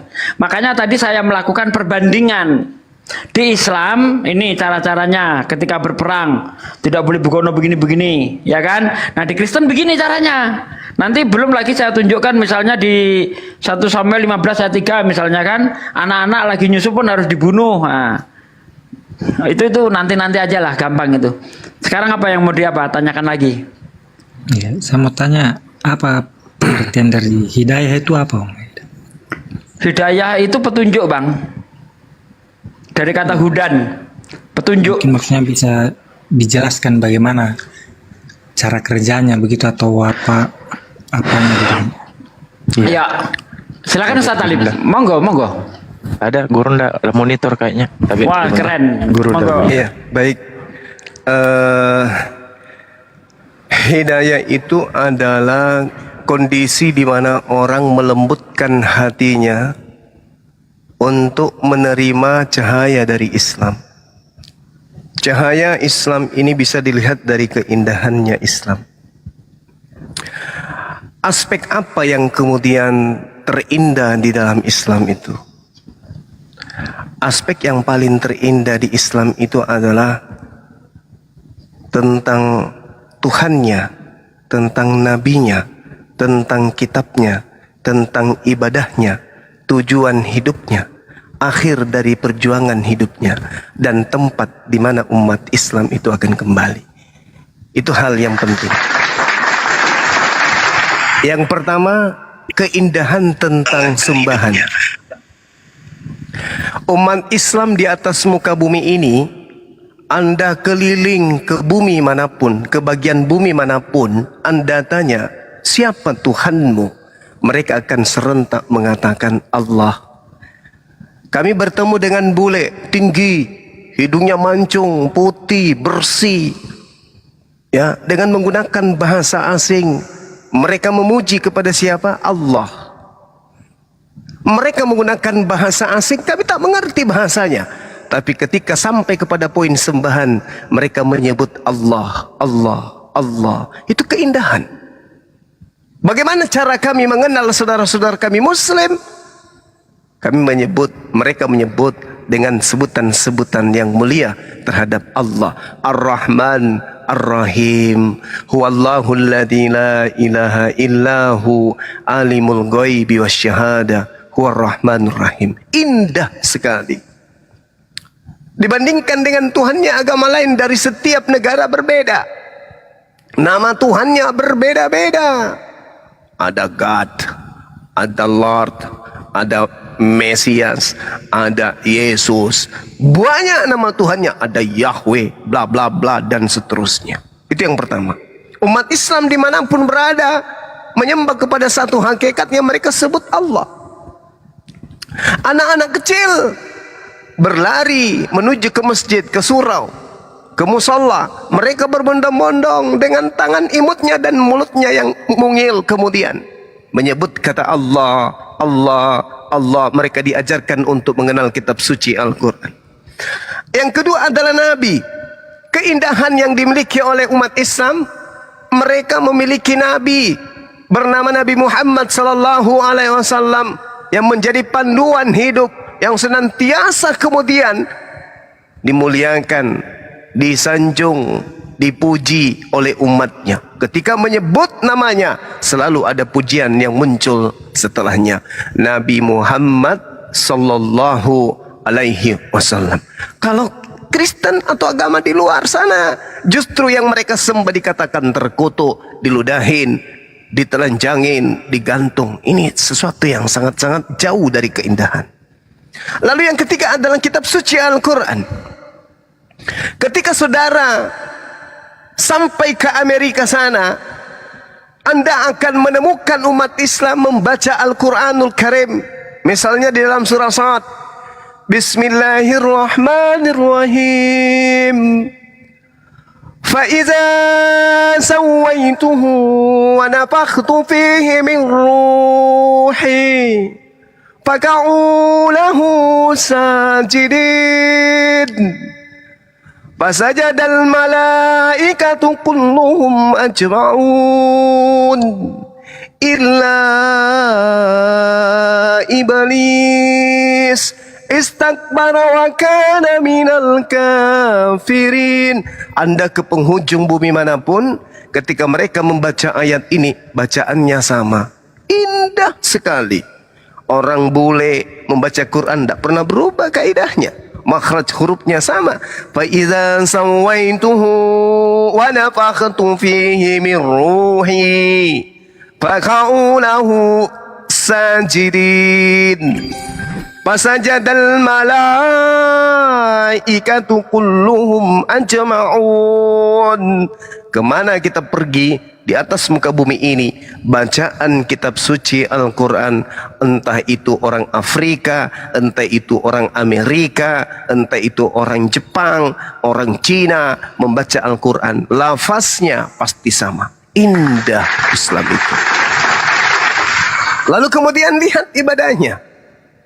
Keindahan ibadah di dalam Islam, salatnya, rutinitas ritual prosesi keyakinan ibadah yang berlandaskan atas keyakinan mereka. Salat, coba Anda lihat salatnya mereka umat Islam itu. Masjid-masjid menyuarakan Allahu Akbar, Allahu Akbar, La ilaha illallah. Umat Islam akan berbondong-bondong kemudian. Yang masuk duluan adalah tukang batu, yang masuk kedua adalah tukang cuci, yang masuk berikutnya adalah sopir angkot, muncul berikutnya yang keempat presiden. Siapa yang duluan duduk di depan tidak akan bergeser, walaupun dia hanyalah seorang sopir angkot, walaupun dia hanyalah seorang satpam. Yang terakhir datang seorang presiden, tidak bisa menggeser, tetap aja berdiri di belakang. Ini keindahan yang ada di dalam ajaran agama Islam. Umat Islam bisa salat di masjid manapun. Masjid Muhammadiyah boleh, Masjid Nahdlatul Ulama boleh, masjidnya saudara-saudara kita yang kemudian mengatasnamakan mereka salaf, yang mengatasnamakan mereka ahli sunnah wal jamaah. Boleh kita salat. Indah sekali Islam itu. Lalu bagaimana dengan puasanya? Mereka umat Islam kemudian bangun di subuh hari, makan sahur bersama dengan keluarga. Bunyi azan subuh, mereka berjalan beramai-ramai ke masjid. Habis itu mereka bersenda gurau, kemudian ngebuburik istilahnya, ya kan. Kemudian mereka akan merayakan Idul Fitri serentak seluruh dunia. Apalagi berhaji. Indah Islam itu. Mereka bisa kemudian berziarah ke tempat-tempat bersejarah yang terkait dengan ajaran agama Islam. Indah sekali Islam itu. Lalu mereka meninggalkan dunia ini, dijamin oleh Allah masuk surga. Allah Subhanahu wa taala menjelaskan di dalam Al-Qur'anul Karim, qad aflahal mu'minun, beruntunglah orang-orang yang beriman, alladzina hum fi salatihim khashi'un, yaitu mereka yang salat. Di ayat selanjutnya Allah Subhanahu wa taala menjelaskan, ulaika humul warithun, mereka itulah yang mewarisi Al-Qur'an. Yang mewarisi, mereka itulah orang-orang yang kemudian akan mewarisi alladzina yarithunal firdaus hum fiha khalidun, yang akan mewarisi surga Firdaus, mereka kekal di dalamnya. Indah sekali Islam itu. Sehingga mereka yang melakukan salat, melakukan amalan soleh, kata Allah, mereka akan disediakan surga Firdaus sebagai tempat tinggalnya. Innalladzina amanu wa amilus salihat kanat lahum jannatul firdausi nuzula. Sungguh orang yang beriman dan mengerjakan kebajikan, untuk mereka, kata Allah, disediakan surga Firdaus sebagai tempat tinggal. Ini Al-Quran. Quran apalagi indahnya di Islam ini. Berbicara dengan apa yang saya sampaikan terkait dengan sembahannya, Tuhannya, yaitu Allah dan hanya Allah, nabinya baginda Rasulullah Muhammad SAW, kitabnya yang hanyalah Al-Quran dan juga As-Sunnah, lalu kemudian ibadahnya, lalu kemudian janji warisan surganya. Kalau ini sudah saya paparkan, keindahan-keindahan ini, kemudian Anda telaah dengan akal, Anda lembutkan hati Anda untuk menelaah ini semuanya, lantas Anda tertarik, berarti hati Anda sudah ada terbersit kemudian cahaya hidayah. Karena hanya di Islamlah kemudian wahyu, akal, pikiran manusia itu bisa satu, seiring sejalan. Dan Islam menjadikan akal sebagai konsep utama dalam memfilter semua kebenaran. Berbeda dengan agama lain, meninggalkan akal. Dalam bertuhan, mereka harus meninggalkan akal. Dalam mengimani ibadah mereka, meninggalkan akal. Kitab yang mereka anggap suci, meninggalkan akal. Tak ada akal dijadikan sebagai sandaran dalam beragama. Tapi kalau di Islam, akallah yang menjadi patokan utama dalam berislam. Saya kira begitu sahabat-sahabat sekalian. Mohon maaf ya, saya mengantuk dan ini saya lagi naik sepeda sambil tidur. Silakan dilanjut Ahi dan guru-guru yang lain.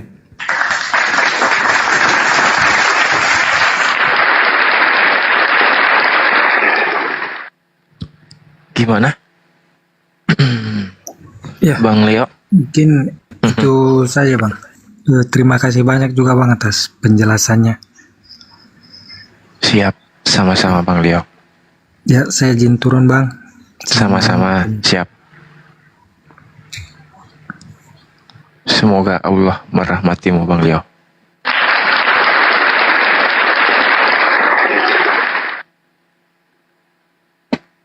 Bang Rio Siotang, monitor Bang Rio. Bang Rio Siotang. Selamat pagi. Bang Rio monitor. Ya. Ya, selamat pagi ya Bangku. Gimana Bang Rio? Ada yang mau ditanyakan? Silakan.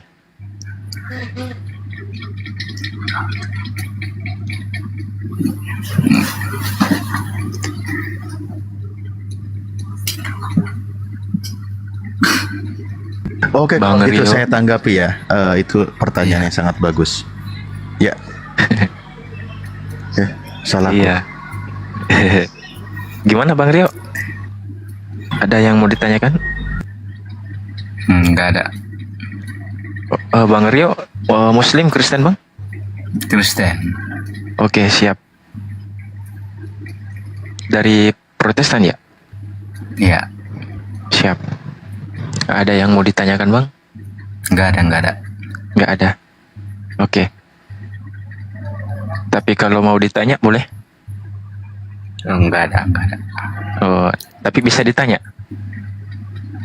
Oh, bisa. Nah, Oke.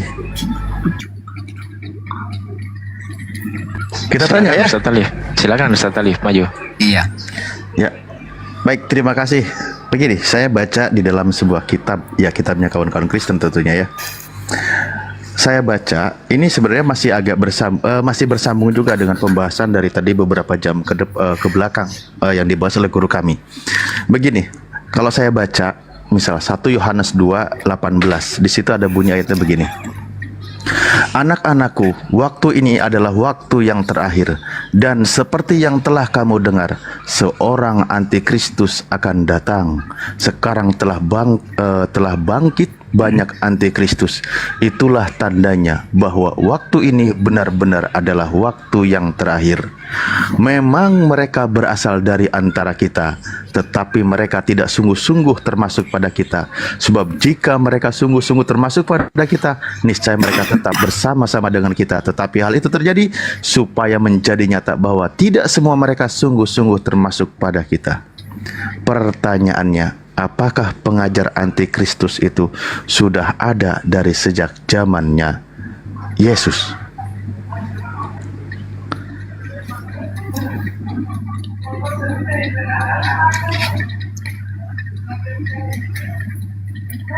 Oke, sudah ada, benar ya.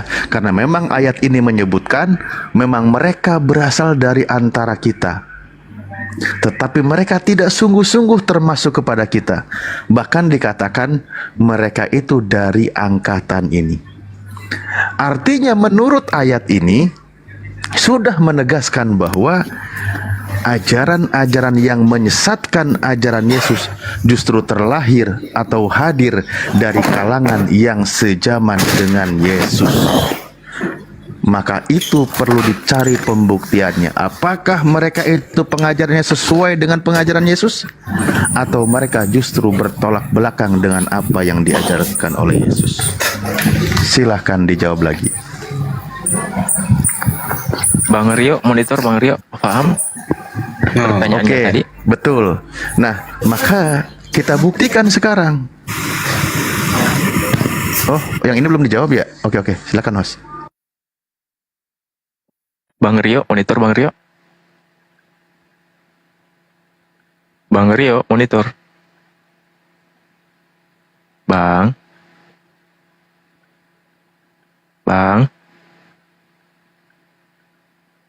Rio.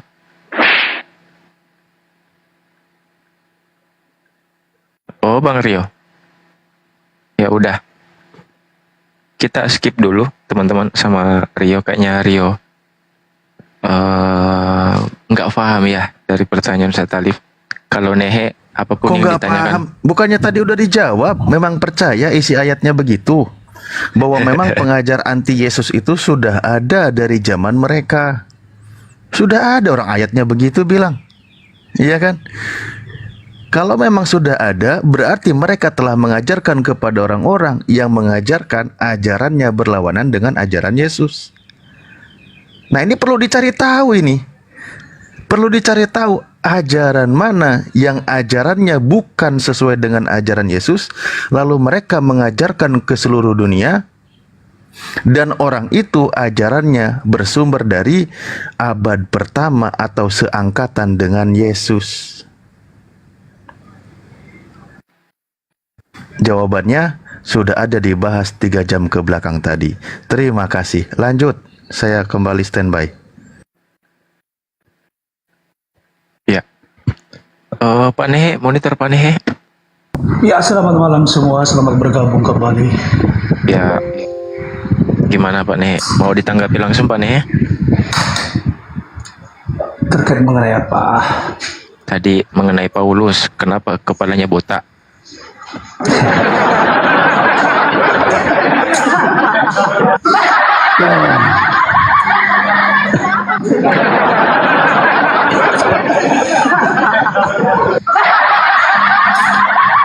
Ya, silakan. Mungkin mau ditanggapi atau Pak Desugi mau masuk? Silakan Pak De. Ya, terkait mengenai apa? Sebenarnya kita tidak perlu ketawa dalam hal itu karena ocehan-ocehan dan tuduhan-tuduhan seperti begitu kan. Lama, Mak. Pak Neng, coba Anda Ya. baca 1 Yohanes 2 nomor 18 dan 19. Pengajaran-pengajaran antikris itu datangnya dari mana? Itu loh yang dibahas dari tadi. Nah, kalau Anda itu bertanya, saya menjawabnya sesuai dalil aja. Baca aja lah 1 Yohanes pasal 2 ayat 22 lah.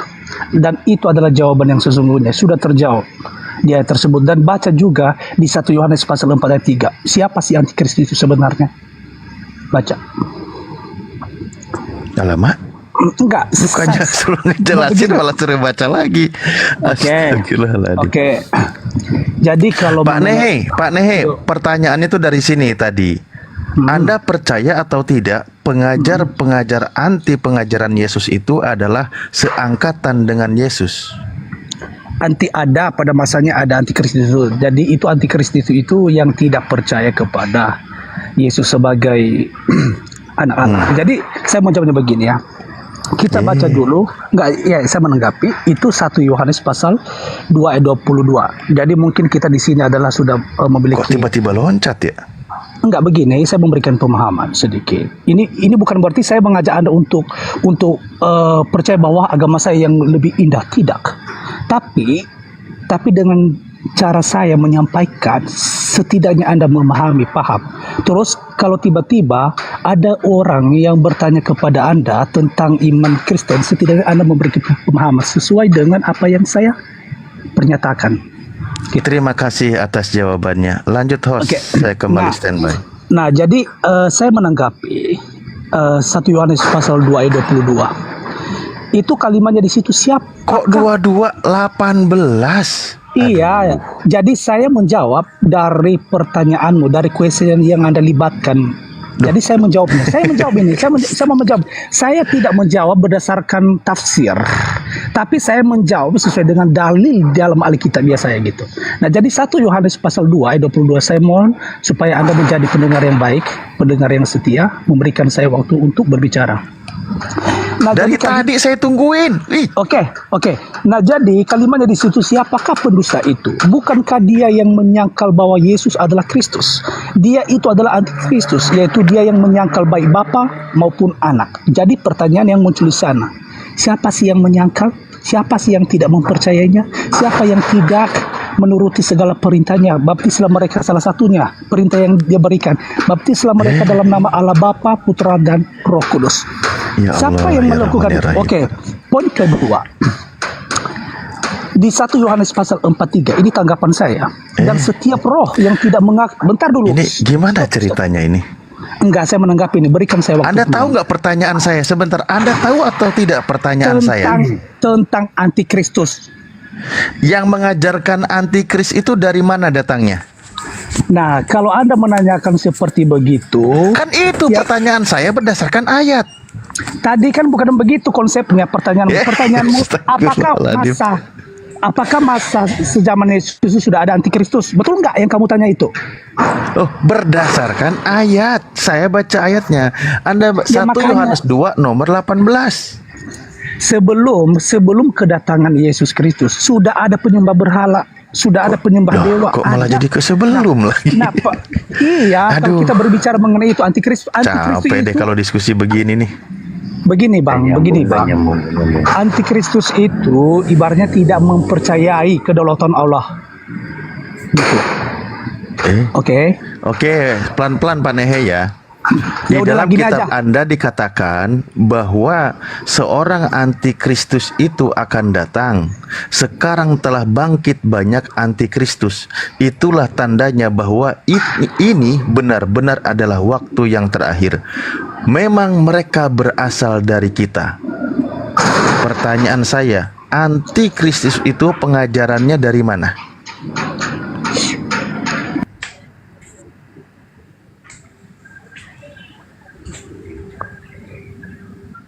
Sesuai dengan pernyataan ayat kitab Anda, antikristus itu berasal dari kalangan internal mereka.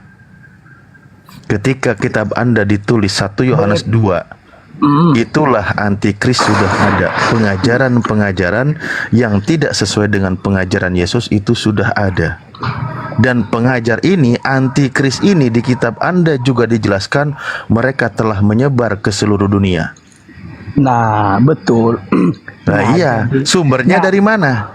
Nah, antikristus itu sumbernya dari mana? Bentar dulu, berikan saya waktu untuk bicara. Ini pertanyaan saya dari tadi, Anda tidak mau jawab. Pengajaran antikristus itu sumbernya dari mana? Oke, boleh saya ngomong? Nah, antikristus itu diibaratkan sebagai penyesat. Saya jawab dengan 2 Yohanes pasal 1 ayat 7. Kita baca. Sebab banyak penyesat telah muncul dan pergi ke seluruh dunia yang tidak mengaku bahwa Yesus Kristus telah datang sebagai manusia. Itu adalah si penyesat dan antikristus. Ya, antikristus itu datangnya dari mana? Nah, saya mengatakan antikristus itu adalah roh-roh jahat, roh penyesat. Jadi kalau dikatakan sebagai penyesat, iblis aja mengaku dia percaya kepada Allah. Ada. Oke, Anda diam, saya bacakan ayatnya ya. Kalau Anda mau berani jujur. Memang mereka berasal dari antara kita, tetapi mereka tidak sungguh-sungguh termasuk kepada kita.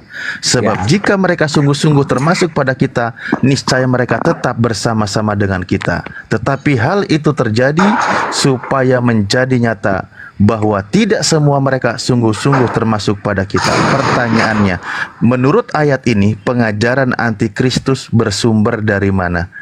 Tolong tidak dijawab.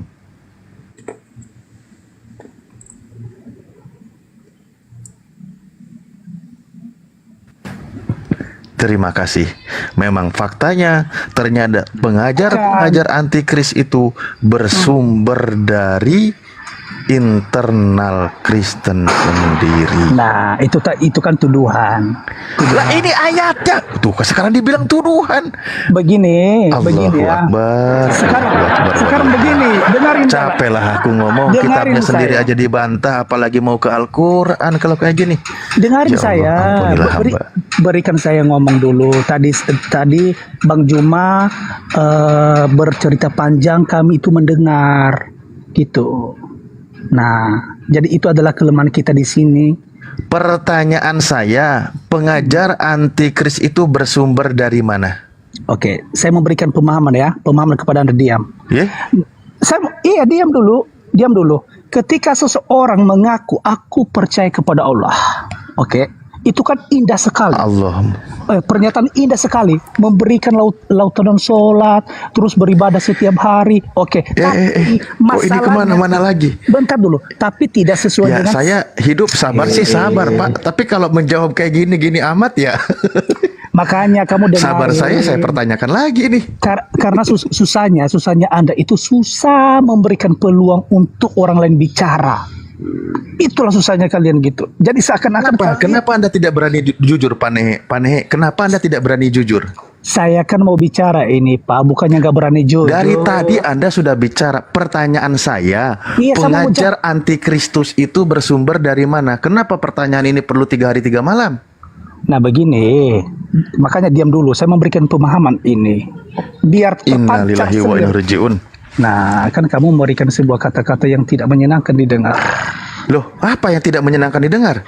Saya bukan orang meninggal, saya bukan orang sial.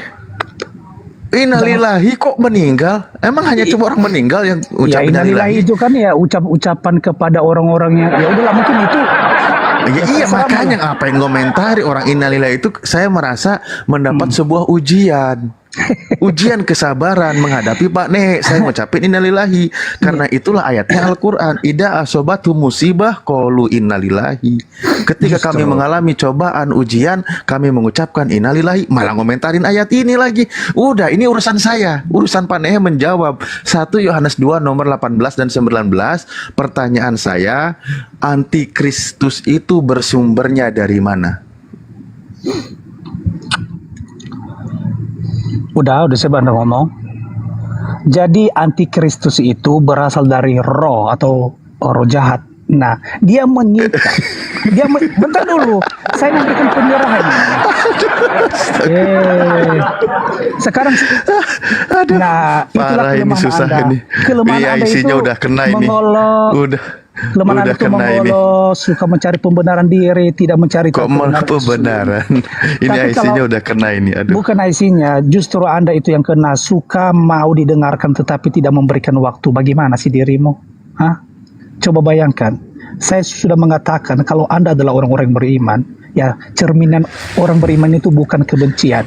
Kalau Anda memberikan... Kok malah jadi kebencian lagi? Iya, makanya itu. Aduh, Nah, Bos, jadi ada yang lebih parah nggak ini? Nah, jadi terkait mengenai tadi yang mengatakan, oh saya tidak Ditanya membunuh. apa, dijawab apa. Bukan itu yang kita maksud, Pak Nehe. Kita di sini tidak memihak. Kalau Anda memberikan saya waktu peluang, mungkin Anda mengerti. Nah, ini kan pasalnya di sini kan Anda bertanya, terus ketika saya bicara tidak ada diberi kesempatan bagi saya untuk menyelesaikan pernyataan saya. Bagaimana sih? Gedein aja host lah. Nah, Siap. seakan-akan di sini setiap Anda memberikan pertanyaan, Anda tidak menerima. Oke. Nah, maksud saya di sini. Oke, kita baca aja ya. Ini saya baca. Ini kitab Anda atau bukan? 1 Yohanes 2 18 dan 19. Kalau Anda ragu ini ayatnya, Anda buka Bible Saya cetak Anda. saya paham. Ya itu. Anda nggak paham, Anda nggak paham, Pak. Anda tidak paham sama sekali, beneran, serius. Kalau Anda orang yang paham, Anda orang yang cerdas, Anda cukup mengatakan setuju dengan ayat ini. Memang antikris itu dari internal Kristen sendiri. Selesai. Terserah. Tapi Nah kan, nggak paham kan? ya terserah. Tapi pengakuan kami sebagai Kristen, antikristus itu yang tidak mengaku Yesus adalah Tuhan. Ya itu pengertian berikutnya. Ini sumbernya Bukan. saya baca. Bukan masalah Saya baca sumber. ya. Bukan masalah Anak-anakku, waktu ini adalah waktu yang terakhir. Iya. Dan seperti yang telah kamu dengar, seorang antikris akan datang. Ini ada seorang antikris akan datang ini. Ya. Sekarang telah bangkit banyak antikristus. Itulah tandanya bahwa waktu ini benar-benar adalah waktu yang terakhir. Nah, di sini dikatakan memang mereka berasal dari mana, Pak Nehe? Penyesat. Ya, matilah aku. Apanya? Ini ayatnya. Antikris ini berasal dari mana ini katanya? Udah silakan aja, nggak usah dulu tanya, kasih aja dulu penjelasanmu. Innalillahi. Anda nggak Ya. sanggup baca ayatnya? Loh, katanya tadi kamu kasih tunjuk, saya Ya, kan ya saya kasih menyimak. tunjuk, Anda yang baca. Jadi itulah kelemahan, disinilah kelemahan kita. Loh, kok malah Anda dibilang tadi ya kelemahan Anda? mengatakan- Anda bisa baca nggak ini? Anda bisa baca Iya, nggak? begini ya. Tadi Oke, Pak Nehe diam aja. Di sini ada Kristen yang lain atau tidak? Saya pengen tahu dulu lah. Udah Pak Nehe, Anda standby dulu. Maaf ya Pak Nehe ya, Anda nggak sanggup Pak baca. Nehe, standby dulu Pak Nehe, izin saya sapa dulu ya. Bang Siput Balap Monitor, selamat pagi. Sampai data dikasih lihat pun nggak sanggup baca, udahlah. Mendingan Pak Nehe main nehe-nehe aja. Ya, selamat pagi Bang. Kalau boleh tahu, ya Muslim atau Kristen Bang? Kalau boleh tahu? Insya Allah Muslim. Muslim. Ada yang mau disampaikan Abangku? Nyimak dulu. Oke, saya butuh kursi satu Bang. Mungkin nyimaknya bisa dibawa dulu Bang, izin. Oh siap. Siap, terima kasih Abangku. Selamat pagi. Halo, selamat pagi. Selamat pagi ya Bang, Duta Akuarium. Saya cuman mau menguatkan aja sih. Siap. Ya, jadi saya kan sedang... Izin Bang, mau nanya dulu dari Islam atau Kristen? Bang Oh, Duta. saya Buddha, tapi saya sedang belajar Oh, Buddhis. Islam, Bang. Silakan Bang, silakan Abangku. Jadi kan saya memang suka berdebat sama ini ya, agama Kristen gitu. Jadi saya bingung, saya nggak pernah mengatakan agama saya apa ke orang-orang Kristen, tapi orang-orang Kristen ini selalu menganggap yang berdebat dengan dia itu pasti Islam gitu. Jadi di sini saya mendapatkan hidayah berkali-kali oleh karena saya membaca Quran ya. Jadi saat saya berdebat dengan Kristen, orang Kristen ini keluarin ayat Quran.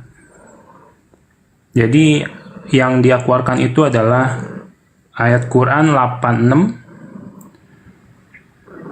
ayat 6 sampai 7. Sperma dibuat di tulang sulbi.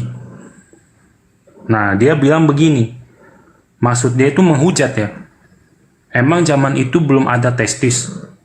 Makanya sperma itu dibuat dari tulang punggung ya. Nah, saya penasaran nih. Benar gak nih ayatnya? Oh, ternyata benar. Saya cek lagi nih buktinya. Wah, di sini saya emes sekali. Ternyata tahun 2004 apa 2006 gitu. BBC itu mengeluarkan fakta bahwa sperma itu dihasilkan dari tulang punggung. Wah, gila. Ini, wah, saya ini merinding nih. Habis-habisan saya merinding nih. Ini saya langsung bilang ya kepada orang Kristen itu ya.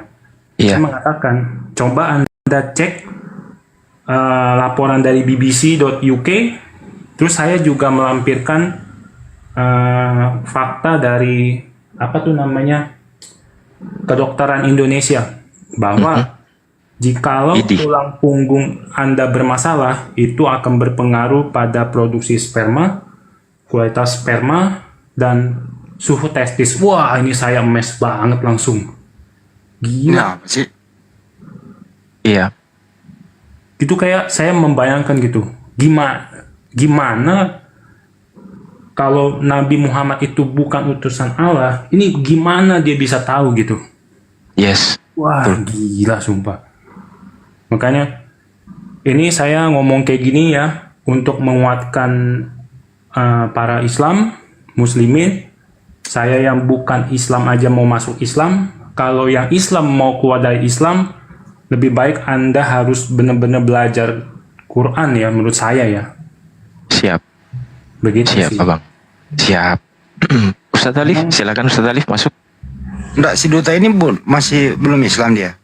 Oh, untuk sementara ini kayaknya Buddhis, Bang Andi. Buddhis, tapi ya, Bang tapi Duta dalam hati saya bersyahadat kok, Bang. Masuk. Saya sudah Oh, bersyahadat. maksudnya udah Muslim. Abang udah Muslim. Dalam hati saya harusnya sudah Muslim. Oh, berarti tinggal ikrarnya yang belum. Iya betul. Iya betul. Oke, sip. Oke. Saya Gimana sedang Ustadz Alif? pelan-pelan sih. Saya Siap. sedang, belajar makan babi dulu gitu. Udah lama Abang mempelajari Islam? Udah cukup lama sih. Saya belajar Kristen itu udah kurang lebih 6 tahun. Jadi saya dulu mau masuk Kristen, tapi kan saya mempelajari dulu, jangan sampai saya nggak tahu apa-apa saat saya mau masuk gitu.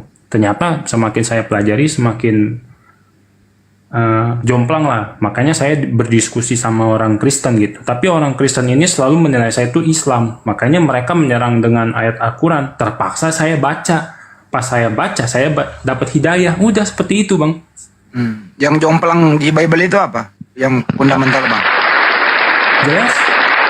Gini, saya konsep apanya? Saya dari dulu itu mengenal Allah itu Esa.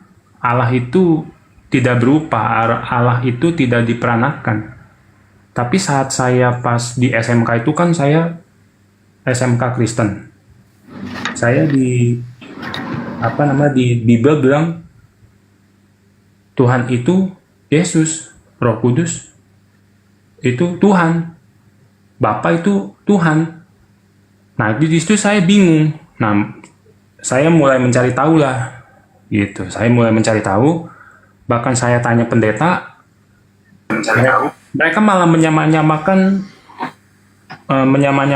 Tuhan itu kayak di agama Buddha gitu. Assalamualaikum warahmatullahi Sorry Res. Buka lagi. Kamu duta akuarium, kamu Islam, kamu Islam. Siap. Dalam hati saya Islam aman. Ini saya lagi cerita aja, Bang. Terus jangan KTP kamu Islam, KTP kamu. Jadi saya tanya pendeta, ya kan? Saya bilang kalau misalkan ini pendeta, saya bilang ke dia kalau misalkan bisa jawab, kenapa di Kristen itu bilangnya nyembah satu Tuhan tapi kayak 3 gitu. Kalau bisa dijelaskan, saya masuk Kristen pada saat itu. Jadi dia tanya, oh kamu agama apa? Saya bilang, saya agama Buddha gitu. Dia bilang, oh sama aja tuh di Kristen kayak Buddha gitu. Di Buddha kan Budanya banyak, sama di Kristen juga gitu. Loh, saya bilang ke dia, tapi di Buddha itu nggak pernah mengakui Buddha itu Tuhan. Langsung bingung dia, Bang. Oh. Nah gitu. Jadi sampai sekarang ternyata dari 6 tahun lalu itu yang saya bingungin soal Trinity baru kejawab itu 2 tahun lalu, Bang. Sejak pas ada RSV itu, Revised Standard Version, yang ternyata bahwa itu ayat sisipan. Gitu. Berarti logika saya dari dulu tuh udah jalan, menolak hal-hal yang nggak jelas begitu. Gitu. Akhirnya memutuskan memilih Islam gitu ya. Iya, saya sedang belajar pelan-pelan ini. Saya lagi OTW memberanikan diri untuk sunat sih gitu. Itu aja sih teman-teman ya. Ya prinsipnya adalah harus mempergunakan akal ya. Iya betul. Oke. Gitu aja sih. Saya yang bukan Islam mau masuk Islam karena saya dapat beberapa kali hidayah. Jadi yang udah Islam jangan sampai keluar dari Islam, karena menurut saya Islam itu agama yang paling sempurna menurut saya. Oke. Masya Allah. Tapi dalam hati udah mengucapkan 2 kalimat syahadat.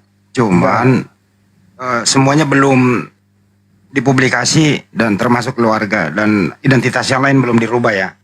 Iya, kalau KTP belum diubah, tapi saya udah bilang ke mama gitu. Mama udah mulai ngerti-ngerti lah gitu. Saya pelan-pelan ngomong gitu. Jadi ikrarkan aja Bang, jangan sampai terlambat. Ya udah kita tuntun ya. Baik. Bang Jumat tuh.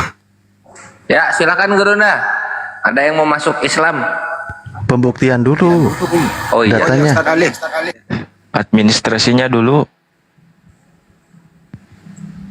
Bang Andia. Iya boleh. Siap. Keberatan ngirim foto KTP ke host, ke siapa ya? Ke saya aja nggak apa-apa. Iya, ke host keberatan nggak? Ya. Bang Duta, izin saya kalau nggak keberatan bisa nggak dikirim itu KTP-nya, foto saja, foto KTP-nya difoto dikirim ke saya.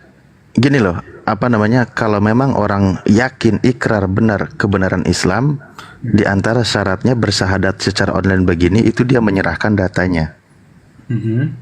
Tujuannya untuk administrasi secara yayasan, dan yayasan mengeluarkan sertifikat bukti orang ini memang non muslim gitu. Baik. Ya nanti bisa saya kasih KTP kalau saya memang aslinya Buddha gitu. Siap. Bisa dikirim sekarang Bang? Izin? Boleh. Siap, saya tunggu Bang ya. Silakan Bang.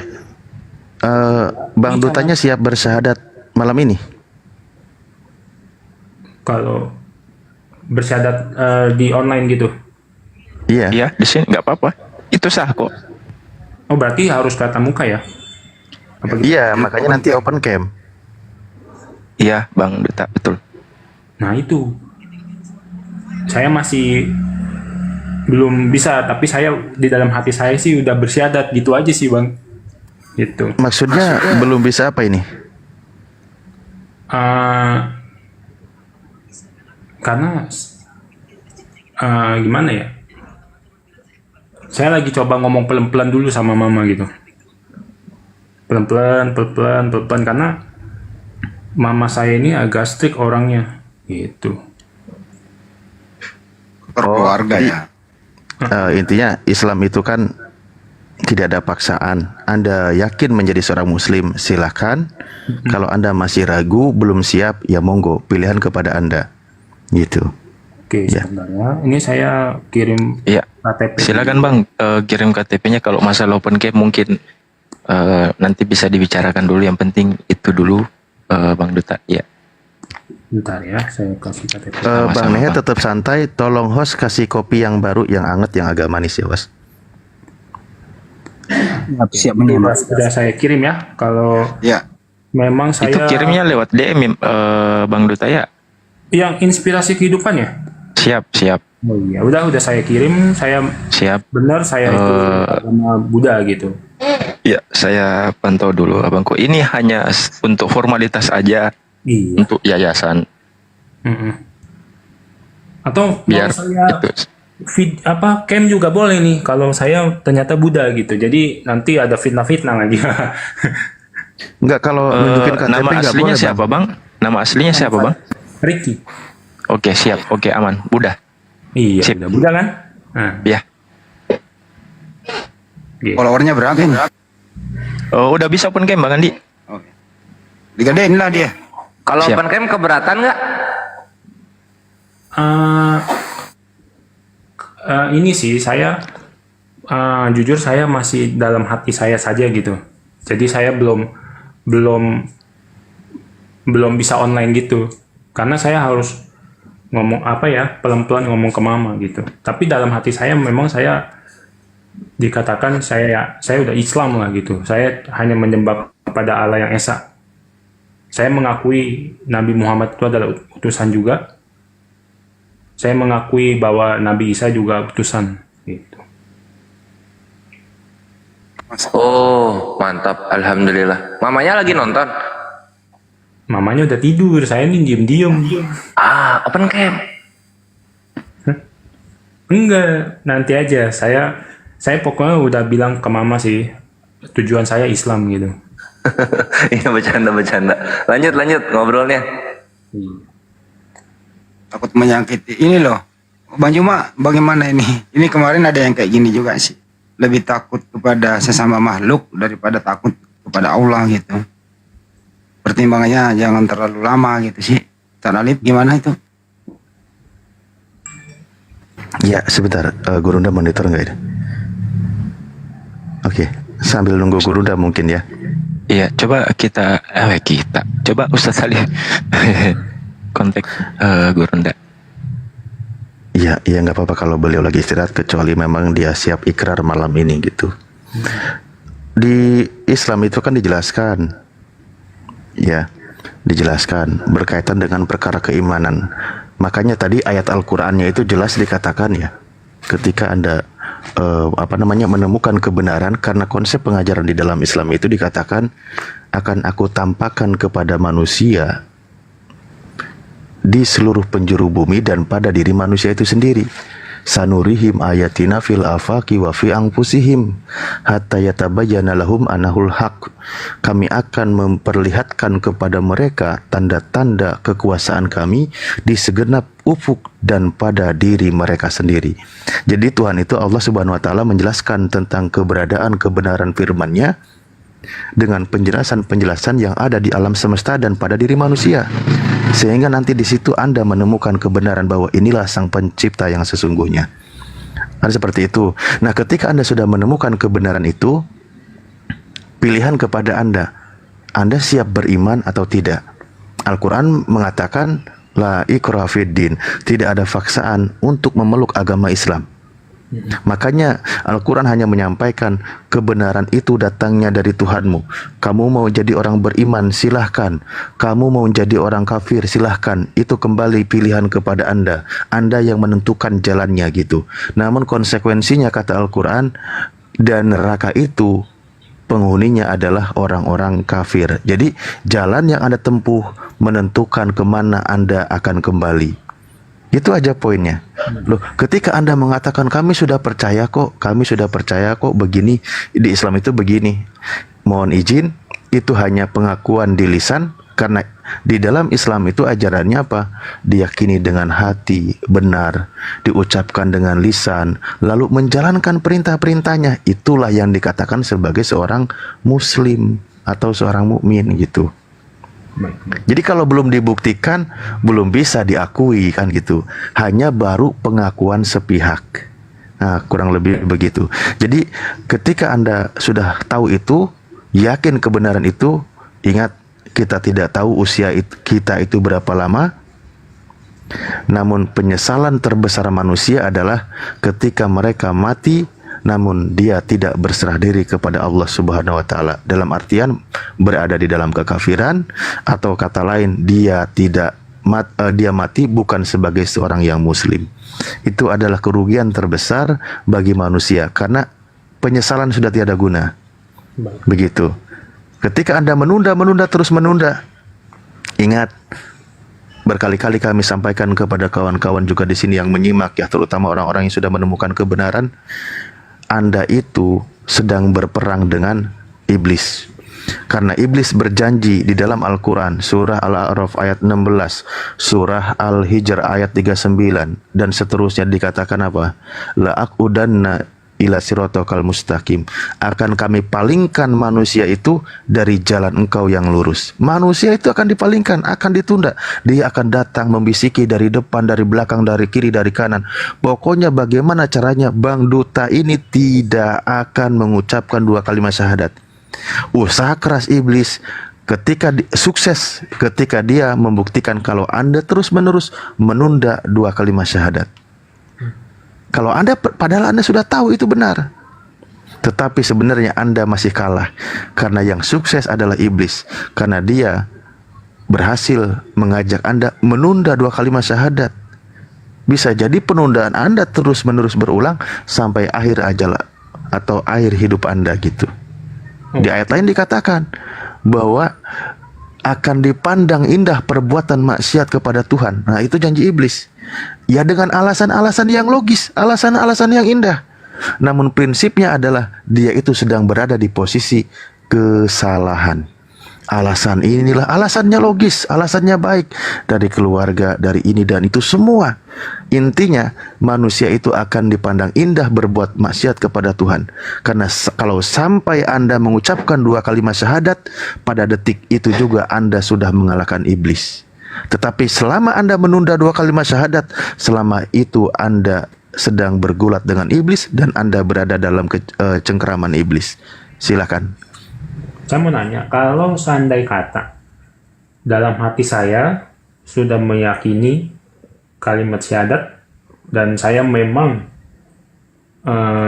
hanya mengimani Tuhan yang Esa, lalu saya berusaha untuk menjalankan perintahnya tanpa orang mendengar saya berucap kalimat syahadat, nah itu bagaimana?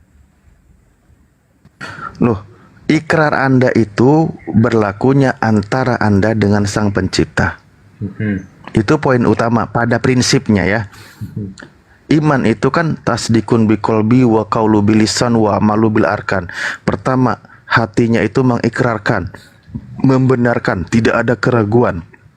Diucapkan dengan perintah-perintah, membaca ayat-ayatnya, melafalkan dan lain sebagainya, lalu dilakukan. Tubuh ini mengerjakan perintah-perintah Tuhan. Itu pembuktian orang yang beriman. Nanti kategorinya sebagai seorang muslim ketika menjalankan semua rukun-rukun yang ada di dalam Islam. Nah, itu buktikan. Pembuktiannya tuh seperti itu ikrarnya. Bukan hanya tentang ya saya tahu kok, saya percaya kok Nabi Muhammad itu benar, nggak hanya gitu. Itu perlu dibuktikan. Nah, hal seperti ini ada keafdolan. Misal ketika Anda dibimbing mengucapkannya agar tidak salah berucap, disitulah ada unsur pahala kebaikan dan sebagai syiar dakwah. Dan juga untuk menghindari fitnah bahwa Bang Duta atau Bang siapa tadi nama aslinya adalah sebagai non muslim. Tidak, kami menjadi saksi bahwa Anda menjadi seorang muslim. Itu pertama. Kedua juga kami bisa mengeluarkan sertifikatnya secara hukum sah karena itu dikeluarkan oleh yayasan dan diakui oleh negara, memang Anda menjadi seorang muslim. Dan ucapan Anda disaksikan ribuan orang. Dan ribuan orang yang menyaksikan kalimat yang sangat indah itu, kalimat suci itu juga bisa menggetarkan hati orang lain. Ketika menggetarkan hati orang lain, bisa jadi panehe juga dilembutkan hatinya. Memang Islamlah agama yang benar. Ketika ada orang lain tersentuh dengan ucapan 2 kalimat syahadat Anda, menjadi sabab mereka juga menerima hidayah, berarti Anda juga mendapat pahala jariyah. Begitu. Itulah konsep dakwah namanya di dalam Islam. Kembali kepada Anda, silahkan. Oke. Oh, saya ada mau tanya sesuatu di dalam Al-Quran yang saya masih ada, saya bukan bingung, tapi saya mungkin butuh jawaban lebih pasti ya. Gini, soal dijilat sama guguk. Jadi kalau saya bacakan, kalau saya kan punya guguk soalnya. Kalau misalkan dijilat sama guguk kan katanya harus dibersihin pakai tanah lalu pakai air kan. Untuk hilangin najisnya katanya. Nah, mungkin itu kan pada zaman dulu ya. Kalau sekarang kan udah ada sabun untuk menghilangkan bakterinya. Nah, menurut Abang gimana? Syariat, aturan dari Nabi kami tidak bisa dirubah. Oh gitu, baik. Ketika dikatakan hal demikian, ikuti aturannya. Dibasuh, dibilas 7 kali, salah satunya menggunakan tanah. Itu aturan. Toh justru malah menggunakan tanah nggak repot kok, kan gitu. Oke, baik. Siap. Ya, hanya itu aja sih paling. Untuk bersyahadat di online. Boleh, Pak Duta? Lebih bagus kalau Pak Duta, Bang Duta mau open cam, atau kalau mungkin gimana, pakai masker juga nggak apa-apa. Gurunda monitor Gurunda ini. Iya, Gurunda Zuma tapi. Assalamualaikum, Gurunda.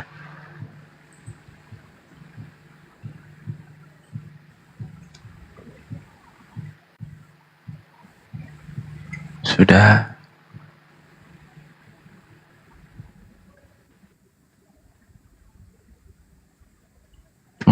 Bisa open cam ya? Iya, sudah bisa, Ustaz Alif. Ini sih kembali lagi saya sebenarnya belum ini aja sih, belum siap. Gitu sih, Bang. Iya. Saya pelan-pelan lah. Saya benar-benar pelan-pelan saya pengen ngomong dulu. Gak apa-apa. Gak apa-apa ya. Enggak, maksudnya mau syahadat sekarang apa tahun depan? Sorry, saya pengen kepastian. Oh, kalau untuk bersyahadat on cam begini saya belum siap gitu. Tapi saya sudah mengimani gitu. Oh, belum siap syahadat. Oke. Oh, kayaknya mungkin diperjelas lagi, Ustaz Alif. Dipertegas lagi. Masih gantung kayaknya saya rasa ini. Oh enggak, kalau sebenarnya gantung sih enggak. Saya udah meyakini Islam itu agama yang benar. Saya udah meyakini. Jadi saya sedang proses pelan-pelan gitu. Sebenarnya kalau tentang masalah itu, Bang Duta, di mana Bang Duta mengakui bahwa tiada Tuhan selain Allah dan Nabi Muhammad adalah utusan Allah, itu syarat sah untuk menjadi Muslim, Bang Duta. Baik. Sebenarnya sudah Muslim, tetapi untuk diikrarkan lagi persaksian antara Bang Duta dan kita di sini. Gitu, jadi tinggal mengikrarnya, tinggal mengucapkannya sebenarnya. Kan, gitu. Ya, gitu. Karena ya apalagi yang Bang Duta mau cari, sudah Muslim kok. Iya, kalau dalam hati saya sih sudah mengakui. Iya, sudah Muslim. Host. Iya. Ya kalau memang dia belum siap untuk syahadat, nggak apa-apa, nggak usah dipaksa. Islam itu nggak ada paksaan. Iya. Mungkin next time kalau dia mau bersyahadat silahkan. Kita lanjut aja diskusi mungkin. Gini loh, teman kita ini udah syahadat, cuma dia belum mau publish karena terhubung dengan mamanya itu doang. Soalnya mama nih ngomongnya agak keramat. Iya. Gitu loh. Jadi kemarin tuh saya bilang, mak saya mau Islam, saya mau masuk Islam gitu. Ini mama saya ngomongnya agak ekstrim gitu loh. Mama saya bilang gini, kamu mau Islam, tunggu mama mati ya, langkain dulu mayat mama. Aduh, itu loh yang makanya saya tahu kan mama saya tuh kayak gimana gitu. Emosian banget gitu, jadi makanya saya harus pelan-pelan gitu. Jadi Iya. saya pelan-pelan saya bilang, mak jangan masak babi ya gitu. Saya udah nggak makan babi gitu. Jadi menu-menu babi tuh boleh masak tapi kasih tahu gitu. Jadi saya nggak makan. Jadi saya bener-bener saya pelan-pelan gitu, pelan-pelan. Jadi ya saya yakin lah kalau pasti Tuhan pasti bantu gitu, karena niat saya kan memang baik gitu, pasti Tuhan bantu lah. Ini pelan-pelan juga mama udah mulai kan, oh iya mama masak babi gitu, udah pelan-pelan tuh gitu. Paling saya sementara sih saya mau beli Al-Quran, saya mau baca-baca dulu sih gitu. Iya. Siap. Gitu. Udah, Bang Andi? Ya gimana? Gimana? Ya, gimana Bang Duta? Udah sih, paling hanya itu aja sih yang saya Oh ya, siap. saya pengen kasih tahu gitu. Yang saya bukan dari non Islam, saya ingin ke Islam, yang Islam pertahankan, karena yang non Islam aja dapat hidayah berkali-kali gitu, pengen masuk Islam gitu, tapi banyak halangan. Tapi yang udah Islam harusnya lebih mantap lagi lah gitu. Gitu aja sih. Tapi udah pernah mengucapkan 2 kalimat syahadat kan? Sudah kan sama Bang Zuma, tapi nggak open cam aja kemarin. Oh ya udah, nggak ada masalah sih. Ya udahlah kalau begitu. Selamat. Oke sih. Dan terus belajar. Itu intinya. Oke. Nanti kalau ada apa-apa pasti saya tanya lagi sih. Gitu. Siap. Oke. Makasih ya Bang ya. Selamat pagi semuanya. Waalaikumsalam. Assalamualaikum Bang. Waalaikumsalam warahmatullahi wabarakatuh. Assalamualaikum. Waalaikumsalam warahmatullahi wabarakatuh. Ya, waalaikumsalam warahmatullahi wabarakatuh. Bang Hos, aku bisa bicara sedikit? Silakan Mbak, silakan. Siapa ada yang mau disampaikan? Iya, aku alhamdulillah aku mualaf dan aku ingin memberikan pencerahan sedikit kepada si Bapak tadi itu, siapa ya namanya, Aquarium, yang mana kalau kita memang sudah hatinya udah betul-betul mengimani, tidak perlu ada yang ditakuti karena yakin Allah akan merubah semua hati manusia termasuk mama dan papa. Karena aku pernah mengalami waktu itu keraguanku sangat besar terhadap nanti aku dibuang. Jadi aku mualaf itu belum menikah waktu itu. Dan alhamdulillah aku yakin Allah pasti akan melunakkan hati kedua orang tuaku dan keluargaku. Dan setelah aku mualaf, Allah aku membuktikan bagaimana kebesaran Allah. Aku kedua orang tuaku dilunakkan hatinya, keluargaku, mamaku 14 bersaudara, 8 orang pendeta besar, dan keluargaku alhamdulillah sudah ada 5 orang yang ikut Muslim sama-sama dengan aku. Jadi kalau memang kita punya keyakinan, tidak perlu ada yang mau diragukan, karena Allah maha mengampuni, Allah maha penyayang, dan Allah yang bisa membolak-balikan hati manusia. Itu aja mungkin dari saya, supaya Bapak yang tadi akuarium ya bisa yakin betul-betul yakin, seyakin-yakinnya ya mana Allah yang kita sembah, dan Allah yang hidup, Allah yang maha besar. Itu aja Pak, makasih. Wassalamualaikum warahmatullahi wabarakatuh. Sama-sama Ibu. Waalaikumsalam warahmatullahi wabarakatuh. Ibu dari Kristen ya? Dari Kristen ke Saya Kristen Protestan waktu itu. Iya. Ya, GPDI, Gereja Pentakosta yang tepuk tangan itu. Ibu dari apa? Udah berapa lama mualafnya? Kalau sekarang sudah nggak bisa lagi dikatakan mualaf, karena aku yakin aku sudah 100%, karena alhamdulillah aku juga sudah menunaikan rukun Islam yang kelima. Jadi aku sudah benar-benar di dalam Muslim seutuhnya gitu. Adikku laki-laki satu-satunya dengan keluarganya ikut aku, tidak dipaksa, karena aku memberikan contoh teladan yang baik buat keluarga-keluargaku, dan ada beberapa orang keluargaku yang datang tinggal di rumahku, tidak aku paksa. Alhamdulillah mereka tergerak hatinya karena kita memberi contoh yang baik, yang mana Muslim ini seperti ini jalannya, kalau memang diikuti dengan baik begitu. Sama-sama siap.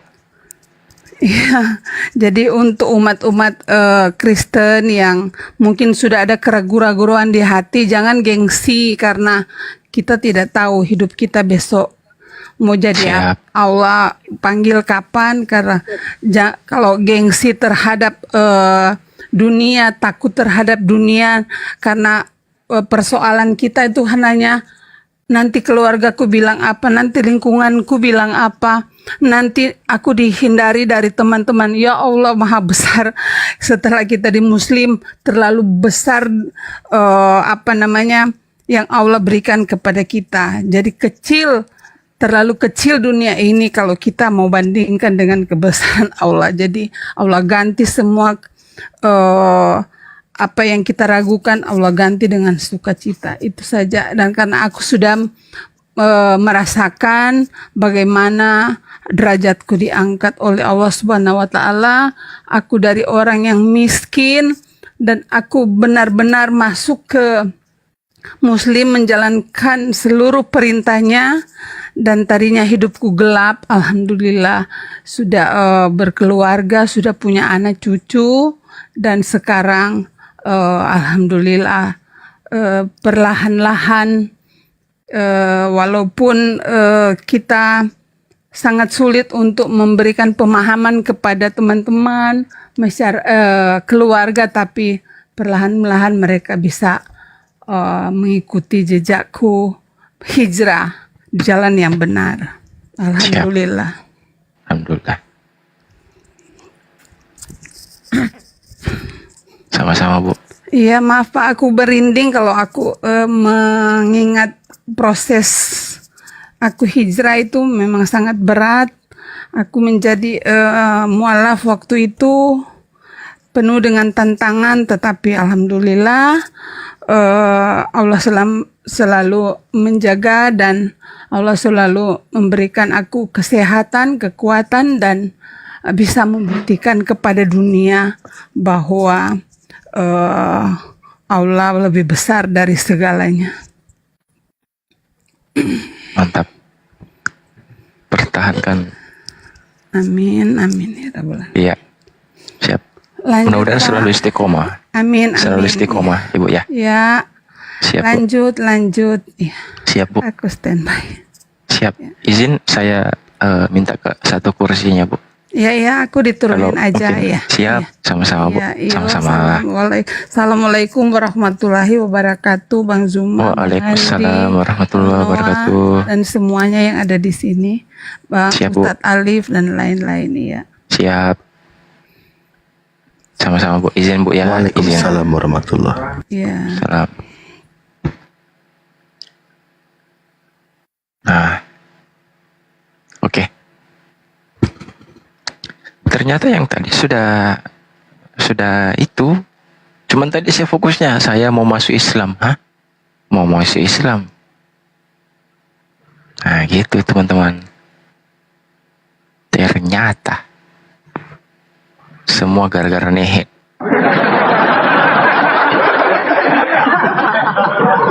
Ini gara-gara nehe ini makanya kau sudah semua satu koma. Begini inspirasi. Jadi saya juga ini respect dengan beliau.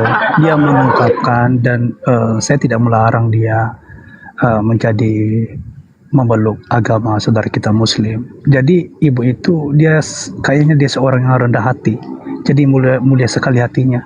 Dan saya bangga jika ada saudara kita Muslim memiliki hati seperti begini. Kenapa? Dia rendah hati, tidak songong, tidak sombong.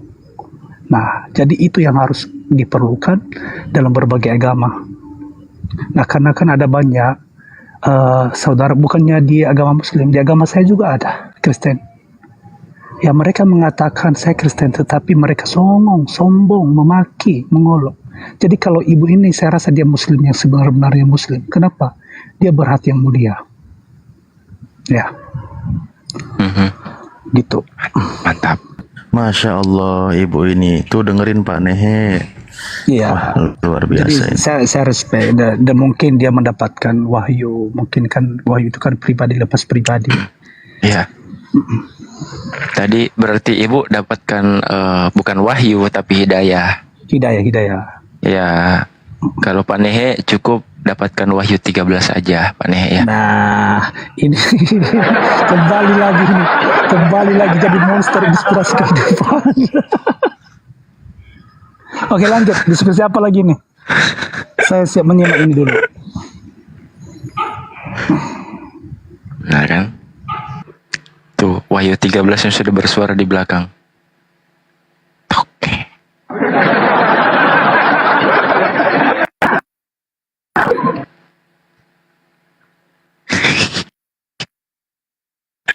Monitor. Halo. Gimana, Bang Noah? Aman Bang, aman. Siap. Sudah siap open cam, Bang Noah? Nah, untuk apa Bang open cam?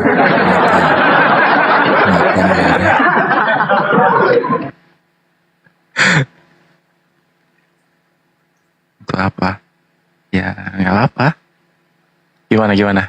Kita mau bahas apa ini malam? Saya pendengar setia dulu. Pendengar setia. Kok mendadak jadi dingin ya room ini? Kok mendadak jadi dingin? Karena sebenarnya bukan bingung, tapi udah pada capek. Bukan capek sih. Sama saya juga baru balik kerja. Iya. Lagian sebenarnya tadi pagi itu kan saya Waalaikumsalam warahmatullahi wabarakatuh, Kang Dito.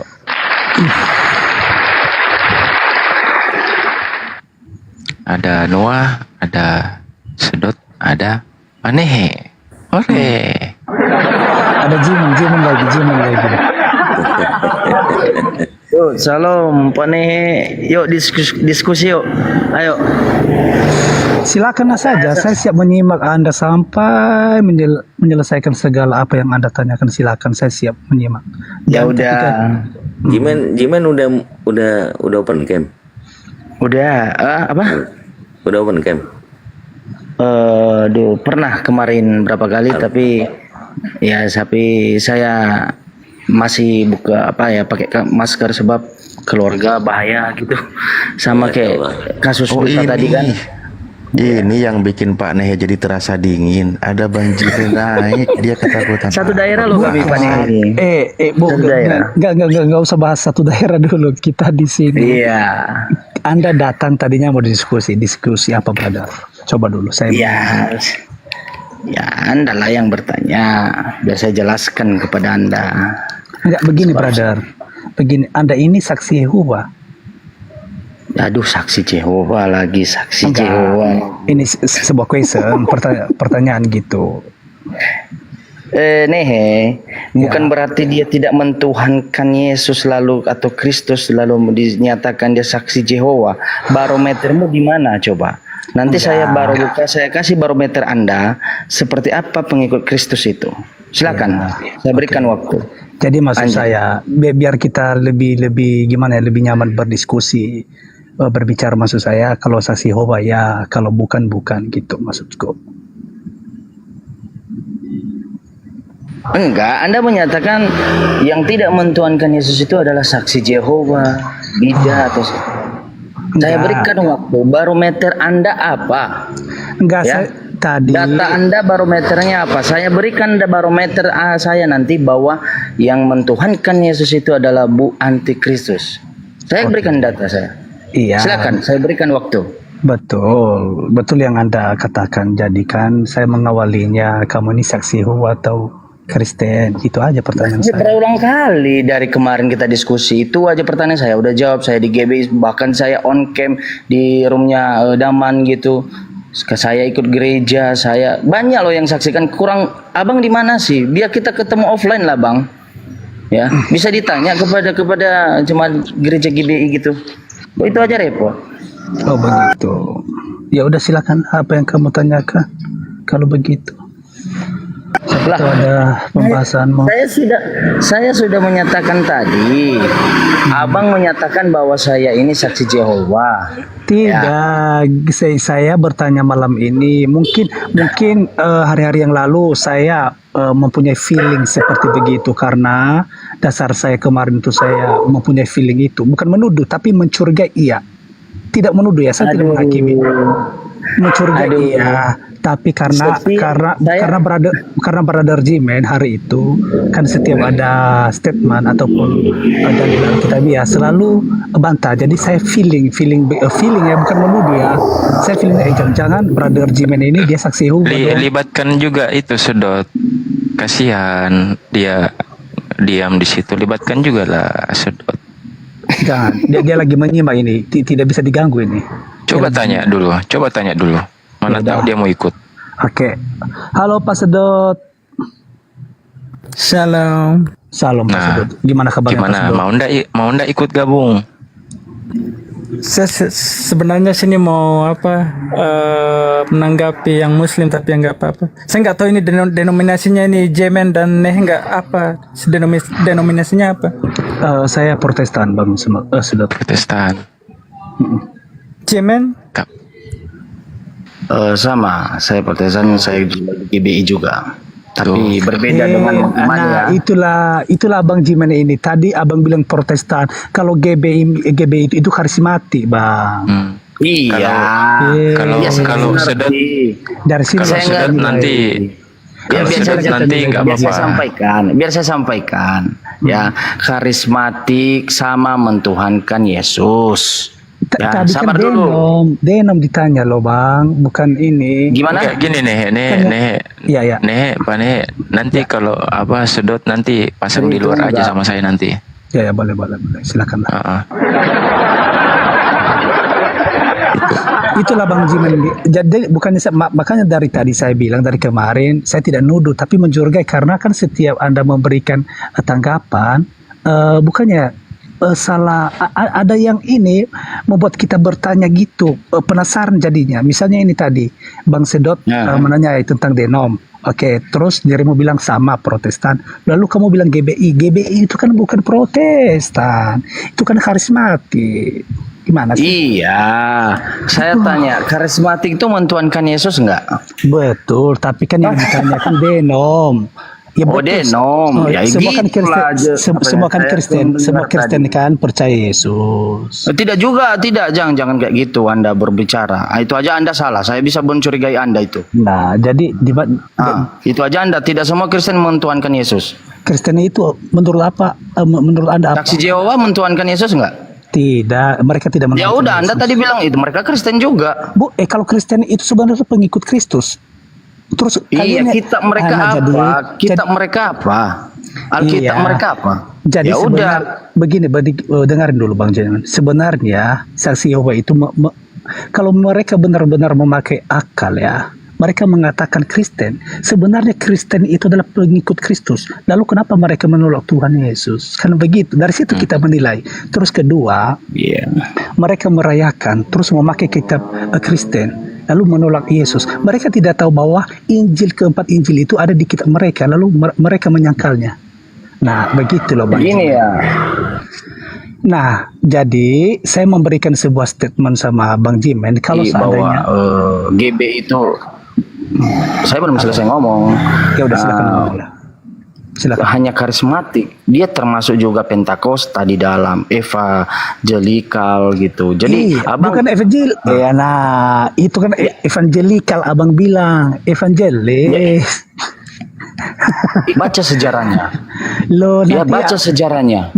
Nanti kita ke Sama kayak gini yo. histori legal, bukan ilegal ya.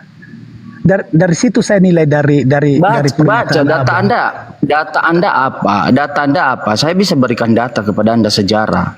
Ya. Nanti Anda. Makanya saya sangat ironi ya ketika Abang menyatakan bahwa yang bukan Kristen saksi ironi itu sangat miris gitu. Sama aja ironi. Bukan, saya sangat menggunakan ironi. bahasamu. Aduh, dikasih tahu ngajarin Bang. saya pula lagi. Sangat ironi kalau Anda menyatakan bahwa sama saksi Jehovah itu bukan Kristen karena mereka tidak mentuhankan Yesus gitu. Ya, mereka pakai Alkitab. Sabar dulu. Nah, sementara Yahudi juga Yudaisme juga tidak mentuhankan Yesus, bahkan mereka anggap manusia biasa tuh Yesus, tapi kita pakai Alkitab mereka. Kitab mereka, Torah. Jadi jangan berdasarkan berangkat barometer yang tidak jelas gitu. Barometer itu jelasnya itu kita lihat silsilahnya, pecahannya, strukturnya. Sama kayak gini nih, Katolik tidak mengenal Kristen loh, Protestan. Karena kita ini pecahan dari Katolik, Martin Luther. Jadi jangan Anda menyatakan hal demikian, karena kalau saya bahas sama Anda dan sejarah, Anda tidak punya ilmu. Alah, kamu menganggap rendah. Saya rasa kamu itu naik di sini baru tahun ini. Ketika saya tanya, saya sudah lama-lama dari 2016. Ya, berkarir saya sudah. Jadi 2016 jangan merendahkan. membuktikan bahwa Anda masih mentuhankan Yesus, bahwa akal Anda tidak berfungsi benar. Nah, kan kamu memulai. Iya, memulai. betul. Ya udah, cepetan mulai. Kami tungguin dari tadi nggak jadi-jadi mau berantem. Iya. Jadi saya tanya, kalau memang berfungsi dengan, saya tanya, Yesus itu Tuhan atau bukan? Menurut Alkitab original teks dan pemahaman.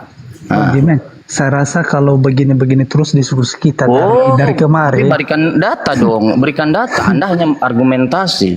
Kalau kita itu mengenai ketuhanan, saya rasa dari kemarin ya kita bicarakan itu ya. Ya kan? Iya, dari Gini kemarin aja, membuktikan. saya boleh masuk ini aja. Nah, silakan, Supaya silakan, nggak bertele-tele. Kita bahas dari Bang Sedot, Bang Jimen, dan Bang Nehe. Kita bahas di Matius 15 ayat 24. Bentar Bang, biar saya baca. Biar Bang saya lihat berapa Matius. Matius 15 ayat 24. Kan itu temanya biar mereka yang tentuin. Kelamaan Ustadz, buru ngantuk. Matius Biar 15 mulai. Biar mulai, guys. Wow, saya udah baca ini. Sebenarnya kita nggak dikenal ini. Ya. Aku diutus hanya domba-domba ya. Halo, selamat malam semuanya. Ya, selamat malam. Siap, gaskan Ya, Jimen. terima kasih sudah diajak bergabung. Boleh bertanya untuk konteks yang dibahas itu apa ya, untuk poinnya gitu. Langsung Jimen. Mana? Kurang dengar Bang. Langsung. Maksud saya poinnya untuk yang dibahas itu apa? Oke. Yesus itu Tuhan atau hanya utusan atau nabi atau apa menurut pemahaman Anda? jika Anda Kristen yang memandang Alkitab, memegang Alkitab, pandangan Alkitab menurut Anda seperti apa? Memandang Yesus ini. Lanjut. Ya, kalau boleh saya menjawab secara rendah hati diri saya, mengimani iman Katolik saya, Yesus itu Tuhan. Ya, datanya Yesus Tuhan itu tertera atau firmannya berfirman di mana itu, Bang? Kalau untuk menurut Alkitab, saya kebetulan memang tidak lagi memegang Alkitab. Bang, suaranya agak dinaikin biar kedengeran, Bang. Ya, Oh gitu ya. Oke. kecil kali suaranya. Sebentar. Ya.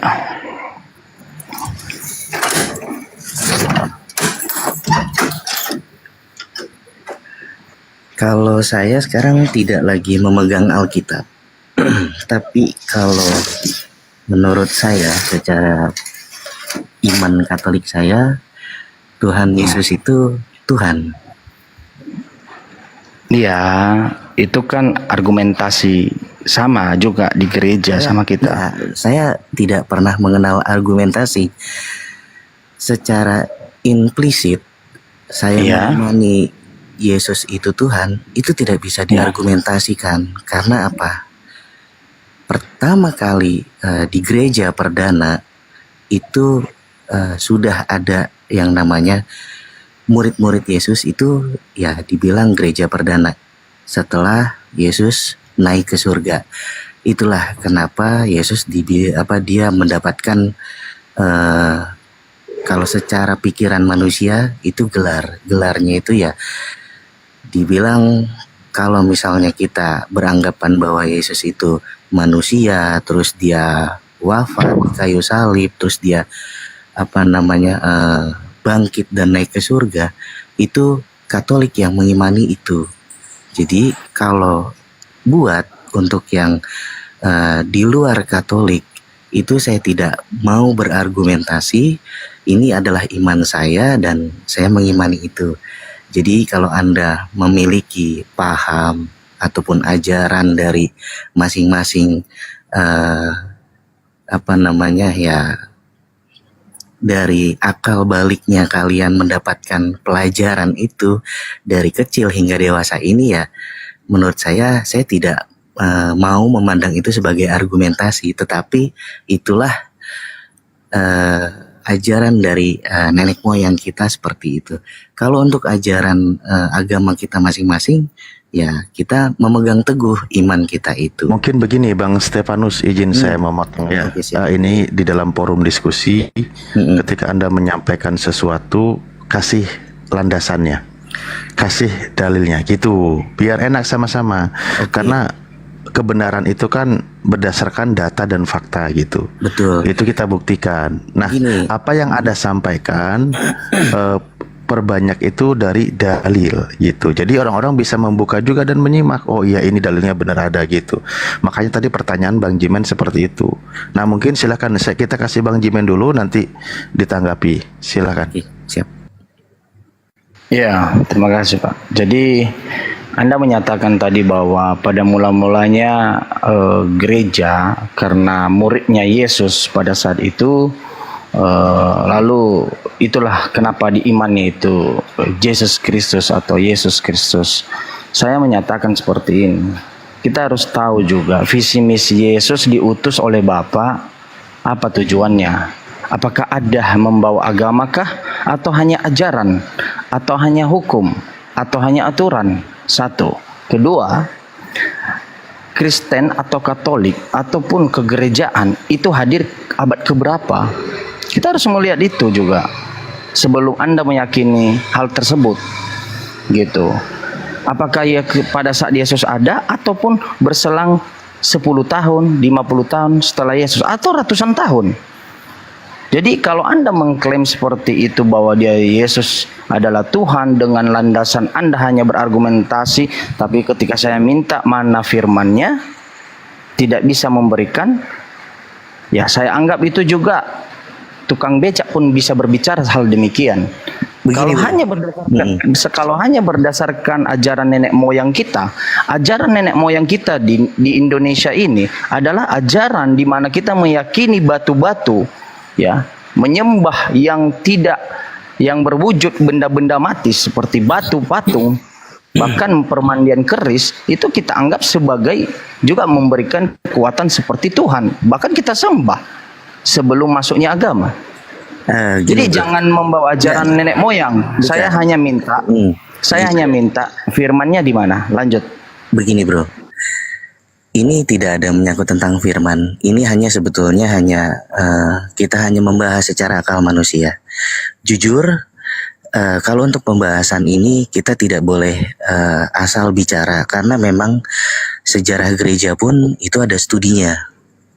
Itu studinya ada di Vatikan, di Roma, dan kebetulan memang kakak kelas saya dia seorang uskup. Nah, seorang uskup. Ya justru itu berikan datanya. Tadi Anda bilang tidak perlu kita asal berbicara, hanya argumen dan berikan firmannya. Biar saya cari di sini. Bantah data saya. Nggak, begini aja. Oke, lanjut. Nggak, begini aja bro. Dia magisterium bro. Jadi kalau memang Anda mau bertemu ataupun memang mau tatap muka, sharing. Saya tidak membahas kakak kelas Anda, saya membahas Anda. Begini bro. Anda datang ke room ini, Anda memberikan argumentasi, lalu saya berdiskusi. Mari kita. Kan tadi saya udah bilang, saya tidak berargumentasi. Iya, barusan Anda berbicara itu argumentasi. Tahu nggak apa definisi argumentasi? Kita ada perbedaan. Kalau saya kan tidak membedakan itu bahwa Yesus itu Tuhan atau apa, tapi kan iman saya mengatakan saya mengimani Tuhan itu Yesus, gitu. Iya, dasar Anda apa? Saya tidak harus memerlukan data atau gimana, itu iman saya. Kalau Anda berdasarkan data untuk mengimani bahwa Yesus Tuhan, Nabi ataupun yang lain-lain yang seperti Anda sebutkan, ya kekristenan. Berarti beriman saja ya, beriman saja ya. Bukan, justru karena Anda enggak. Bukan, kalau Anda mengargumentasikan suatu agama, iman, ya untuk apa gitu kan? Kamu tahu nggak kenapa Katolik bisa pecah dari Kristen dengan Martin Luther? Iya. Tahu sejarahnya seperti apa? Saya tahu iya, tentang konspirasi yang terjadi. Iya, apa itu? Ya, konspirasi yang terjadi. Buat surat penebusan dosa. Apa itu ya? Iya, dulu bisa terpecahnya Martin Luther tidak setuju dengan politik konspirasi yang dilakukan bapak-bapak gereja mula-mula di Katolik. Lalu dia memberikan surat-suratnya juga, beberapa suratnya membantah dengan konspirasi tersebut. Salah satu konspirasi yang paling populer ya, dulu itu pengampunan dosa itu melalui surat dibeli kepada bapak-bapak gereja. Ya. Dibeli lewat apa? Ya, dibeli orang-orang yang meminta ampun kepada Bapak itu harus melalui imam-imam. Berupa apa? Itu kan orangnya bro yang memberikan pengampunan. Iya, justru itu kan saya bacakan sama Anda, ceritakan sejarah Katolik. Kenapa Martin Luther tidak sejalan atau cocok kepada iman Katolik? Tapi makanya lah pecah dia. Iya. Tapi Anda tahu nggak apa yang dibeli itu? Ya itu surat apa? Ya, saya lupa itu.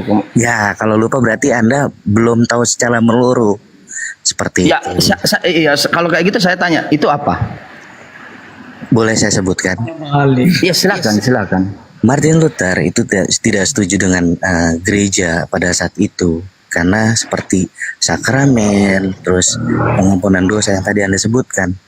Ya. Iya, itu bagian-bagiannya yang saya bilang surat pengampunan dosa yang diperjualbelikan Bapak gereja itu apa namanya? Itu salah satu yang Anda sakramen itu salah satu lah. Ada nama suratnya. Gua tahu loh namanya loh. Apa? Apa? Anda tadi mau nanyakan, Anda tidak mau. Indul. Gimana Bang? Kurang dengar pula nih. Itu namanya Indul. Aduh, lupa pula Indul. Halo? Mah nih, sama Islam. Enggak, saya justru menunggu aja, nggak usah pakai di indal, tinggal sebut aja. Ya Anda Kalau tadi memang- kan saya udah mennyatakan saya tidak tahu namanya, Itu lupa. benar ya, saya bilang benar. Gitu. Saya tidak. Ya, saya udah menyatakan. Sekarang Anda saya minta sebutkan. indul. Lah iya, dari tadi indul, ya tinggal jawab. Karena ya gini ya, karena pemikiran. Enggak, ini untukmu loh Stefanus. Yang saya sampaikan ini untukmu. Apa nama suratnya? Loh, tadi kan udah ada yang mau jawab kan? Kalau emang Iya, mau berarti jawab Anda nggak tahu juga. bukan Gitu. menjawab. Kalau mau jawab ya tinggal jawab aja, nggak usah harus orang menebak-nebak, harus orang menjawab teka-teki silang, bukan teka-teki silang. Harus tegas, lugas, jawab aja begitu, bro.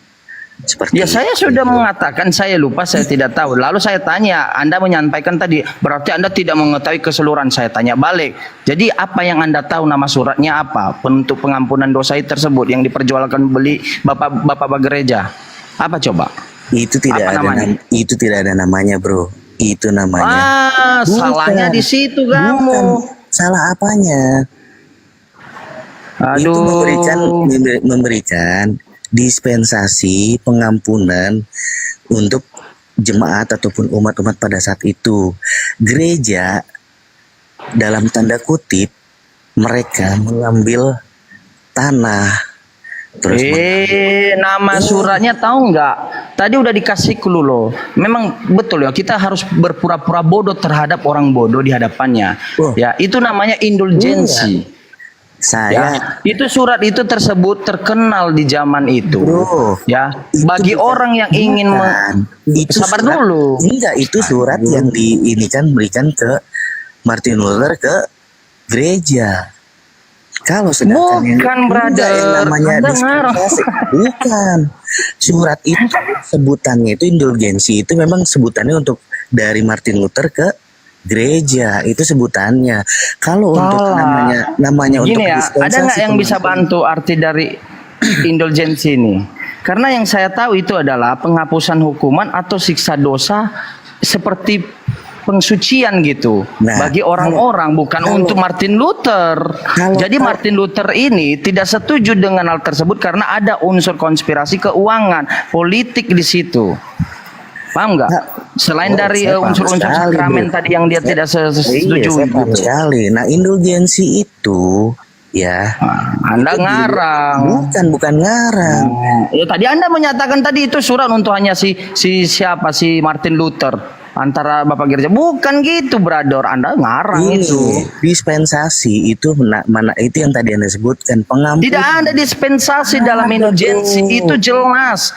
Itulah, itu penghapusan hukuman. Ya, penghapusan hukuman atau siksa daripada dosa tersebut. Pak, mengerti nggak? Jadi jangan ngarang-ngarang gitu. Siapa yang mengarang, bro? Namanya dispensasi itu pengampunan, bro. Indulgensi itu udah kalau bahasa kita tuh udah seperti iya, pada saat itu tidak ada digunakan kata dispensasi, ya. Yang ada di situ penghapusan hukuman atau siksa dari upah dosa atau siksa dosa. Itu tuh betul. Cuma aduh, ngarang aja kau. Ngarang apa? Kamu ketemulah sama saya. Kita ketemu bareng. Kamu jangan jadi ahli nabi-nabi palsu, bro. Aduh. Gitu, bro. Saudaraku. Apalagi. Ya. Nah, kita ketemu duduk bareng. Enggak. Kalau Anda menyatakan kita duduk ketemu bareng itu kelamaan. Kita sekarang diskusi di room ini. Ayo kita adukan data. Enggak perlu. Itu aja repot. Bukan masalah repot. Dari tadi Anda berargumentasi terus nggak bisa menghasilkan data loh. Bahkan saya tanya indulgensi ini aja Anda nggak ngerti gitu. Saya ngerti, bro. Kan kamu bilang tadi dispensasi surat dari Martin Luther ke Bapak Gereja. Mana ada? Ya, Bapak Gereja memperjualkan surat tersebut yang disebut dengan indulgensi untuk politik keuangan pada saat itu. Ya, itu konspirasi agar orang-orang yang ingin hukumannya dosanya dihapus atau diberikan pengampunan, dibelilah surat itu kepada bapak-bapak gereja. Martin Luther tidak setuju. Salah satu yang paling terkenal pada saat itu surat tersebut. Ya, dia tidak setuju Dia menyuratilah bapak-bapak gereja atas ketidaksetujuannya. Anda jangan ngarang-ngarang aja. Saya belajar sejarah juga. Saya berpura-pura tidak tahu. Enggak, Saya belajar nguji di mana Anda. kamu? Di belajar di mana kamu? Belajar di mana? Belajar lagi ya. Belajar di Indulgensi, mana? tentang indulgensi itu apa sih sebenarnya? Iya, kan aku Ya. dibilang duduk bareng saja kita. Susah sekali kau ini. Ya, terserahlah. Kau jangan menyebarkan fitnah yang tidak benar, saya bilang. Ya, orang di bawah Kamu- pun nggak bodohnya. Mereka bisa searching kan sekarang Google ada, ya. Ya, Searching Katolik. searching buat apa, bro? Belajar yang benar. Tepat. Kalau cuma searching aja itu di Google itu cuma buatan manusia. Saudaraku, bro. Nah, saudaraku. apalagi. Saya bersikeras bodohnya seperti Anda di umur saya 23 tahun yang lalu loh. 3 tahun yang lalu. Serius, saya seperti Anda juga. Tapi ada kalanya juga kita harus mencari tahu. Ya, supaya kita terlalu congkak. Enggak, bukan congkak. Bukan congkak. Aduh. Bukan congkak. Kamu karena tidak Ya udah. Iya. Sekarang Anda mau bahas apa? Mau bantah bahwa Yesus ketuhanan Yesus? Ayo. Saya tidak Terlalu membantah. panjang. Saya tidak Ayo. Tidak Tadi Anda menyatakan bahwa keimanan Anda bahwa Yesus itu adalah Tuhan, berawal dari kepercayaan nenek moyang Anda, ya. Oke. Nah, dari mana firman yang berkata seperti itu? Kepercayaan nenek moyang itu lebih utama dari apa yang disampaikan Bapa kepada Musa dan apa yang disampaikan Bapa kepada Yesus dan apa yang disampaikan Yesus. Di mana firmannya berkata seperti itu? Coba. Boleh saya menanggapi sebentar ya, terkait mengenai tadi, boleh saya menanggapi. Bang Jiman sama Stefanus di kalangan umat Kristen di sini di tempat saya selalu disebut eklektik atau yang disebut meluas ketimbang konvensional. Jadi ini pemahaman kalian. Saya sebagai pembela, ya, bisa dikatakan pembela Kristen, sebagai seorang Kristen Injili. Tetapi saya menimba dari lingkup tradisi Kristen, saya menimba dari lingkup tradisi Kristen, ya, Reform, Baptis, Lutheran, Katolik dan sebagainya, tanpa menjadi terikat ke salah satunya. Jadi saya tidak menganggap salah satu darinya benar dan semua lainnya salah, tetapi semuanya itu sebagai lebih atau kurang gambaran tepat tentang kebenaran. Nah, jadi kalau kita membahas tentang pada kredo, pernyataan kreda yang dirujuk kebanyakan cenderung reform, tetapi itu karena mereka telah menghasilkan karena terlalu banyak membuatkan alasan.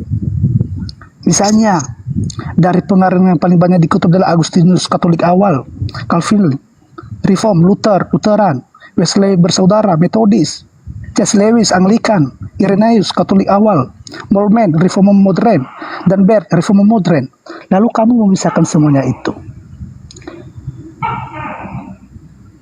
Kutanya dulu kalian, ketika kamu mengaku bahwa Anda Kristen, lalu kamu menanyakan kepada saudaramu, apa dasar Anda? Yesus itu adalah jelas bentar, saya lanjut. Jelas itu harus kita tanyakan dasar barometer kita. Dengarkan saya. Lanjut. Oke. Dengarkan saya, Jimen. Jadi begini, Jimen, orang Kristen tidak pernah menanyakan hal itu kepada saudaranya Kristen, karena begini. Pastinya kalau dia memberikan pertanyaan itu, pastinya kan dia sudah memastikan dirinya saya mempunyai alasan berdasarkan Alkitab. Kan begitu. Ya, apa alasannya? Tampilkan datanya. Nah, jadi makanya. Apa alasannya? Nah, apa alasannya? dengan catatan Begini, itu. bro. Begini saya jawab ya. Ya. Oke. Sebelum kalian kita terpecah karena sesuatu hal yang kurang baik, tanda kutip, kita adalah satu, bro, sebetulnya. Saya rasa itu. Iya, satu seagama, kita pakai Alkitab tapi beda pandangan soal Alkitab itu. Begini. Karena Anda meyakini bahwa Yesus Tuhan, tapi saya berpandangan melalui Alkitab bahwa Yesus bukan Tuhan. Itu aja yang bedanya, brother. Ya, karena bawaan dari ajaran-ajaran atau tradisi-tradisi sebelumnya, bro. Itu sebelum Anda lahir dan Luther pada saat itu dia berpegang teguh pada Bapak Gereja. Karena Ayo kembali ke dalil aja, kembali ke dalil biar masuk diskusinya.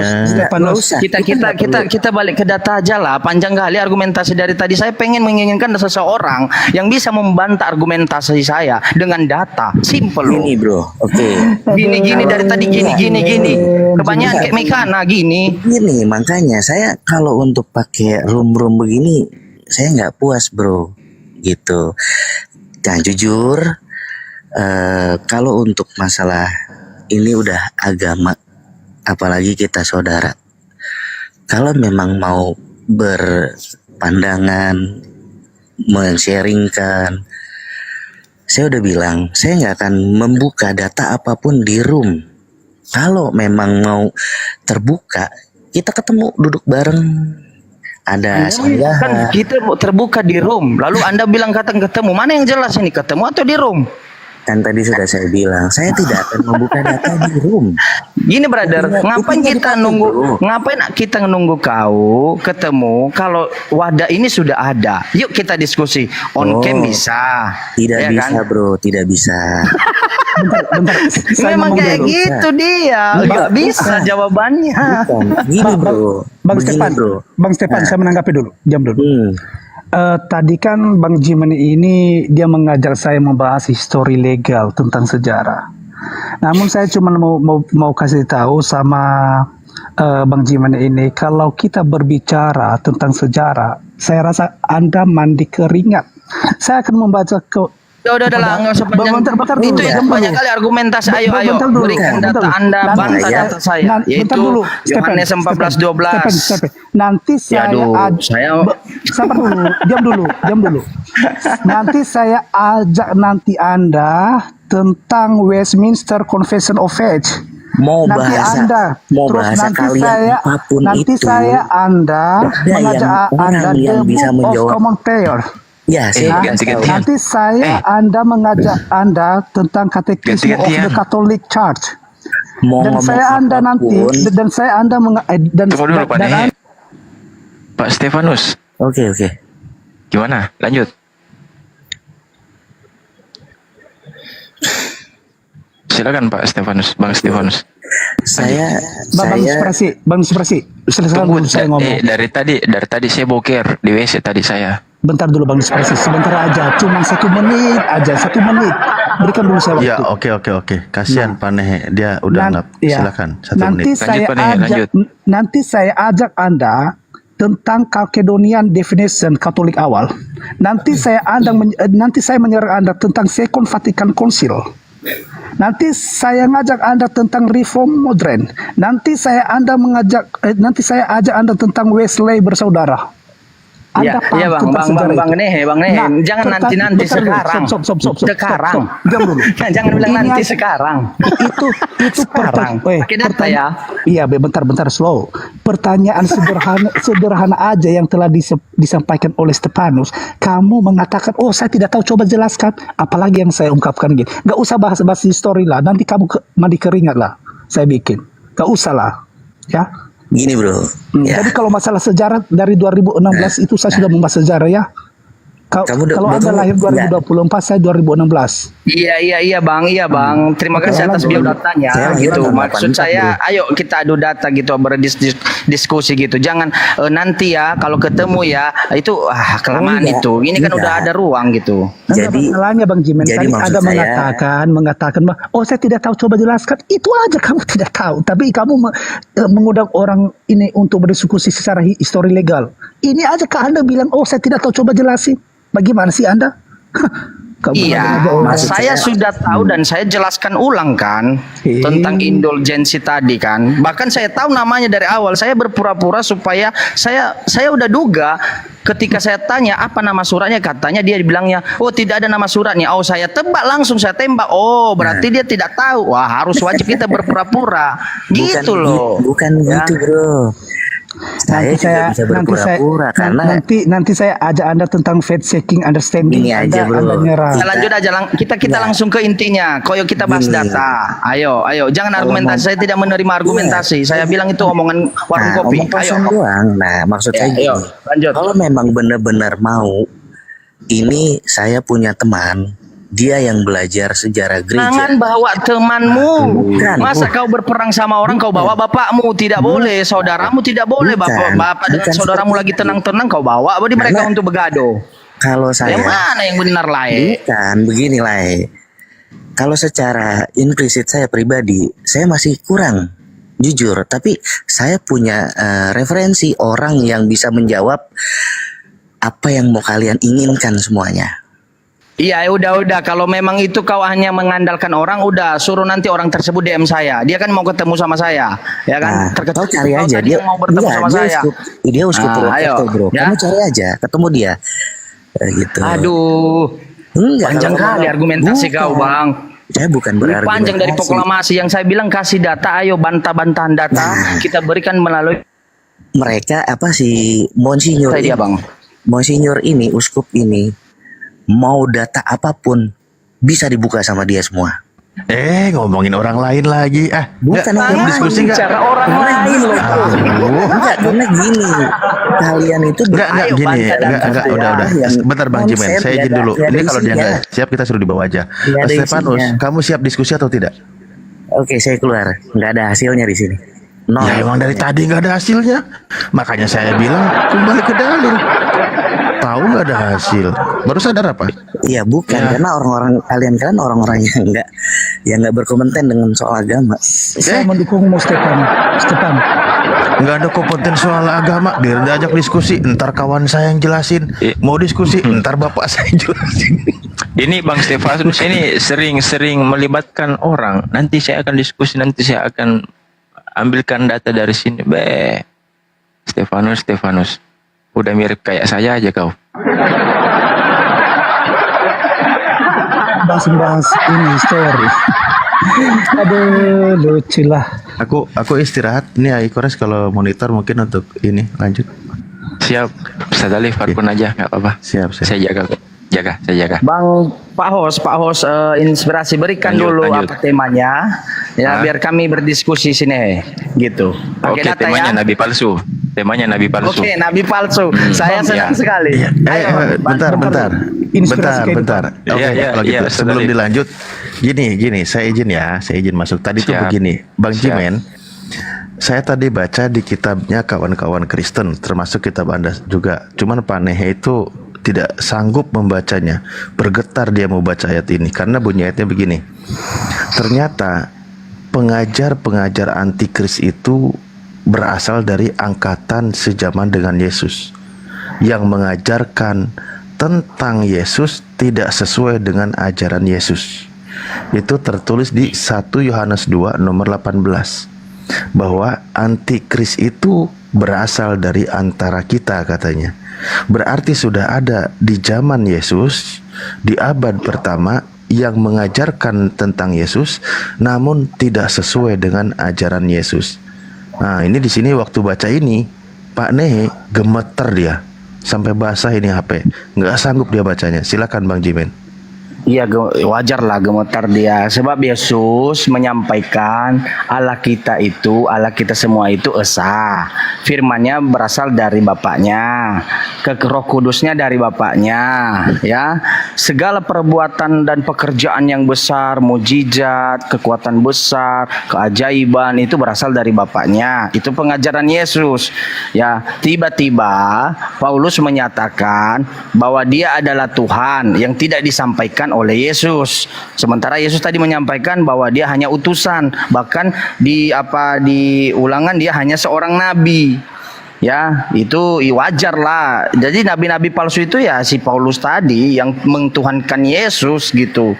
Ya, jadi yang sekarang diimani oleh kekristenan yang lebih banyak gitu, tidak mencari tahu kebenarannya. Hanya menerima dari kecil sampai besar, tidak berinteraksi pikirannya untuk benar nggak seperti ini. Nah, jadi jawaban saya sudah jelas ya, substansinya bahwa kita tahu bahwa nabi-nabi palsu itu yang dimaksud ataupun antikristus yang dimaksud itu adalah yang tidak menyampaikan apa yang disampaikan Yesus. Yesus menyampaikan Tuhan itu esa, Tuhan dia itu dia menyembah Tuhan, dia hanya adalah utusan, malah dituhankan dia. Siapa yang mentuhankan dia? Ya itulah bapak-bapak gereja dan Paulus. Apalagi pada saat itu kerajaan pada saat itu yang memberikan otoritas. Lanjut. Sudah.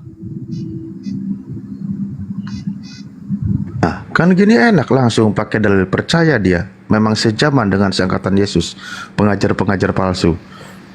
Ya, memang Paulus dan bapak-bapak gereja dan kerajaan yang berotoritas pada saat itu yang antikristus sebenarnya. Sebab kan baru terungkap bahwa Yesus itu adalah seorang yang dituhankan setelah Yesus meninggal gitu. Setelah Yesus telah tiada dan murid-muridnya juga gitu. Nah, andai kata kalau itu Yesus hadir saat itu sehidup sejaman ditamparin tuh pakai tongkatnya. Kau kurang ajar kau. Saya saja mentuhankan Allah Bapa, datang kau ketuhankan saya. Gila enggak itu? Nah, gitu dia, Bang. Lanjut. Terkait mengenai pertanyaan Bang Alif ya. Jadi kalau saya diberikan waktu, boleh nggak saya ngomong? Enggak, saya emang nggak ikut campur. Udah orang dari tadi gak ada jawaban sama Pak Neh. Lanjut, Bang. Silakan sama Bang Jimen aja. Jimen, gini Jimen, sebenarnya itu saya tidak mengatakan kepada Anda saya benci Anda, tidak. Tetapi saya cuma bilang kepada Anda, saya kecewa kamu mengatakan Anda Kristen tapi kamu menantang Alkitab. Oke, saya tidak benci Anda. Kalau Anda kecewa kan itu urusan Anda. Ya, Iya. saya hanya memberikan data. Ya, saya cuma bilang mau kepada menyatakan Anda. Hosea 11 ayat 9 10. Ya, Iya. Bilangan 23 ayat 19. 2 Samuel 7 22. Ya. Keluaran 233 ayat 20. Allah menyatakan di Asa Ulangan 6 ayat 4. Ya, Markus 12 sampai 29 ayat sampai ayat 33. Saya berikan data, bukan hanya congok. Iya. Saya kecewa, itu namanya curhat. Aduh, Itu curhat. Jimen, Anda ini gimana ya? Saya rasa itu Anda itu tidak berbobot lah. Ya berikan datanya, Karena pengakuan. Begini ya, Bang Inspirasi semua para penonton. Kalau ada orang Kristen yang mengaku orang Kristen begini, tidak ada orang Kristen pun yang seperti Jimen ini. Tidak ada. Cari tidak ada. Yang mengaku Kristen tetapi menentang Alkitab. Tidak ada. Tanya Kristen. Gimana sih? Ya Anda terkecuali malah yang terkecuali. ada yang parah itu mengatakan Yesus di neraka loh. Gimana sih? Nah, jadi begini itu hanya menggolok.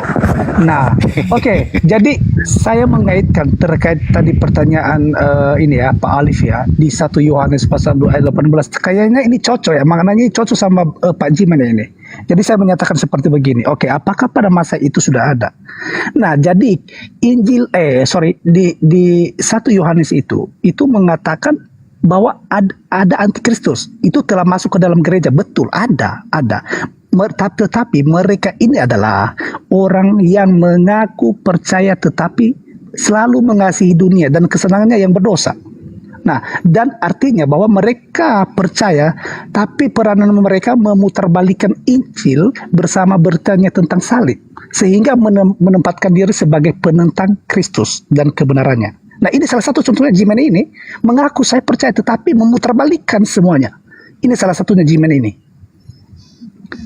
Oke. Saya boleh nanya nggak apa yang saya kembalikan perkataan Yesus? Stop. Saya ngomong dulu. Iya, stop, panas ya. Bukan panas, biar kamu. Iya, saya tanya, justru itu saya tanya balik. Berikan data ya. Apa yang saya Nanti ada bolak-balikan giliran perkataan ngomong, Yesus Jimen. sehingga Anda menyatakan saya antikristus? Oke. Berikan datanya. Oke, diam dulu. Nah, jadi di Yohanes ini itu memperingatkan jemaat-jemaat akan kehadiran antikristus. Artinya bahwa peringatan tersebut disampaikan Yohanes dengan gaya dan perhatian seorang bapak kepada anaknya. Itu. Jadi dia memberikan perhatian supaya tidak mereka terjerumus dalam kebenaran antikristus. Nah, jadi hal penting yang Yohanes lakukan adalah mengingatkan mereka akan ajaran Yesus yang telah mereka dengar dari para rasul Nah, jadi itu di ayat 18 tadi. Nah, jadi ajaran tersebut terekam dalam Matius. Kita baca Matius. Matius 20 ayat 24. Apa bunyinya di sana? Sebab Mesias palsu dan nabi-nabi palsu akan muncul dan mereka akan mengadakan tanda-tanda yang dahsyat dan mujizat-mujizat sehingga sekiranya mungkin mereka menyesatkan orang-orang pilihan juga. Nah, jadi sebab Mesias palsu dan nabi-nabi palsu akan muncul pada akhir zaman. Nah, jadi sebagai bukti bahwa jemaat telah hidup dalam waktu terakhir, Yohanes menunjuk pada kehadiran Mesias palsu di dalam jemaat pada masa yaitu orangnya seabad dengan Yesus. Ya, jadi kehadiran seangkatan. Nah, jadi begini Bang Ali. Nggak paham sahabat dia Bang, nggak paham seangkatan. Sabar dulu. Jadi kehadiran antikristus di tengah-tengah jemaat pada masa itu menjadi tanda akhir zaman telah berlaku. Jadi kedatangan Yesus yang pertama adalah tanda dimulainya akhir zaman, sehingga setiap orang Kristen yang hidup setelah kedatangan Yesus pertama hidup dalam akhir zaman sewaktu-waktu Kristus akan datang kembali. Jadi hadirnya antikristus di tengah-tengah jemaat merupakan peringatan agar jemaat bersiap-siap menyambut kedatangan Kristus kedua kali. Yohanes khawatir jemaat menjadi lengah dan tidak siap serta tidak hidup sesuai ajaran kitab suci ketika Yesus datang. Nah, jadi makanya saya mengatakan tadi, ini adalah salah satu bukti pada kita malam hari ini dan para penonton ini, siapapun orang Kristen, ini adalah salah satu bukti bahwa Jimen ini sebagai antikristus di dalam jemaat Kristen. Kacau ini. Ya. Jadi saya tanya Bang Jimen, ya. Sebelum Bang Jimen tanggapi, saya ingin tahu dulu. Pengajar antikris itu mengajarkan Yesus itu sebagai manusia atau sebagai Tuhan? Saya ingin tahu dulu. Sebagai Tuhan dong. Sebab Yesus juga mengajarkan bahwa dia hanya manusia, utusan nabi, dan Bapa juga mengkonfirmasi itu. Tapi dia mengkonfirmasikan bahwa Tuhan Allah kita semua itu adalah Bapa. Kiu. Jadi kita harus identifikasi siapa sih antikristus, pengajaran antikristus itu yang mentuhankan dia. Siapa dia sebenarnya? Itu dia.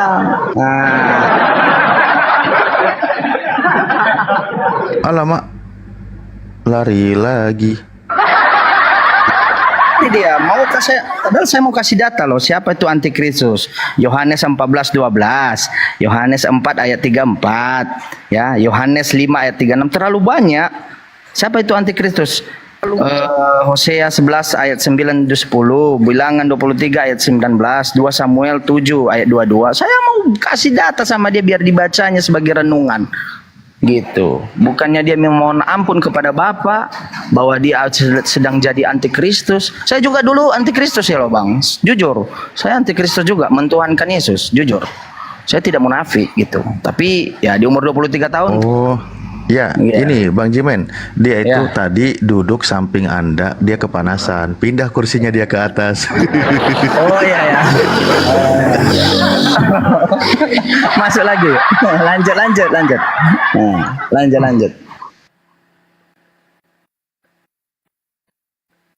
Panehe bukan. Ngadi-ngadi Panehe. Panehe. Mau saya berikan data nggak siapa tuh antikristus? Seru ini teman-teman, seru ini.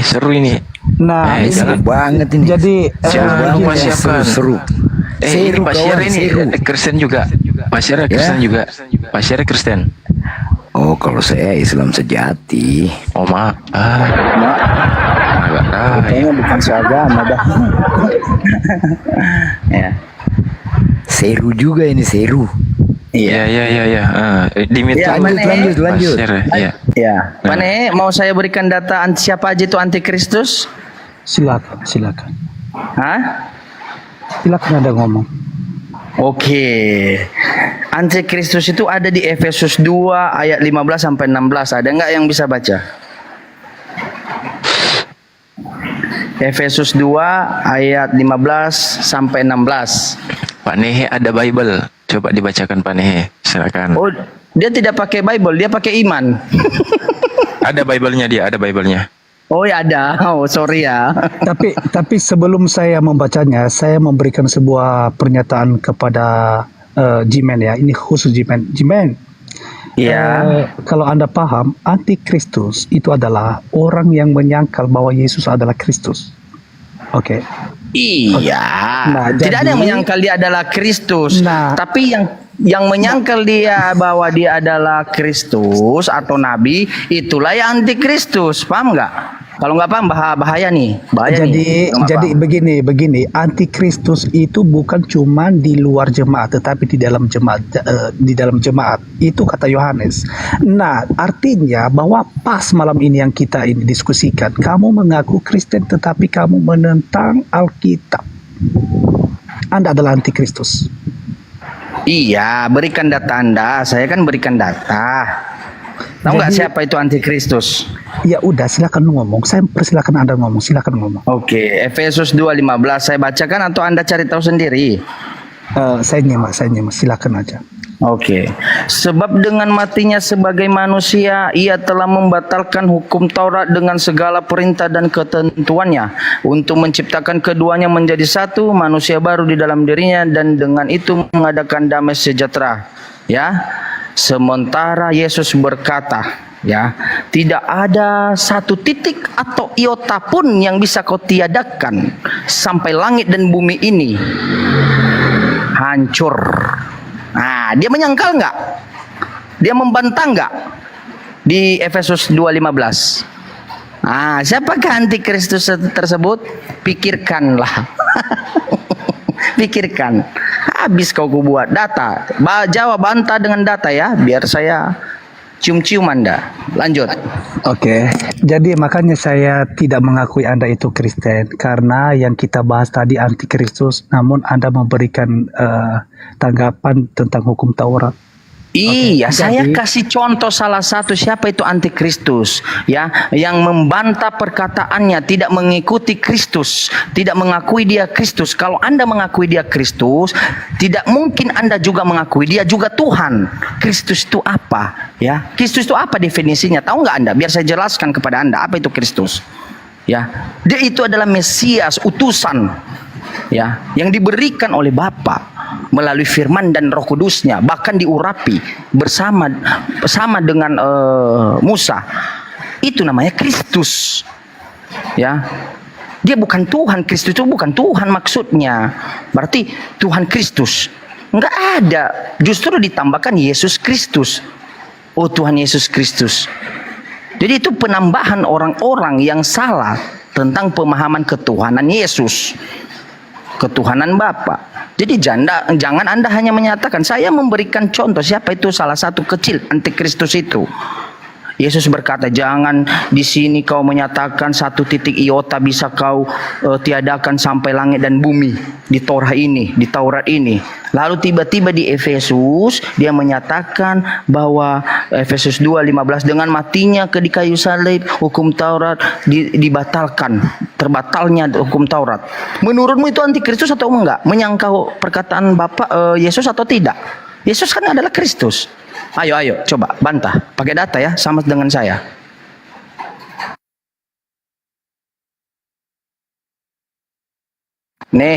Bantah, bukan diam.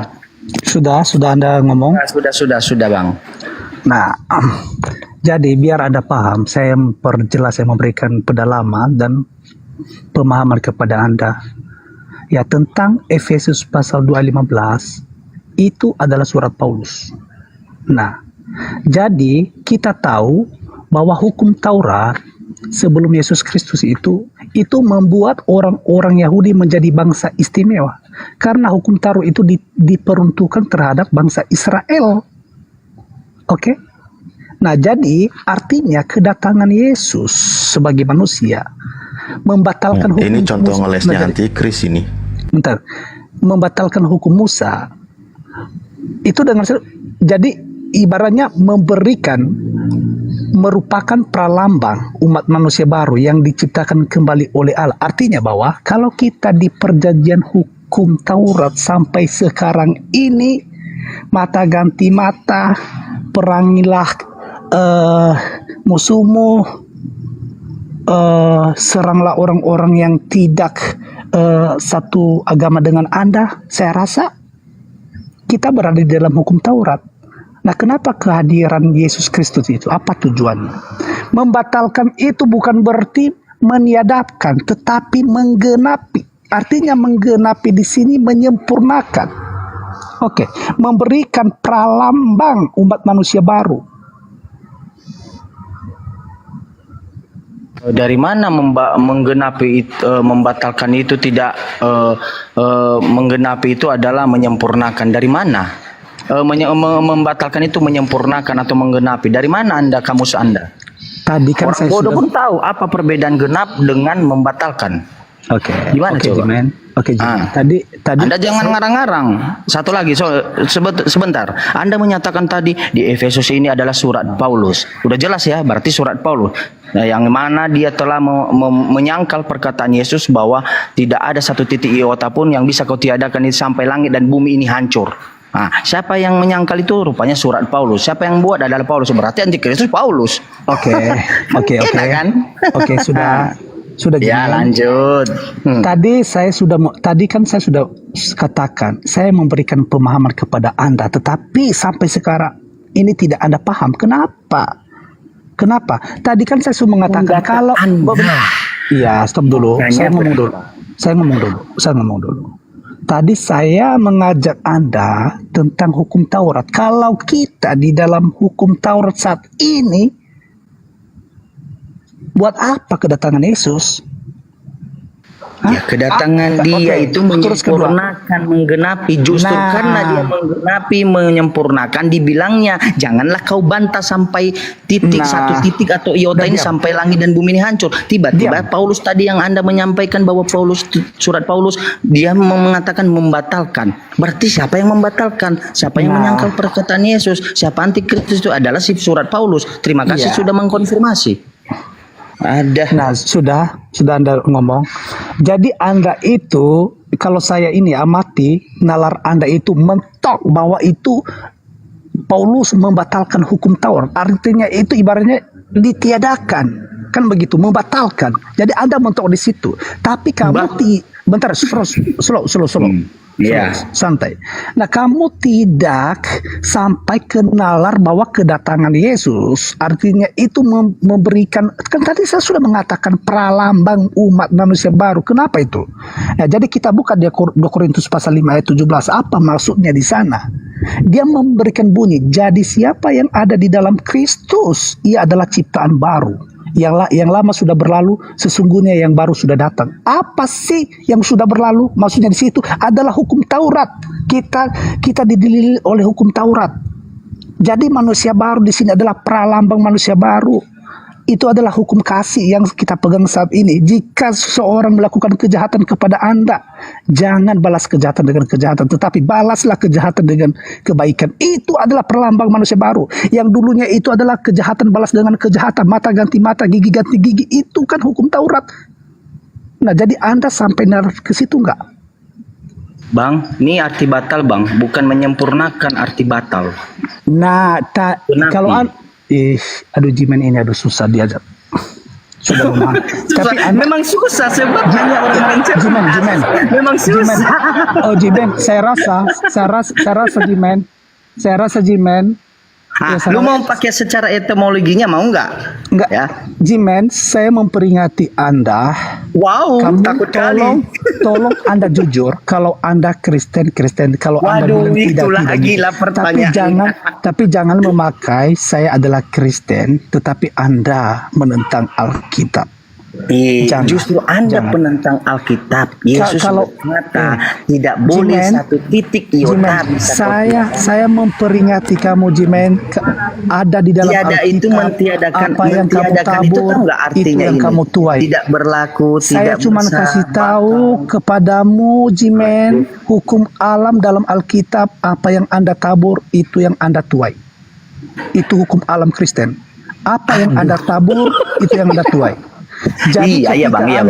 Ya, oke silakan. Iya bang, saya tahu kok. Saya baru ngerti loh sekarang. Ternyata batal itu menggenapi. Waduh. ini bukan ancaman Jimen, tapi kalau kamu benar-benar Taurat. Kamu tidak tahu hukum Taurat diberikan kepada siapa. Kamu mengklaim Islam mempercayai hukum Taurat, sementara kamu tidak tahu hukum Taurat itu untuk apa. Ya, lalu hukum Taurat untuk siapa, Pak? Untuk Bani Israel. Hukum Taurat diberikan kepada Musa untuk Yahudi, bukan untuk Arab seperti kalian, keturunan Arab. Arab pula. Kalian Mana mengklaim Arab, bahwa kalian Indonesia. mempercayai hukum Taurat, sementara di Al-Quran kalian tidak ada itu hukum Taurat. Bang, ini urusan orang Coba abang, sebutkan Pak. hukum Taurat, Abang, 10 saya hukum nggak Taurat ngerti, yang Bang. dalam Al-Quran. Coba sebutkan. Pak, kita tidak membahas Arab. Stop dulu, Pak. Nah, jadi di sini saya tidak panas ya. Di sini saya tidak panas. Besarin dong. Coba sebutkan, kalian mempercayai hukum Taurat. Ada nggak Panehe, hukum Taurat? jelasin dalam dulu, Al-Quran? Tidak jelasin ada. dulu ini kesaksian. Bagaimana jalan cerita? Jelasin dulu, Panehe. Iya kok gini Kumalnya ini kekecilan sekali ya. Jelasin dulu, Panehe, sama kesaksian ini. Tentang kesaksian gimana ya? Enggak, jelasin antar kamu dengan Jimen gimana. Masalahnya kesaksian ini baru masuk langsung bahas Al-Quran. Begini, bukan inspirasi. Kalian membahas hukum Taurat, sementara kalian tidak tahu hukum Taurat itu untuk siapa. Kalian hanya mengklaim. Iya, Nah, Iya Pak. nah kira-kira Panehe, apa yang ditanyakan kesaksian nyambung tidak dengan diskusimu tadi sama Jiman?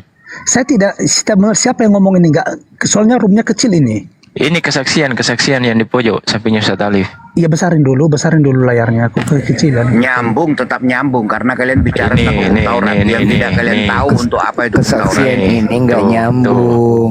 Ini yang ngomong Kristen sama Kristen loh Pak, kesaksian. Anda tuh dia kesemu Kau yang nggak nyambung. Kau tidak tahu hukum Taurat itu untuk siapa. Iya, yang ngomong itu Kristen sama Kristen. Bukan untuk Islam. Islam itu tidak pernah diberikan hukum Taurat. Enggak ada Kalian Islam hanya yang ngomong di disunat sini, enggak ada Islam. Enggak karena ada Islam kalian yang ngomong di mencontoh. sini, Pak. Di sini enggak ada Islam yang ngomong. Ya kayak Jimen saya mengatakan kalau kita di ranah hukum Taurat sampai sekarang ini, mungkin sampai sekarang ini kita masih perang-perangan. Karena di hukum Taurat itu ngeri loh. Kejahatan balas kejahatan. Ibaratnya kalau Anda diganggu, ya udah perangi. Kan begitu. Mata ganti mata, gigi ganti gigi, darah ganti darah, gitu.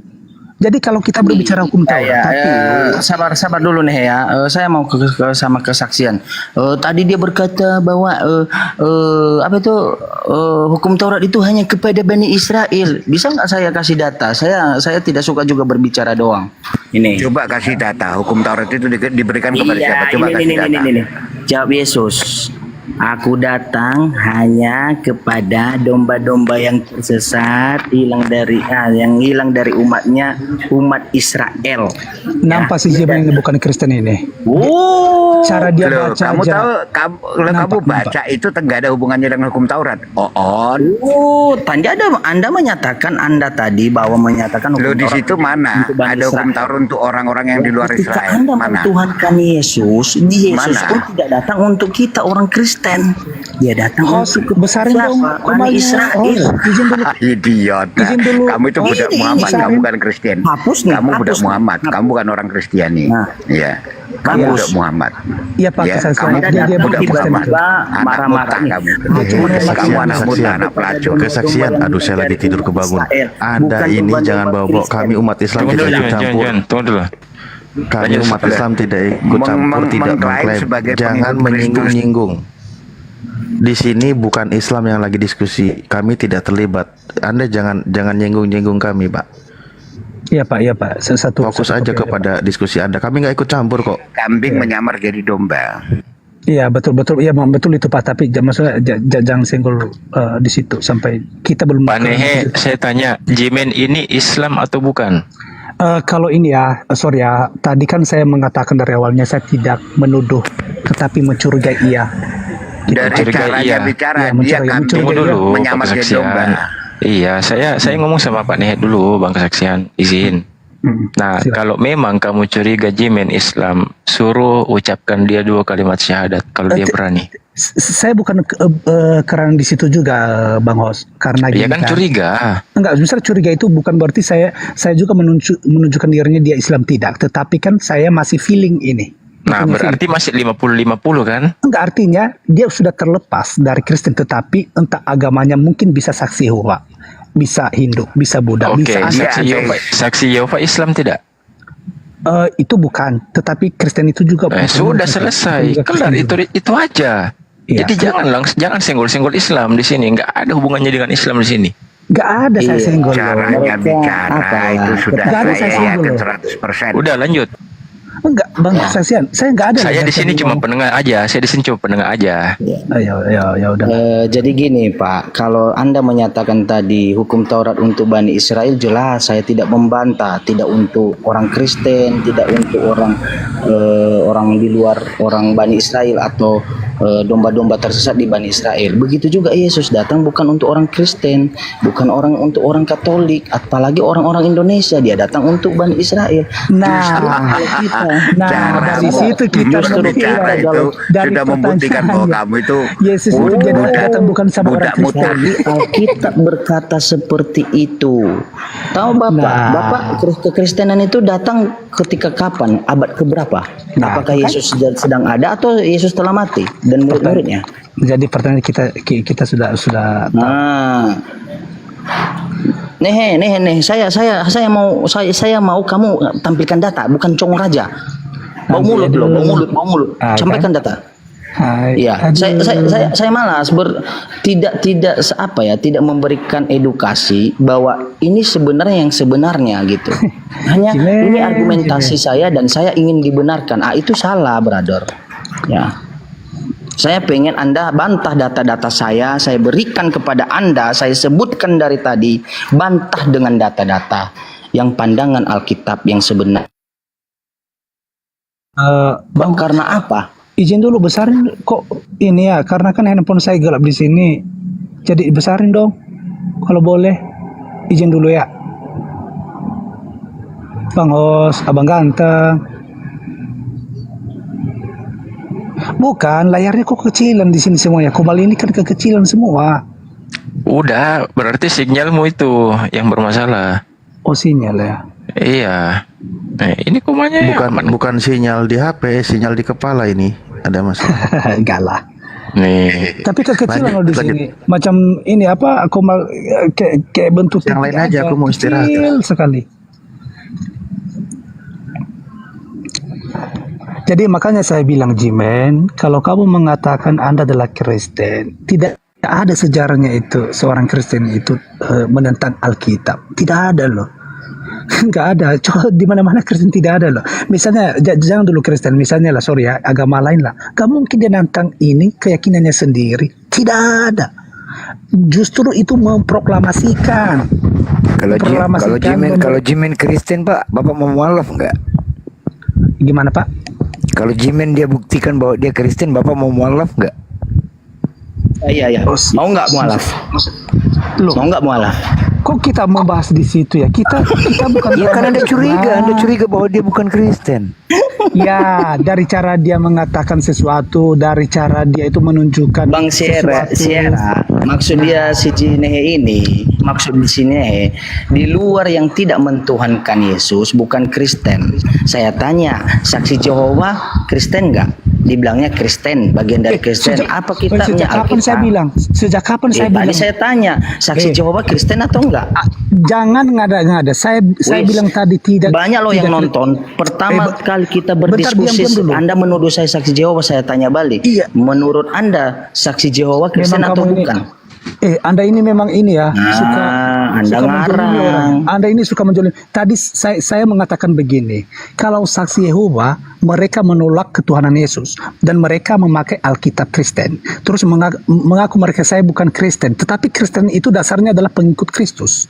Saudaraku, Jimen, kamu nggak usah memberikan manipulasi di sini. Saksi Jehovah, Advent juga itu bagian dari Kristen. Saya tidak mengatakan itu. Saya tidak mengatakan itu. Jangan pernah kaitkan Kristen dengan saksi Yehova. Karena saksi Yehova itu sekalipun mereka mengatakan saya Kristen, kalau Kristen itu pengikut Kristus, sejak kapan saksi Iya justru pengikut Kristus. Apa kata Yesus? Bentar dulu. Sembahlah hanya kepada Bapakku. Lalu kau menyembah kepada Dia. Gila nggak kau? Kamu tidak usah mentok. Pembicaraan mentok. Jadi artinya gini, saksi Yehova itu mengakui mereka mengatakan saya Kristen. Nah, kalau Anda Kristen, apakah Anda percaya menuhankan Yesus? Tidak kan? Kalian kan mengatakan bahwa itu adalah fiktif tokoh. Kan begitu. Oke, kita pelan-pelankan ya Pak. Jadi Pak Nehe, kita pelan-pelankan Pak bukan Nehe, pelan-pelan. Anda ini makin lama Pak makin Nehe, ngawur. dengar ya. Saya mengatakan kepada Anda, Kristen kalau itu kita berdiskusi bentar secara dulu. legalitas, jangan ilegal. Ya, saya mengatakan kalau Pak Anda Nehe. berdiskusi secara legalitas, jangan ilegal. Anda di sini menipu Saya diri sudah sendiri. kasih legalitas Anda saya loh. tidak Saya kasihkan kejujuran. data, itulah legalitas. Kejujuran Anda Data tidak ada saya. di sini. Kejujuran Anda tidak ada di sini. Anda cuma ngibul di sini. Keyakinan Anda telah menipu Anda sendiri. Saya mengatakan itu. Oke, ya terserah lah. Itu argumentasi Anda. Jadi kalau Anda mengatakan mari kita berdiskusi secara legalitas, oke, histori, oke, kita fight. Apa yang kita bahas tentang ini histori legalitas? Apa? Di abad keberapa? Abad sebelum Masehi? Enggak. Jangan jauh-jauh lah dulu. Kita Ini membahas baru before clear Christ. ini loh, belum clear ini tentang Kristus ini. Tadi Anda menantang saya tentang ini, bahas sejarah. Ayo, tentang apa? Before Christ, tentang tahun Masehi. Saya tadi Tentang apa? menantang Anda aja, Anda bilang besok-besok. Anda aja tadi, Anda tadi berdiskusi kepada Stefanus. Anda bilang, oh ya udah saya tidak tahu. Coba dulu jelasin. Dari situ nalarmu. Kamu ngajak-ngajak orang berdiskusi tentang histori legalitas. Anda aja ngawur.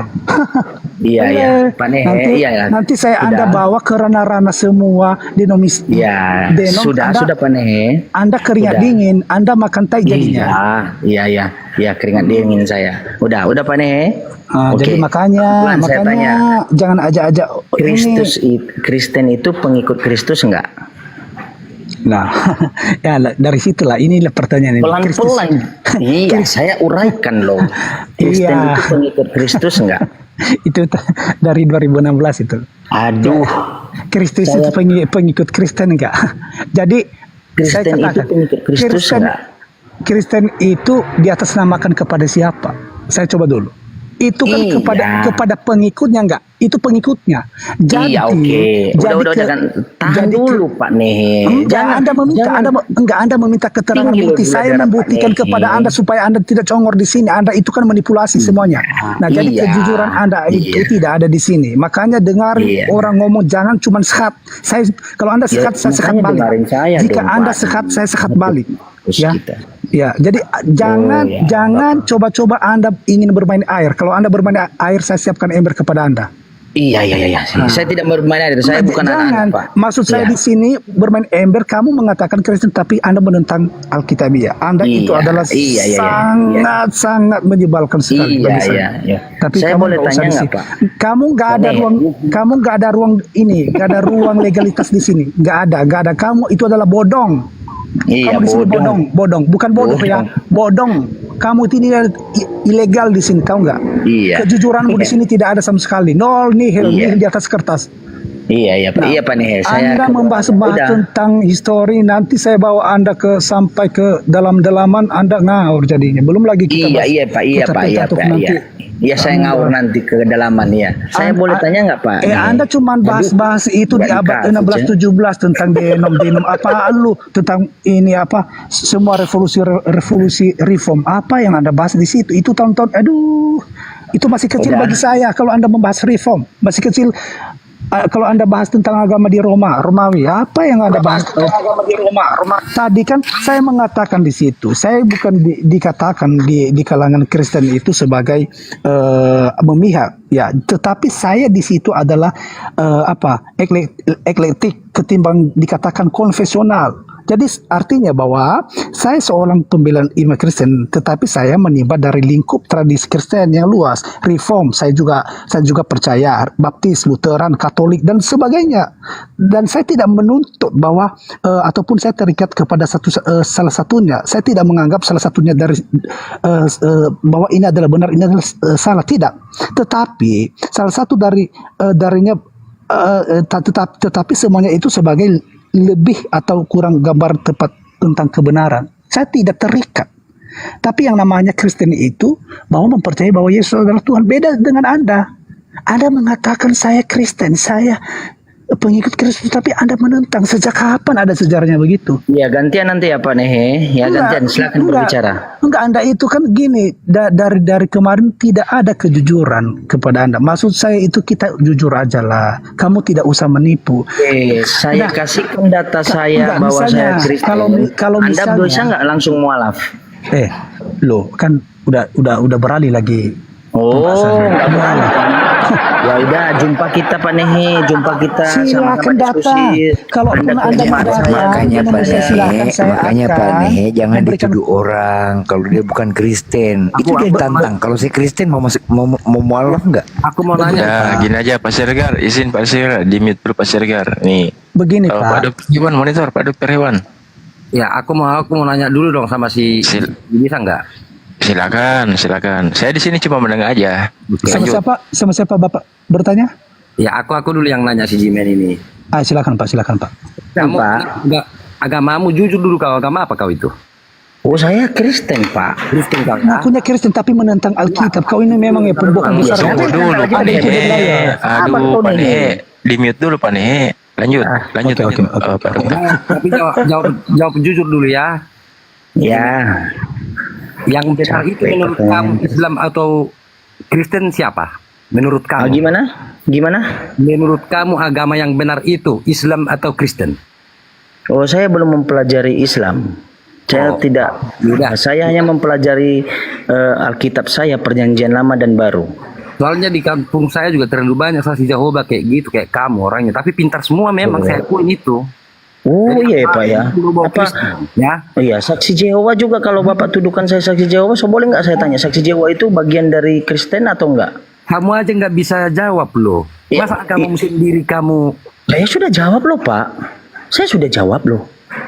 Saya tanya balik nih, menurut Bapak, saksi Jehovah itu kalau Bapak tuduhkan saya saksi Jehovah, oke, kita bilang fine. Saya tidak mau panjang lebar membantah. Oke, fine. Oke, kita iyain.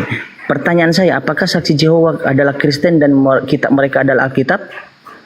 Menurut yang aku tanya tadi sama Bapak, yang menurut agama Jawab dulu lah dulu itu Pak. Jawab dulu lah itu Pak. Jawab dulu itu. Itu Islam atau Kristen? Jawab aja jujur kamu. Jangan bohong kamu itu. Jujur aja. Bagaimana saya bisa membandingkan Kristen dengan Islam sementara saya tidak mempelajari Islam saat ini, baru saya mulai mempelajari Islam. Dari mana saya? Contohnya Bapak menyatakan mana yang benar, IPA atau bahasa Inggris, mana yang lebih enak dipelajari. Sementara saya tidak mempelajari keduanya, hanya satu yang saya pelajari. Dari mana coba? Dari jawabmu itu semua Alkitab itu kamu bantah. Dari situ aja kita udah ketahuan. Oke, kalau Alkitab saya bantah Pak, saya nggak bisa jelaskan dulu ya. Tuhan itu Bapak Yesus itu adalah Tuhan atau bukan? Biar saya berikan datanya, bantahan data juga saya berikan, bukan congor. Yesus itu Tuhan atau bukan? Atau Nabi atau utusan? Aku nggak nanya itu. Anda bilang saya adalah membantah Alkitab. Aku nanya kejujuran. Berikan datanya. Aku nanya kejujuranmu aja. Tapi kalau itu kejujuranmu ya udah terima kasih lah. Terima kasih Pak. Bapak jangan kemana-mana. Mari belum selesai. Saya tengahin sedikit dulu Pak Dokter ya. Kalau ya Pak Dokter izin, kalau di Islam itu Pak Dokter, ketika dia ngaku dia Kristen itu sudah murtad. Justru emang. Gitu. Itu kalau di Islam Pak ya. Jadi ini datanya. kalau Jimen ini dia Islam, mengaku Kristen, ini Jimen ini sudah murtad dia gitu, dan teman-teman Muslim itu nggak berani melakukan hal itu. Bentar, Pak Dokter, jangan buru-buru pamit, orang dansa baru mau. Iya, belum siap. Ya, silakan lanjut. Jangan kayak jelangkung lah Pak Dokter Hewan, datang tak dijemput, diundang, pulang tak diantar, jangan kayak gitu. Bawa nama Kristen. Cuma itu aja yang aku minta, jujur aja. Kalau ya saya sudah jujur lah Pak. Jadi kayak mana lagi jujurku? Maksud Bapak jujurku itu harus saya tuhankan dia, sementara Alkitab tidak mentuhankan dia. Kayak mana lagi itu? Bukan masalah cuma mentuhankan Yesus, bukan masalah itu. Nah, jadi apa? Dari saya sudah lihat KTP-nya Pak Dokter. Jiman Kristen dia. Kalau sudah lihat KTP-nya. Begini Bang Hos, ada saksi Yehova juga mengaku mereka Kristen. Mereka mengaku itu. Pak Nehe, di Kristen di KTP itu agama saksi Yehova tidak ada. Yang ada betul. cuma Islam Kristen. Udah. Begini Pak inspirasi. Mungkin sebenarnya dia itu Kristen, tetapi karena di KTP-nya, di KTP-nya Pak Nehe, Jiman ini Kristen. Saya sudah lihat. Betul Pak. Sudah, kalau betul sudah selesai, kelar. Iya, sekarang masalahnya kan orang kan bisa berpindah agama. Ateis juga kan begitu. Ateis juga harus dibikin agamanya, nggak boleh, nggak bisa kita berpedoman ke situ. Iya, betul itu Pak. Karena pengikut Kristen itu Pak, apa yang disampaikan Yesus itu yang diimani. Betul kan Pak? Kalau Jimen bilang gini, saya lagi mendalami ajaran Islam. Kalau memang cocok, aku akan lebih ke situ. Kita angkat jempol kejujurannya, itu aja yang aku minta, enggak ada yang lain. Ya, saya sedang mempelajari, saya sudah bilang, saya sedang mulai mempelajari. Sebab saya mempelajari Kristen, ternyata agama Kristen bukan agama yang diajarkan Yesus, yang dimana mentuhankan dirinya. Boleh saya sebutkan di mana? Yohanes 14 ayat 12, Yohanes 4 ayat 34, Yohanes 5 ayat 36, Yohanes 6 ayat 28 sampai 29, Yohanes 10 ayat 25, Yohanes 3 ayat 2, Yohanes 3 ayat 33 sampai 34, Yohanes 7 ayat 28, Yohanes 17 ayat 3. Bahkan Allah menyatakan, itu tadi semua yang sebut adalah perkataan Yesus. Bahkan Allah menyatakan seperti apa pribadinya, dirinya seperti apa di Hosea 11 ayat 9 sampai 10, Bilangan 23 ayat 19, 2 Samuel 7 ayat 22, bahkan Keluaran 33 ayat 20 dan Ulangan 6 ayat 4, Markus 12 ayat 29 sampai 33. Saya berikan data kepada Anda, bantah itu mentah-mentah. Terima kasih, lanjut. Oke, terima kasih lah kalau udah begitu. Kalau kamu mendapat. Terima kasih. Bantah Pak, jangan keburu-buru pergi lah. Bapak tadi tidak diundang, tiba-tiba Bapak datang lalu pergi lagi tak diantar. Kayak jelangkung Bapak. Aku disuruh naik Jimen. Justru karena kamu disuruh naik lah Pak, bantahlah saya. Anda kan sudah berargumentasi, kalau Bapak cuma kena kecepritan air, mandi aja lah sekalian. Diskusi kita, ayo. Bantahan data kita. Jangan kamu bilang aku tamu nggak diundang, aku di. Oke lah, kita saya minta maaf lah aku kalau Bapak tadi saya anggap tidak diundang, ternyata Bapak diundang. Ya udah bantahlah Pak. Kejujuranmu udah mulai ada. Soalnya kamu barusan minta maaf, saya angkat jempol sama kamu. Iya, minta maaf saya Bapak. Tadi saya anggap tidak diundang, tapi ternyata diundang Bapak. Ya udah bantahlah Pak, karena Bapak sudah terlanjur di atas. Ayo Pak. Biarinlah dengan baik-baik. Iya. Angkat jempol sama kamu. Siap. Oke lah. Iya. Terima kasih semuanya ya, host ya. Mau kemana Bapak? Jangan pergi dulu Pak. Pak, jangan kayak gitu. Jangan dulu, bantah dulu data-data saya tadi. Kan itu perkataan Yesus dan perkataan Bapak. Aduh, pergi pula dia. Nah, begini saya tanggapi ya. Apalagi nih, nggak selesai lamamu nih. Anda diam. Iya, siap Pak, saya diam. Nah, lanjutlah. Terkait mengenai yang Anda katakan tadi tentang saksi Yehova. Jadi saya memberikan sebuah ringkasan terhadap Anda. Jadi mereka ini mengatakan saksi Yehova. Oke. Nah, jadi mengapa mereka masih mengaitkan saya dari bagian Kristen? Kalau Anda Kristen, setidaknya Anda memberikan saksi Yesus. Kenapa? Lalu kamu mengatakan saya bagian dari Kristen. Tadi saya sudah mengungkapkan bahwa Kristen itu adalah pengikut Kristus. Nah, jadi pertanyaan yang muncul di sana, kenapa tidak mereka libatkan bahwa saya saksi Yesus? Nah, karena memang ini adalah tipuan licik iblis. Mereka sengaja merendahkan Yesus Kristus. Nah, jadi kalau kita berbicara izin sedikit. Ya. Kalau menurut Pak Nehe, apakah Kristen itu harus menuhankan Yesus? Yes. Oke. Bagaimana dengan Oneness dan Unitarian? Kenapa dengan mereka?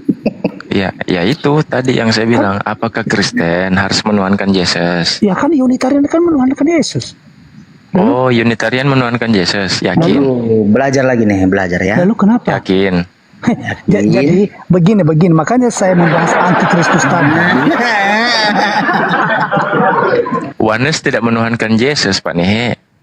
Sekarang kan zaman sekarang, Pak Inspirasi mengatasnamakan saya adalah golongan jemaat, tetapi mereka menentang. Kan banyak loh sekarang ini. Betul nggak? Oneness, Unitarian, dia tidak menuhankan Yesus, Pak Nehe. Sekarang saya begini ya, misalnya saya berikan kasih contoh aja, Pak Nehe. Makanya saya berikan contoh ini. Gini Pak Nehe, saya kasih contoh. Yang disalib menurut Pak Nehe, Tuhan atau manusia? Tuhan. Oke, Tuhan. Iya. Yang disalib itu Tuhan siapa? Tuhan Bapa atau Tuhan Yesus?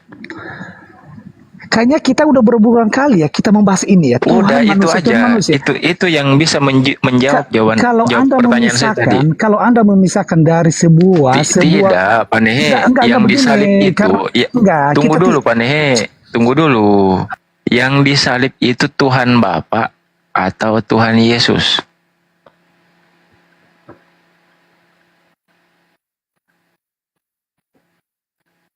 Sudah itu pertanyaan saya. Yang disalib Tuhan Bapa atau Tuhan Yesus? Hai.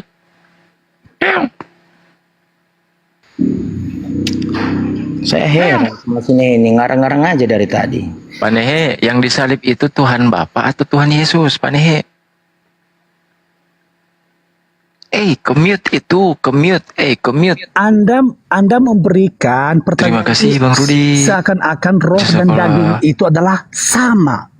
Bukan begitu nalarnya. Kan daging kan yang namanya daging pasti kan manusia kan mengalami kelemahan, lemah, kesakitan betul. Tetapi bukan tadi kamu jawab yang disalib itu adalah Tuhan. Perspektifnya bukan berarti roh dan daging itu adalah satu. Tidak, bukan seperti begitu. Astaga, gara-gara kau Pak Nehe, ini rokok saya sampai di puntung rokok ini nggak saya isap Pak. Jadi gini Bang Inspirasi. Saya rasa kita udah ada beberapa kali ya.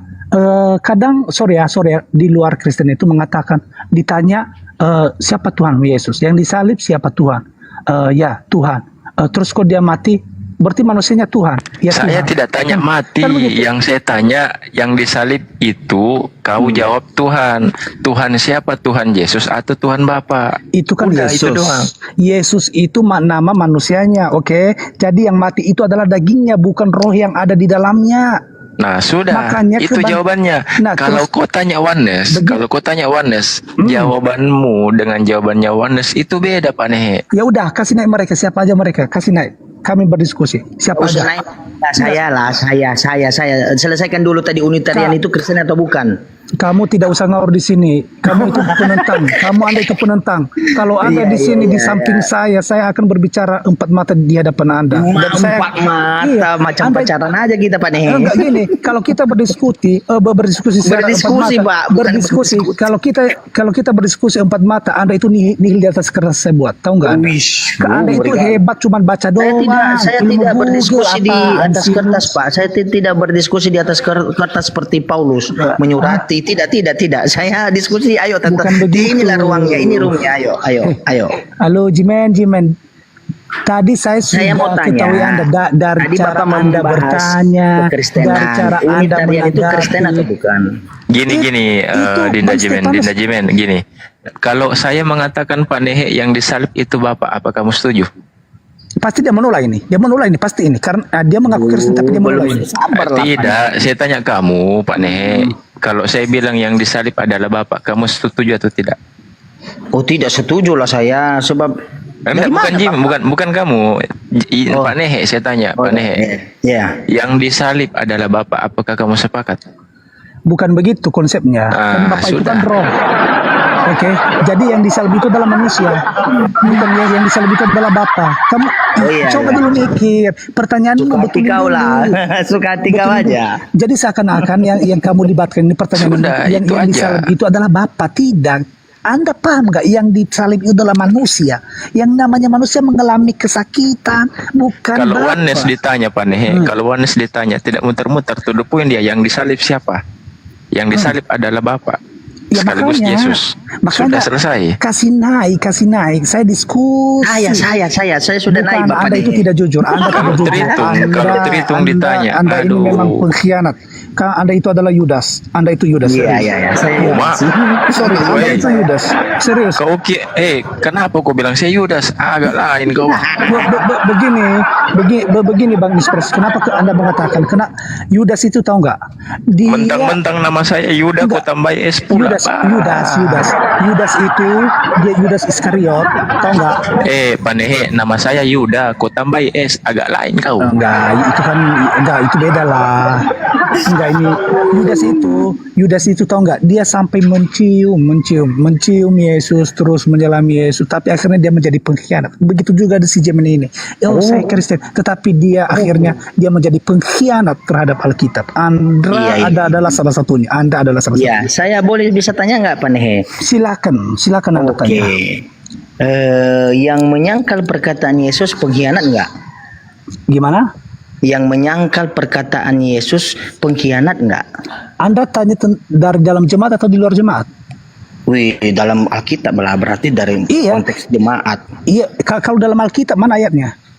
Hah? Apa? Kalau berdasarkan Alkitab mana ayatnya yang kamu libatkan? Itu di Matius 7 ayat 22 sampai 27. Lanjut Matius 19:17. Oh, saya yang baca ya Pak Nehe. Ya, oke, saya yang baca Pak Nehe. Saya kalau kayak gini kan enak kita. Anda itu gak berbobot lah. Iya, saya tidak berbobot, hanya Bapak yang berbobot. Bukan begitu. Kamu jangan bilang berbobot Pak Nehe. Di sini orang nggak lagi main tinju. Iya, kita harus pakai data. Ya, berbobot itu artinya Bang, inspirasi itu ibaratnya memiliki inilah apa namanya itu ilmu pengetahuan yang bersifat akademis. Gitu maksud saya di sini. Sesuatu yang berbobot itu pasti yang akan berisi ditimbang Pak berisi. Nehe. Artinya yang berisi, mempunyai isi, bukan cuma congor. Iya. Bisa mute dulu Pak Nehe. Bisa mute kan dulu Pak Nehe. Ya, oke, saya siapkan untuk Anda. Oke, dengarin ya, jangan dibantah ya. Dengarkan baik-baik. Ternyata Yesus berkata di Matius 7:22 ayat 27. Pada hari terakhir banyak orang akan berseru kepadaku, Tuhan, Tuhan, bukankah kami bernubuat demi namamu dan mengusir setan demi namamu dan mengadakan banyak mujizat demi namamu juga? Pada waktu itulah aku berterus terang kepada mereka dan berkata, aku tidak pernah mengenal kamu. Enyahlah daripadaku, kamu sekalian pembuat kejahatan. Setiap orang yang mendengar perkataanku ini dan melakukannya, ia sama dengan orang yang bijaksana yang mendirikan rumah di atas batu, kemudian turun hujan dan datang banjir, lalu angin melanda rumah itu, tetapi rumah itu tidak rubuh sebab didirikan di atas batu. Tetapi setiap orang yang mendengar perkataanku ini dan tidak melakukannya, ia sama dengan orang bodoh. Bukan saya yang mengatakan ya, Yesus dibilang orang bodoh yang mendirikan rumahnya di atas pasir, kemudian turunlah hujan dan datanglah banjir, lalu angin melanda rumah itu sehingga rubuhlah rumah itu dan hebatlah kerusakannya. Lalu ada seorang datang kepada Yesus berkata, Guru, perbuatan baik apakah yang harus kuperbuat untuk memperoleh hidup yang kekal? Jawab Yesus, apakah sebab engkau bertanya kepadaku tentang apa yang baik? Hanya satu yang baik. Tetapi jikalau engkau ingin masuk ke dalam hidup, turutilah segala perintah Allah. Apa perintah Allah? Menyembah dirinya yang esa, bukan dirinya yang merubah menjadi manusia. Ya, dan dia berkata juga Yesus tadi di atas menyampaikan seperti ini. Setiap orang yang mendengar perkataanku, apa aja perkataannya? Ya, bahwa dia bersaksi bahwa dia hanya utusan nabi, segala pekerjaan Bapaknya dia hanya melaksanakannya, firman Bapaknya dia menyampaikan, bukan dia yang menjadi Tuhan, bukan Bapa yang menjadi Tuhan, tapi dialah firman tersebut sebab disampaikan oleh Bapa kepadanya. Saya lanjutkan, ia sama dengan orang bijaksana. Setiap orang yang mendengar perkataanku ini dan melakukannya, ini kata Yesus, ia sama dengan orang bijaksana yang mendirikan rumah di atas batu. Tetapi setiap orang yang mendengar perkataanku ini dan tidak melakukannya, ia sama dengan orang bodoh yang mendirikan rumahnya di atas pasir. Jadi siapakah orang bodoh tersebut? Yang hanya menyampaikan saya bernubuat dengan namamu dan mengadakan mujizat dengan namamu juga. Tetapi Yesus berkata, enyahlah padaku kamu sekalian pembuat kejahatan. Tapi mereka tidak melaksanakan perkataan Yesus. Terima kasih, lanjut. Tuh, itu tadi data yang dibacakan Pak Nehe. Oke. Nah, Tampilkan Ya, data ya. itu data yang dibacakan tadi Jimen, kira-kira menurut Aneh di mana? ya, itu betul betul itu ayatnya. Itu di Tetapi mana datanya? itu Matius pasal 7 ayat 22 sampai 20. Pintar. Nah, gini, ini agak mulai nyambung ini Pak Neh ini. Lanjut. Bentar dulu. Pelan-pelan ya Pak Dehe, pelan-pelan kita. Saya ngomong ini. Iya, iya. Tahu nggak kebodohan Anda dari awalnya? Kamu mengatakan, bentar dulu. Jangan dulu sanggup. Kamu diam. Kamu silent. Mute dulu. Tuh, di-mute dulu katanya. Di-mute dulu. Ini saya sudah mute ya. Ini. Nah, tahu nggak kebodohan Saya Anda? adil di sini. Tahu nggak kebodohan Anda? Anda tadi mengatakan kita baca Pak Neh, jangan nyerang pribadi Pak Neh. Iya, Jangan nyerang tidak. pribadi. Bentar dulu, makanya saya ini klarifikasi dulu. Tadi Anda mengatakan kita baca Matius. Anda tadi mengatakan kalimat Anda ya, Matius pasal 7 22 ayat 27. Ngaur nggak? Seharusnya kamu mengatakan Matius 7 ayat 22 sampai 27. Bu, Anda tadi mengatakan Matius 7 22 ayat 27. Anda ngaur. Sampai saya bilang. Anda ngaur. Udahlah, iya. Lah, Jadi kalau dengan data iyalah, biar senang hati. Makanya. Udah lanjut bantah dengan data. Oh ya. Nah, jadi biar saya nggak usah bantah. panjang. Nah, lanjut bantah dengan data. Betul yang Anda katakan di ayat itu. Jadi saya memberikan pemahaman kepada Anda. Kenapa itu tercatat? Kenapa apa sih pemahamannya di situ? Jadi itu Yesus dengan tegas menyatakan bahwa akan ada banyak orang di dalam gereja yang melayani dalam namanya dan percaya bahwa mereka adalah hambanya. Tidak ada dia membahas gereja, tidak ada. Bentar dulu, makanya saya dulu. Tidak ada gereja. Yang ada di situ dibilangnya, disampaikannya seperti ini. Ya, bukankah kami Bukan itu masalah. Kamu diam dulu. Tidak ada gereja kan ngarang-ngarang si Jiman ini aduh. Ya saya bantah lah karena tidak ada di situ tertulis. Kamu diam dulu. Kamu nggak usah ini nampakkan kegoblokan di sini, nggak usah. Kita di sini Tapi berbicara. memang Pak Nehe di situ memang nggak ada tertulis kata gereja. Betul. Memang Jadi tidak ada. Ini kan saya memberikan pemahaman ini. Jadi saya memberikan pemahaman ini. Ya, jadi tolong hargai saya ketika saya memberikan pemahaman kepada otakmu yang goblok. Ya. Jangan nyerang pribadi Pak Nehe. Enggak begini, karena ini dia selalu nyanggah ini. Saya Iya, menyanggah boleh, tapi jangan nyerang pribadi. Kamu gini Pak Nehe. Bentar dulu, inspirasi. Tadi makanya saya mengatakan saya menyerang pribadi. Bentar, diam dulu. Aduh. Tunggu dulu Pak Nehe. Kalau kamu nyerang pribadi, sama halnya kamu mempertontonkan kebodohanmu sebagai orang Kristen. Janganlah seperti itu. Profesional Pak Nehe. Kamu gak boleh begitu. Karena kenapa saya menyerang pribadi? Karena dasarnya dia menyatakan Matius 7:22 ayat 27. Ya, bagaimana saya tidak menyerang? Pak Nehe, diam dulu. Izin. Diam dulu. Masalahnya Jimen tidak nyerang pribadi kamu. Gini, tadi kan kamu mengambil alih bahwa kamu adalah netral di sini. Jadi kamu tidak usah memihak sama Jimen. Justru karena saya netral, saya ingatkan. Diam dulu. Justru karena saya netral di sini, saya ingatkan kau jangan nyerang pribadi. Ya, jadi kalau dia memberikan sebuah kesaksian pribadi yang salah, nggak boleh saya menyaksikan bahwa Anda salah. Ya, bukan kesaksian pribadi, nyerang pribadi. Kau nyerang pribadi orang. Sejak kapan saya menyerang? Saya kan menyerang statement yang dia berikan. Dia tadi baca Matius 7:22 ayat 27. Bagaimana kau bilang nyerang statementnya sedangkan kau katai orang bodoh goblok? Cemana?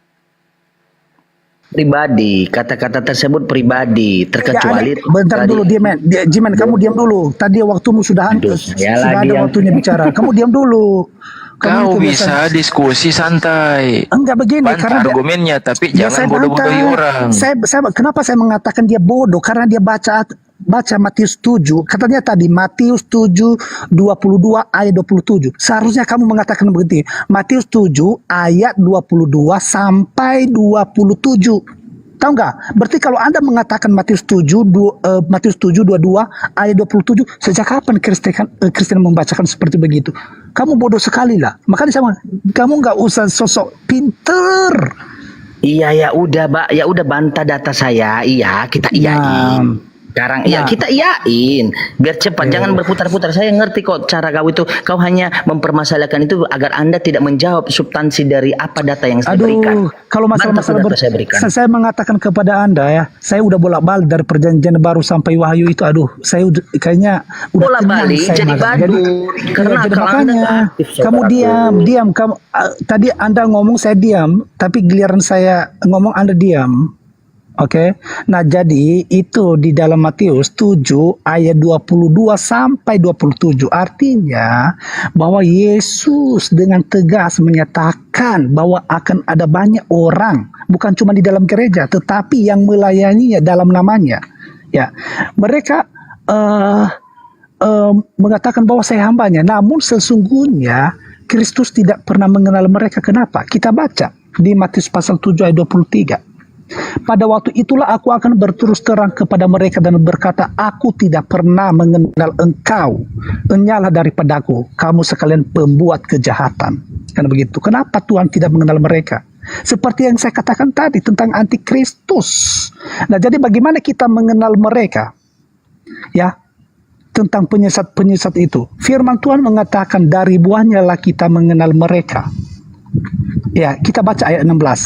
Matius 7 ayat 16 sampai Matius pasal 7 ayat 16. Ayat 16 mengatakan dari buahnya lah kamu akan mengenal mereka. Ya, jadi ayat 20, jadi dari buahnya lah kamu akan mengenal mereka. Jadi kita mengenal sikap dan tindakan seorang pengikut Kristus atau yang disebut Kristen dari sikap dan tindakan mereka. Buat apa? Ya, jadi buat Anda, buat Anda Jimen, kucing saja bertengkar di dekat kau. Coba. Kucing aja membantah loh. Kucing tahu apa yang kau utarakan, Pak Nehe. Itu tidak sesuai dengan dalil yang dikasih sama Jimen. Nah, halo. Kucing aja nggak terima. Bukan kucing aku loh, itu kucing tetangga loh. Jadi begini, ini tetangga saya di sini Muslim ya. Iya, dan itu kucing Panehe atau enggak. Tapi yang pasti kucing itu tidak berkonspirasi menyetujui perkataan Panehe. Makanya dia ribut, dibilang Allah bacot. Gitu dia Panehe. Lanjut Panehe.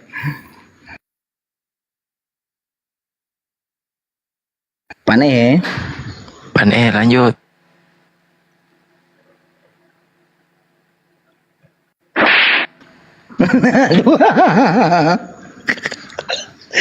Aduh, dari tadi tidak dibantah dengan data. Saya menginginkan orang-orang yang membantah dengan data. Nah, jadi saya lanjutkan ya. Lanjut. Nah, jadi bagaimana kita mengenal mereka? Itu